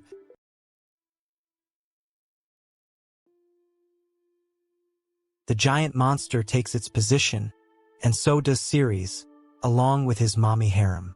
Haruka wants to finish it off as soon as possible, but right then, our hero can hear the monster say something to him. He tells his mommies to stop, but the beast continues to charge forward. So Shizuko says they can't really wait at this point. She uses her holy wall to keep everyone protected from the monster's attack, but even this barrier isn't enough to keep it down. The team dodges the attack, and Shizuko realizes that they are not dealing with an ordinary dragon. Seo agrees with her, and then Haruka teams up with Misaki to go for its legs. The babes attack the monster, but Haruka is not able to land even a scratch on it. Misaki is stronger, so she's able to get a proper strike, and then Seo decides to use some of her frozen ice spears on it. She unleashes the freezing arrow attack on the monster, but it is still up and standing. Seo was trying to give it a fatal wound, but this opponent is just way too strong. Ceres, on the other hand, listens to what the mutated dragon is telling him, and learns that it is begging the team to take its life. Shizuko asks her lover boy what's wrong, so he explains that this monster is a dragon, or rather, it used to be one. He wants to help it, but with his current options, the best he can do is put it out of its misery. Haruka and Misaki are told to drill a hole as deep as they can on the dragon's back, right where its heart would be. Then, Shizuko is asked to cast a protective spell on them, after which Ceres tells Seo that she will need to freeze the monster for a bit. Absolute Zero could work, but Seo says she can only hold the dragon for a few seconds. That's all our hero needs, as he also uses his flame enhancement magic on his sword. It's time for an epic battle to begin, and the squad gets to work. Haruka goes first, and she uses her moonlight flash attack, which manages to cause some damage. Misaki then strikes the same spot with her Berserk God's rock-crushing slash. They are able to make a hole into the dragon, but then it attacks Haruka. Luckily, Shizuko uses her protective barrier to save Haruka, and this allows Seo the time she needs to cast Absolute Zero. The beast is frozen, so it's time for Ceres to hog the limelight. He knows that the dragon's power within him has not only increased his strength, but has also amplified his mana. With this new power, he unleashes a surge of energy and strikes the monster in the hole his mommies created. It seems to have done the job because the monster thanks Ceres for ending it right before falling to the ground. Our hero knows this cannot be a natural incident, because the dragon was clearly acting against its will. It's almost as if it was cursed by something, which makes Ceres wonder if this is also a curse of the Black Dragon. If this is the case, then the same thing could happen to him someday. The mommy squad rushes to Ceres to see if he is all right. He isn't hurt, so the babes are glad that they managed to complete such a cool mission. Now that they are done with work, it is time for some fun in the night. Ceres figures he better not worry any of his babes, so he will enjoy this victory with them for now. Later, we move to Zanmark's holiday house, where he expresses his surprise at how quickly Ceres was able to take care of his mission. The rumors fall short of our hero's true abilities, so the king wishes to reward him right away. In the meantime, he asks Ceres to meet with Marianne as she wanted to talk to him. Ceres goes to her, and we can see that she is truly his type of curvy mommy. Bro is taken aback by how beautiful she is, as she resembles an angel. Marianne says it's an honor to speak with Ceres, and comments that he does look quite young. Despite this, he is valiant enough to bear the title of hero, and also enjoy the company of a four-mommy harem. Ceres does not know how to respond to such praises, so he decides to commend Princess Marianne on how pretty she is. She is flattered, but she wishes to put all of this behind her. She reminds our hero that in this world, women lose their worth as they age, and she has even had a child on top of that. She is sure that her father has already said this to Ceres, but for her to become his wife after being so old is ridiculous. Ceres tells her funnily that he really wouldn't mind because Marianne would be prettier than the biggest models back on Earth. He says that beautiful women are beautiful no matter what their age may be, which is the biggest policy for men of culture. Marianne blushes, and then she says that she is not too good with the housework. However, if Ceres needs political backing, then she can easily help him because she had studied how to become a monarch. She then makes an alluring face and tells our hero that during the night, she will completely devote herself to pleasing him. Bro's eyes are on the prize, or rather, prizes if you catch my drift. Marianne then says that she can't fight like Shizuko or the other mommies, but she will always pray for his safety until he comes back home. The princess asks Ceres if he finds that kind of woman attractive, which he does, as do all the other viewers of Comic Guzzlers. He states that while he does not have any issues with Marianne, he does have some concerns about being a part of the royal family. The princess says that her father holds him in very high regard, and she too would love to have such a Chad as her husband. However, at this very moment, Ceres gets an urgent transmission from the orb, and notices it's Sally from the Adventurers Guild. She tells him that something really terrible has happened, which would cause a huge fuss, so a gag order is currently in place. We all want to know what's going on, and that's when we see that Zeact and his girls have all been taken as hostages. They were beaten by one of the Demon Lord's 4 heavenly kings, and are in pretty bad shape. The name of their opponent is Strong Arm Mammon, and he hasn't ended anyone just yet. However, the execution of Zeact and his party members will take place in 7 days. Since our hero is a former member of the party, Mammon wishes to fight him, which means we have an interesting encounter up ahead. In order to understand what happened, we must go to a flashback, where we see Zeact telling the Pope that he and his party members want to quit being heroes. He reasons that they had challenged the dragon swarm without any clear strategy, and they felt fear unlike anything before, which broke the hearts of his girls. Zeact knows that he and the party have reached their limit, so there is no need to continue fighting the Demon King. He tries to give some more reasoning, but the Pope is fine with this much. He says that if Zeact wishes to quit, then it's fine, but he also calls him pathetic for pushing everything onto Ceres. Zeact is a bit clueless, so the Pope reminds him of the time he spoke to Ceres earlier. After the whole thing where Ceres wanted to wage a war against the Demon King, he and the Pope spoke once more. Ceres knew that there were people of power who could issue orders without the Pope's permission.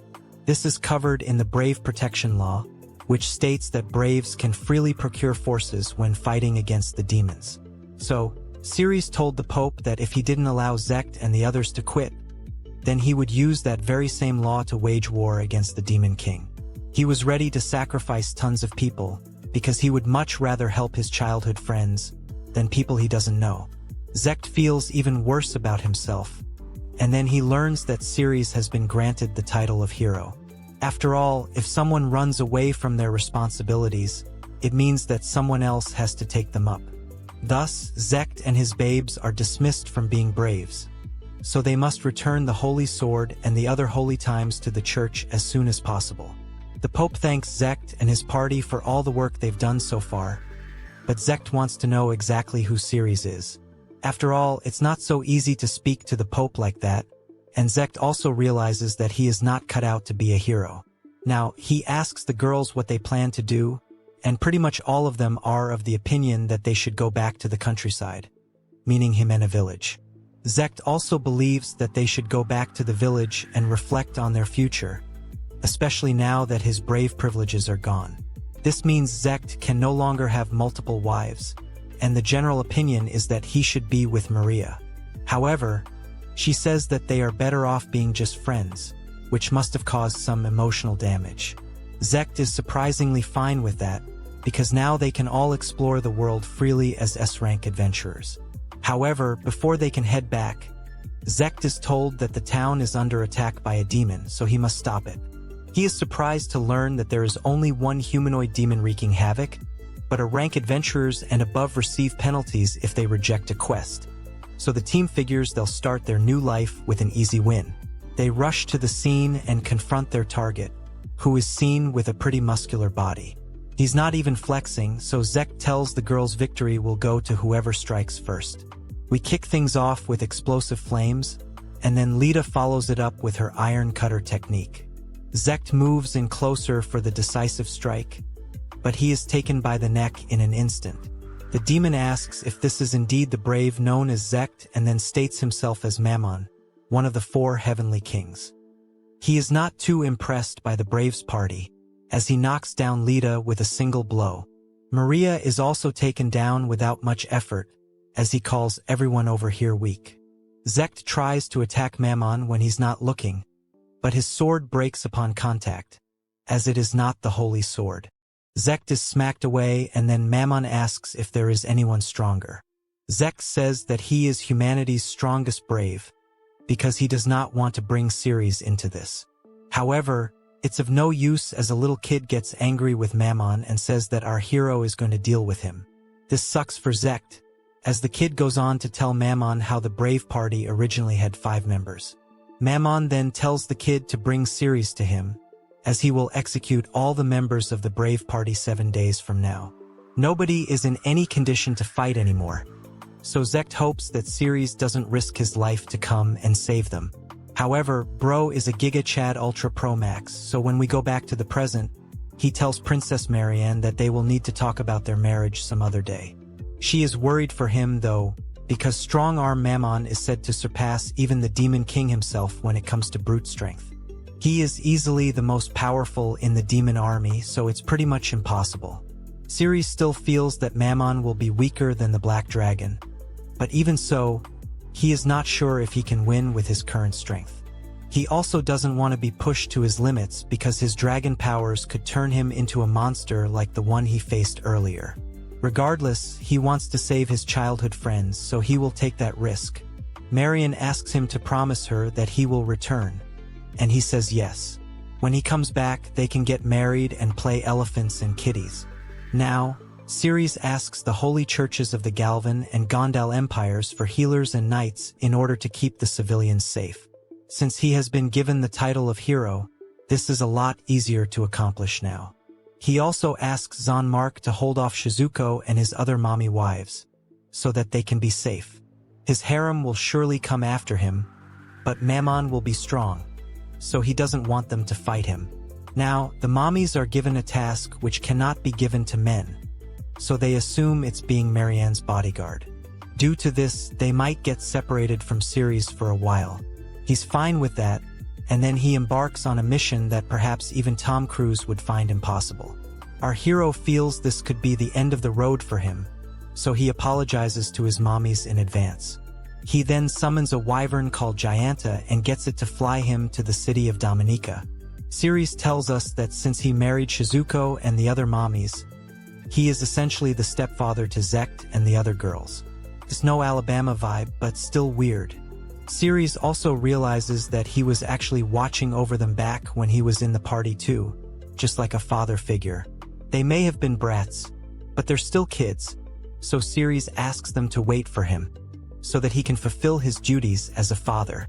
Now, we go back to the mommies, as Haruka asks Shizuko what this quest could be. Misaki wonders if it's just to drink tea, which Seo finds hilarious. Marion does seem a bit nervous, so Shizuko asks her if she knows anything about this. The princess can't hold it in any longer, as she says that she can't even protect the person she cares for the most. Her father had asked her to stop the mommies, but she does not want them to live in regret either. Now, the mommies see Zeact and the girls tied up and awaiting execution, which shocks all of them.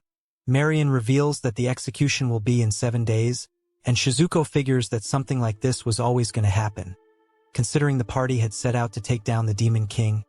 Anyway, the mommies can't abandon their kids just like that, and they also can't let their lover boy throw his life away so casually. Shizuko reassures Marianne that they will bring back Ceres and the kids safe and sound. Haruka points out that the location is too far to make it in 7 days via carriage, and then Marianne reveals that there was a flying dragon on its way to the venue. This has to be Ceres, so Misaki laments the fact that she can't tame a flying dragon or a wyvern.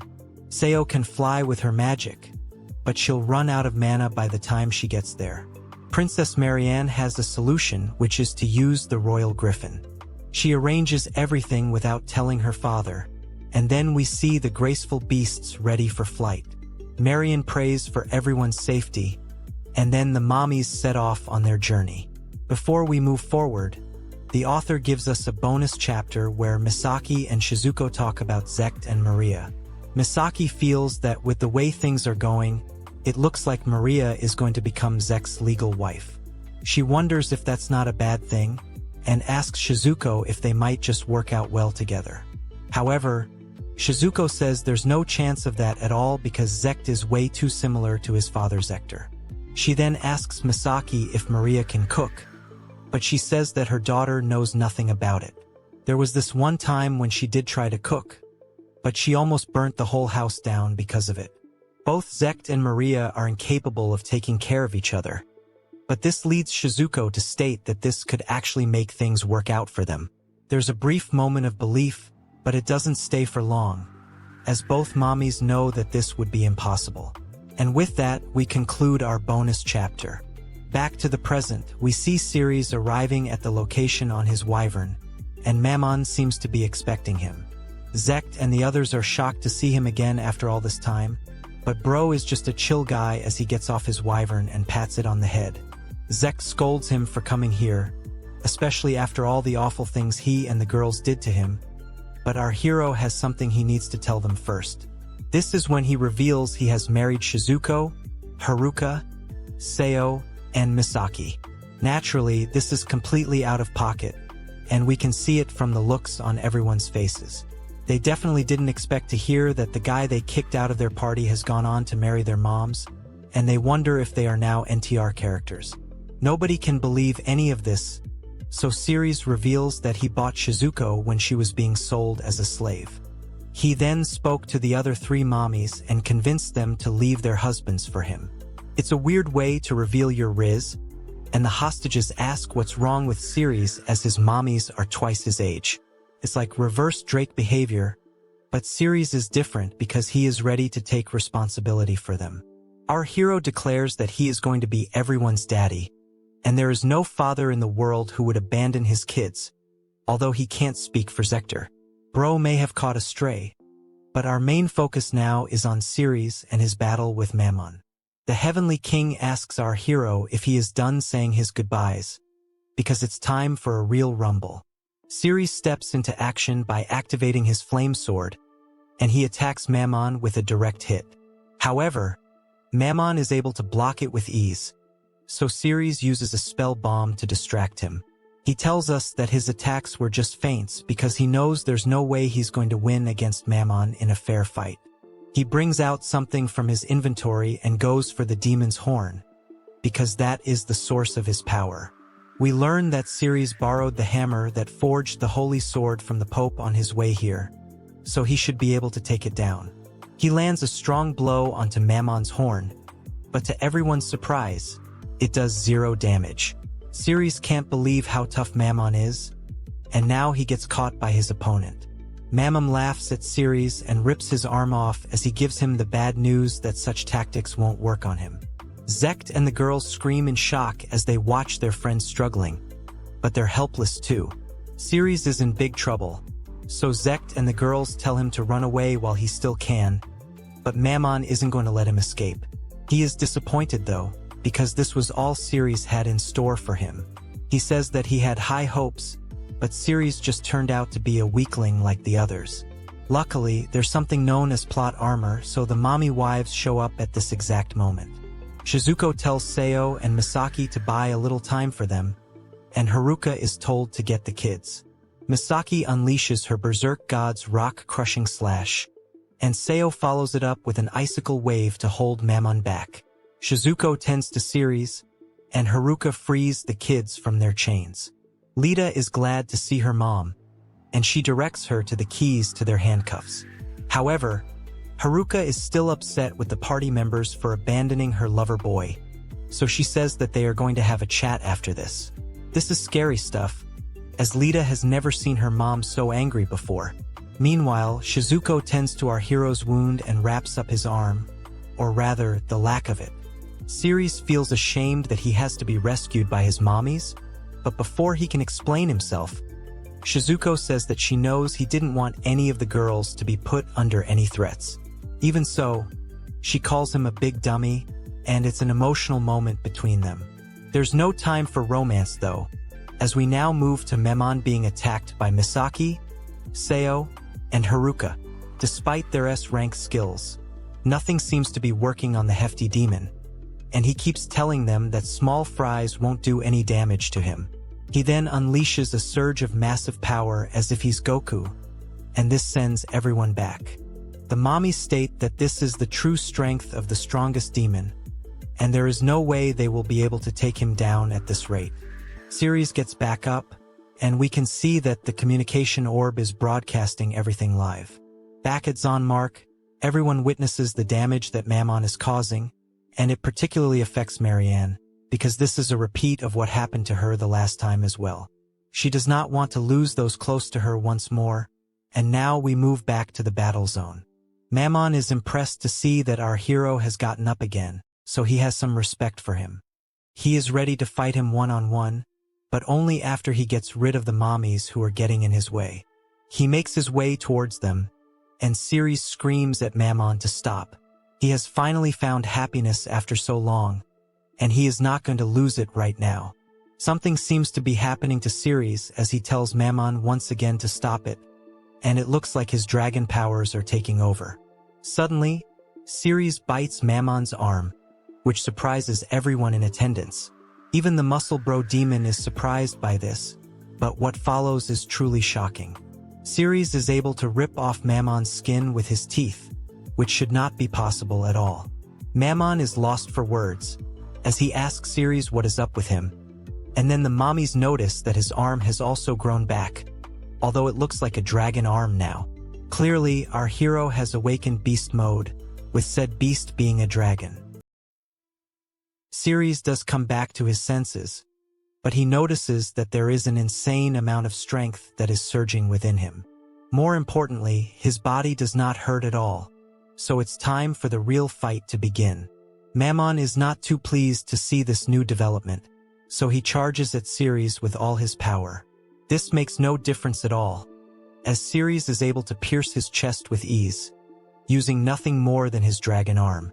Mammon can't believe this, so he asks our hero who he exactly is. Bro just says he's a human, and proceeds to kick the strongest demon away as if he's in blue lock.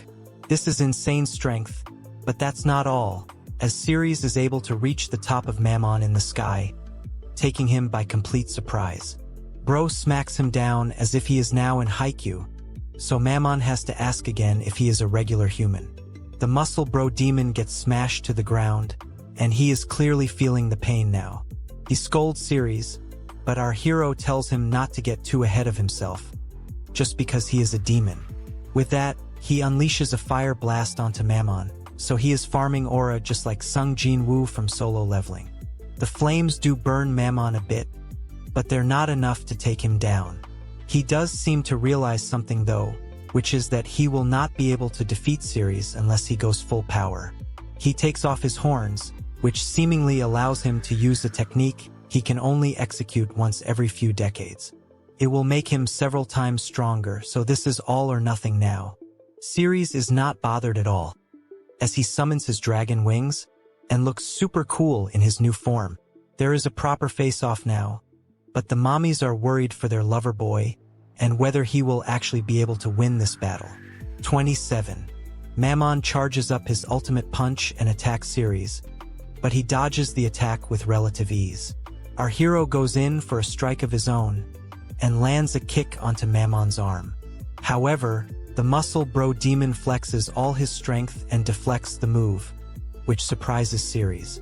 It's a tense battle, but Seo and Misaki say that this style of fighting is not at all like how Ceres usually operates. Shizuko says that even if this is the case, he is extraordinarily strong now, so perhaps he can turn things around. Haruka is of the same opinion, but the mommies are definitely concerned.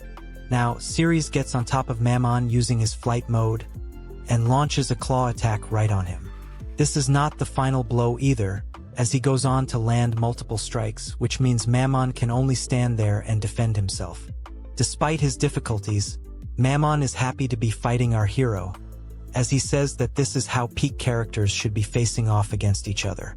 Having said that, he declares that his body is a lot harder than Mithril right now, which means that he is not going to break and no one will be able to defeat him. Ceres does admit that his opponent is super tough, but more importantly, he is starting to heat up, as he is not used to this dragon form. It's getting annoying for him now, so he charges at Mammon once more. However, instead of attacking him, it looks like he is pushing him away, like how Superman pushed Doomsday into space. Of course, he may not be as strong as the Man of Steel, so he takes Mammon somewhere nearby, which the enemy naturally does not like. He insults Ceres and demands to know what he is planning to do, but Ceres is not going to say anything just yet. He takes Mammon away from the scene in an instant, as if he's the Flying Flash. Shizuko and the others can only watch on, as they can't really do anything about what they have just witnessed. Haruka is scared, as she says that such an overwhelming strength is beyond what any human could muster. She asks if the mommies should chase after their lover boy, but Misaki says no.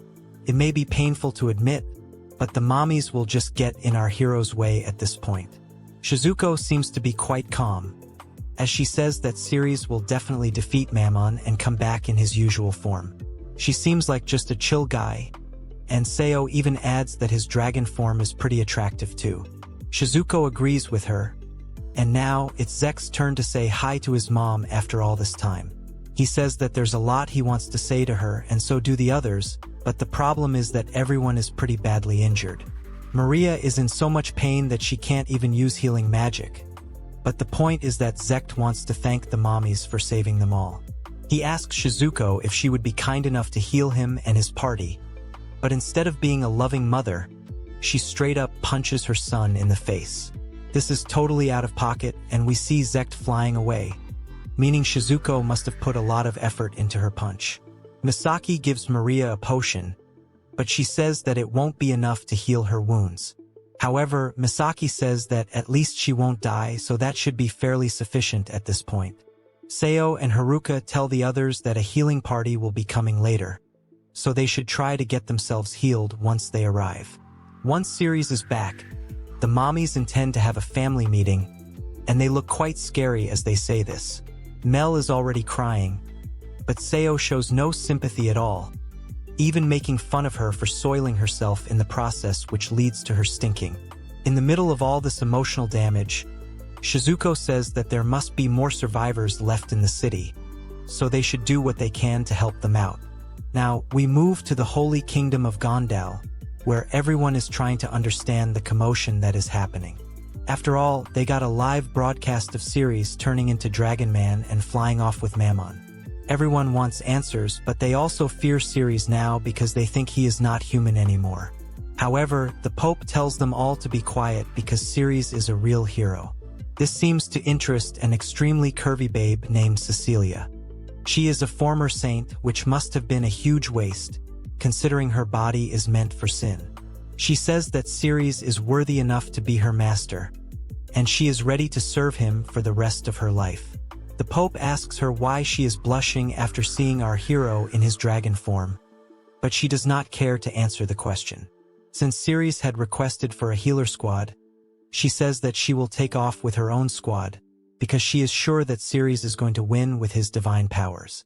Next, we move to the Galvan Empire, where the Lord tells a woman that since her main condition for marrying someone was for him to be stronger than her, Lord Ceres should be the ideal choice. The woman is revealed to be a tomboy babe named Fry, who also happens to be a former sword saint. She is not interested in another marriage proposal, because even though she lost to the Demon King, she is still quite powerful. The Lord says that Ceres is easily a lot stronger than Fry, and he already has 4 mommy wives. If he is fine with them, then he should also be fine with adding Fry to his harem despite her being 28 years old. She does not understand what the Lord is trying to say, so he mentions that 2 of our hero's wives happen to be Misaki, the Berserk Black Knight, and Haruka, the Smiling Reaper Demon. The mommies sure seem to have cool nicknames, but more importantly, these 2 happen to be Frey's teachers. If they are with Ceres, then Fry wonders who exactly he is. Now, we move back to the fight between Ceres and Mammon, and we see that our hero has brought the demon to an erupting volcano. Mammon is amused that his opponent wants to settle this in a volcano where no one will get in their way. He doesn't have a problem with it though, as he is ready to go all out. However, Ceres does not have the same intentions as he does, because he holds on to him. Mammon asks him why he is waiting, because he should just let him down. Ceres gives him an evil smile as he says that the temperature of the magma is around 1,000 degrees Celsius. He then asks Mammon if he can handle that much heat, so the demon figures out that this is going to be a battle of endurance. He pulls an Uno reverse and asks Ceres if his human body will be able to handle such heat. But that's a silly thing to ask, considering he has already seen some of his dragon components. Our hero tells us that his body is now a dragon body, so he should be able to endure this heat. Having said that, he still has Shizuko's ribbon on him and he does not want it to burn, so he throws Mammon into the magma for a one-way trip. Mammon is enraged because he still wants to fight Ceres and see who is stronger. He says that they are not done yet, but then he lands into the magma, and from the looks of it, he is definitely done and cooked too. As he melts in the magma, Mammon says that fighting Ceres was a lot of fun, and then he melts away. Ceres learns that even the 4 heavenly kings cannot withstand such temperatures, but the important thing is that the fight is over. Of course, Bro knows that he is no longer human in his current form, and figures that his powers must rival those of royal dragons. because of the Black Dragon's curse. On that note, he decides to transform into a proper dragon, and his eventual design is not bad at all. He is upset about one thing though, which is that he is yellow in color, not black. Anyway, he does understand his powers now as he flies away from the volcano. He knows that he still cannot defeat the Black Dragon, but he can easily crush people like Mammon. Now, if Mammon is said to be stronger than the Demon King himself, then Ceres can easily storm the Demon King's castle and slaughter everyone over there. But if it's so easy for him, then the obvious conclusion is that the world is ruled by the Dragon Kings. This is thanks to his big brain energy, but Ceres does not understand why no one else knows of their existence.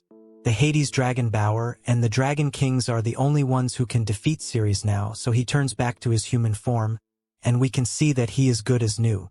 His arm has also regenerated back to human form, but Bro needs to get his rings back. The sad realization for Ceres is that he is still a dragon in this form, so he wonders if everyone will accept him like this. He may consider himself to be a monster, but then his orb starts ringing, so he picks it up. It's none other than Marianne, who is relieved to see her hubby safe and sound. She was worried when he disappeared from the communication crystals, which was why she called him directly. Ceres tells her that he has defeated Mammon, and his body is unhurt too. Everyone in the palace celebrates this, and Marianne is especially happy because she can get married to Ceres now. She gets so relieved that her legs give out, but Ceres has his eyes on something completely different. He continues the call, but he also thinks about telling the princess that he is no longer a human. He feels that even though he can play elephants and kitties with curvy mommies, he probably won't be able to have children with them. Anyway, he talks to Marianne's pillows and says that he will be returning to the royal castle right away. He cuts the call and tells us that if he becomes the first princess's husband, then there will be issues for a successor. Regardless, he summons his dragon wings and heads towards his mommies, although he finds the whole thing a bit depressing. Now, we move to Cecilia, who is riding a carriage. She tells us that she and Fry had once challenged the Demon King to a fight, but got defeated pretty badly. The hero and sorcerer had also fought alongside them, but they lost their lives. Cecilia thought that she and Fry would also lose their lives right after, but at that very moment, her teacher Shizuko and the teary-eyed Ice Princess Seo came to the rescue. They were able to incapacitate the Demon King for a bit, and this allowed Cecilia to escape with Fry. Now, Cecilia's teachers are Ceres' wives, and she can also tell that Bro now possesses the powers of a dragon. She finds Ceres cute, but she also starts to do a solo mission in the carriage. Cecilia is very thrilled, and just looking at Ceres turns her despair into hope, although she should learn to control herself a bit. As she continues her solo mission, Cecilia tells us that she has fallen in love with Ceres, which is not a surprise, but still makes us say it should have been me, not him. Cecilia is really going to town as she watches Ceres on a magic screen, and after she explodes, she says that she wants to fight by our hero's side, because he is the true brave. She won't be able to keep herself away from him, so we have got ourselves a new addition to the mommy harem. Now, we move on to the Dragon Lord Bower, who seems to be worried. He does not understand why a new Dragon Lord has been born, as Ceres becomes the sixth such being. He knows that, in theory, they can create more of them by feeding the liver of an existing Dragon Lord to others, but in practice, the humans will just turn into mindless monsters. It should pretty much be impossible for someone like Ceres to become a Dragon Lord, but he does have the power of mommies with him. Now, the Dragon King turns his attention to the Black Dragon, whose face says it all. He is the only Dragon Lord who has a liver left, so he is asked to whom he gave it. He says that it was the man Bower had asked him to meet, and reveals his name to him. He admits that he accidentally took our hero's life during their challenge, even though he was the one who had lost. So, he had given Ceres his liver as a way to apologize. However, the Giga Chad did not die, but has instead turned into the most recent Dragon Lord. The Black Dragon can't believe what he is hearing, because it has been ages since the last one was born. Bauer tells the Black Dragon to go and explain the laws of the dragons to Ceres, but he is not thrilled to be given the responsibility again. He says that explanations are not really his thing, and Bauer admits that it won't make sense for a wild animal like him. Some emotional damage is inflicted, but then Bauer turns to the Blue Dragon for this task. She looks exactly like the kind of woman Ceres would add to his harem, and she accepts the job. The Black Dragon laments the situation, but the Dragon King reminds him that he is the one who started this mess in the first place. The Blue Dragon is told to be careful in assigning a color to Ceres, and with that, we move to Zeact and the others. They are still trying to figure out what has happened to Ceres, especially after seeing their mommies come for him. The girls still aren't able to accept the fact that Ceres is a mommy man of culture, because it can be really weird for them. Now, the rescue team shows up, so we see Cecilia in action. She mocks Zeact and the gang by calling them former heroes, which basically makes them ordinary people now. She introduces herself to the squad, so Zeact asks the former saint to heal them. Maria's injuries are quite bad, but Cecilia knows that these are the brats who had kicked Ceres out of their party. She wonders if it is worth saving them, but considering they are our hero's childhood friends, she decides to proceed with the healing. It may look a bit dangerous, but this is something she can easily fix. Plus, if she does not do it quickly, there will be some bad after effects. Cecilia says that she owes a great deal to Shizuko and Seo, so she will help the gang, but only under certain conditions. Zeact asks for the terms, so she openly admits that she has fallen in love with Ceres. Basically, she wants Zeact and his girls to be mediators for their love, so our hero's Rizzed strikes again. However, Zeact is a savage as he says that Ceres is not into grannies. He clearly has not seen Dan to Dan, but he adds that it's different for the mommies, because Ceres has known them since he was a kid, which actually borders on Diddy-level love. This is all it takes for Cecilia to lose her cool, so she pins Zeact down as if she is the Undertaker, and demands an apology for being called a granny. He says sorry, but adds that if he does this, then Cecilia will become his stepmother. Cecilia says it has a nice ring to it, but that's probably because she has not searched for that term on the internet. The girls ask her to heal them, and say that they will do their best to make this love happen. With that, they have a deal, but Cecilia admits that she can't use perfect heal flawlessly. She will make up for her shortcomings with her elixir, and with that, she calls upon the holy light. Cecilia unleashes the perfect heal spell, and the gang is fixed up almost instantly. It's a cool power flex from the former saint, and she tells the group to remember the promise they have made her. Now, we move to the ruins caused by Mammon, as the mommies look around for any survivors. Misaki finds some of them, so she asks the others to lend her a hand. The healer squad also arrives, so Seo tells Shizuko that she can leave the rest to them. After all, if she continues like this, she will collapse. Shizuko agrees with her, but says that she can't chill unless she keeps herself busy. Seo tells her that Ceres will definitely defeat Mammon and come back, and at that very moment, our hero makes quite the entry, confirming that he indeed won the battle.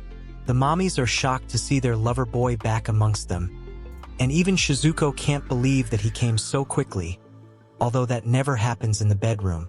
She takes a look at Ceres and notices that his ribbon is completely covered in blood. She does not think that it will come off even if they wash it, but there's something else that needs attention. Haruka says that Bro's arm has healed as if nothing had happened, and he calmly tells her that it grew back, although it would be hard for a normal person to accept that. Ceres says that this is all because of his dragon powers, and there is a lot that he has on his mind too.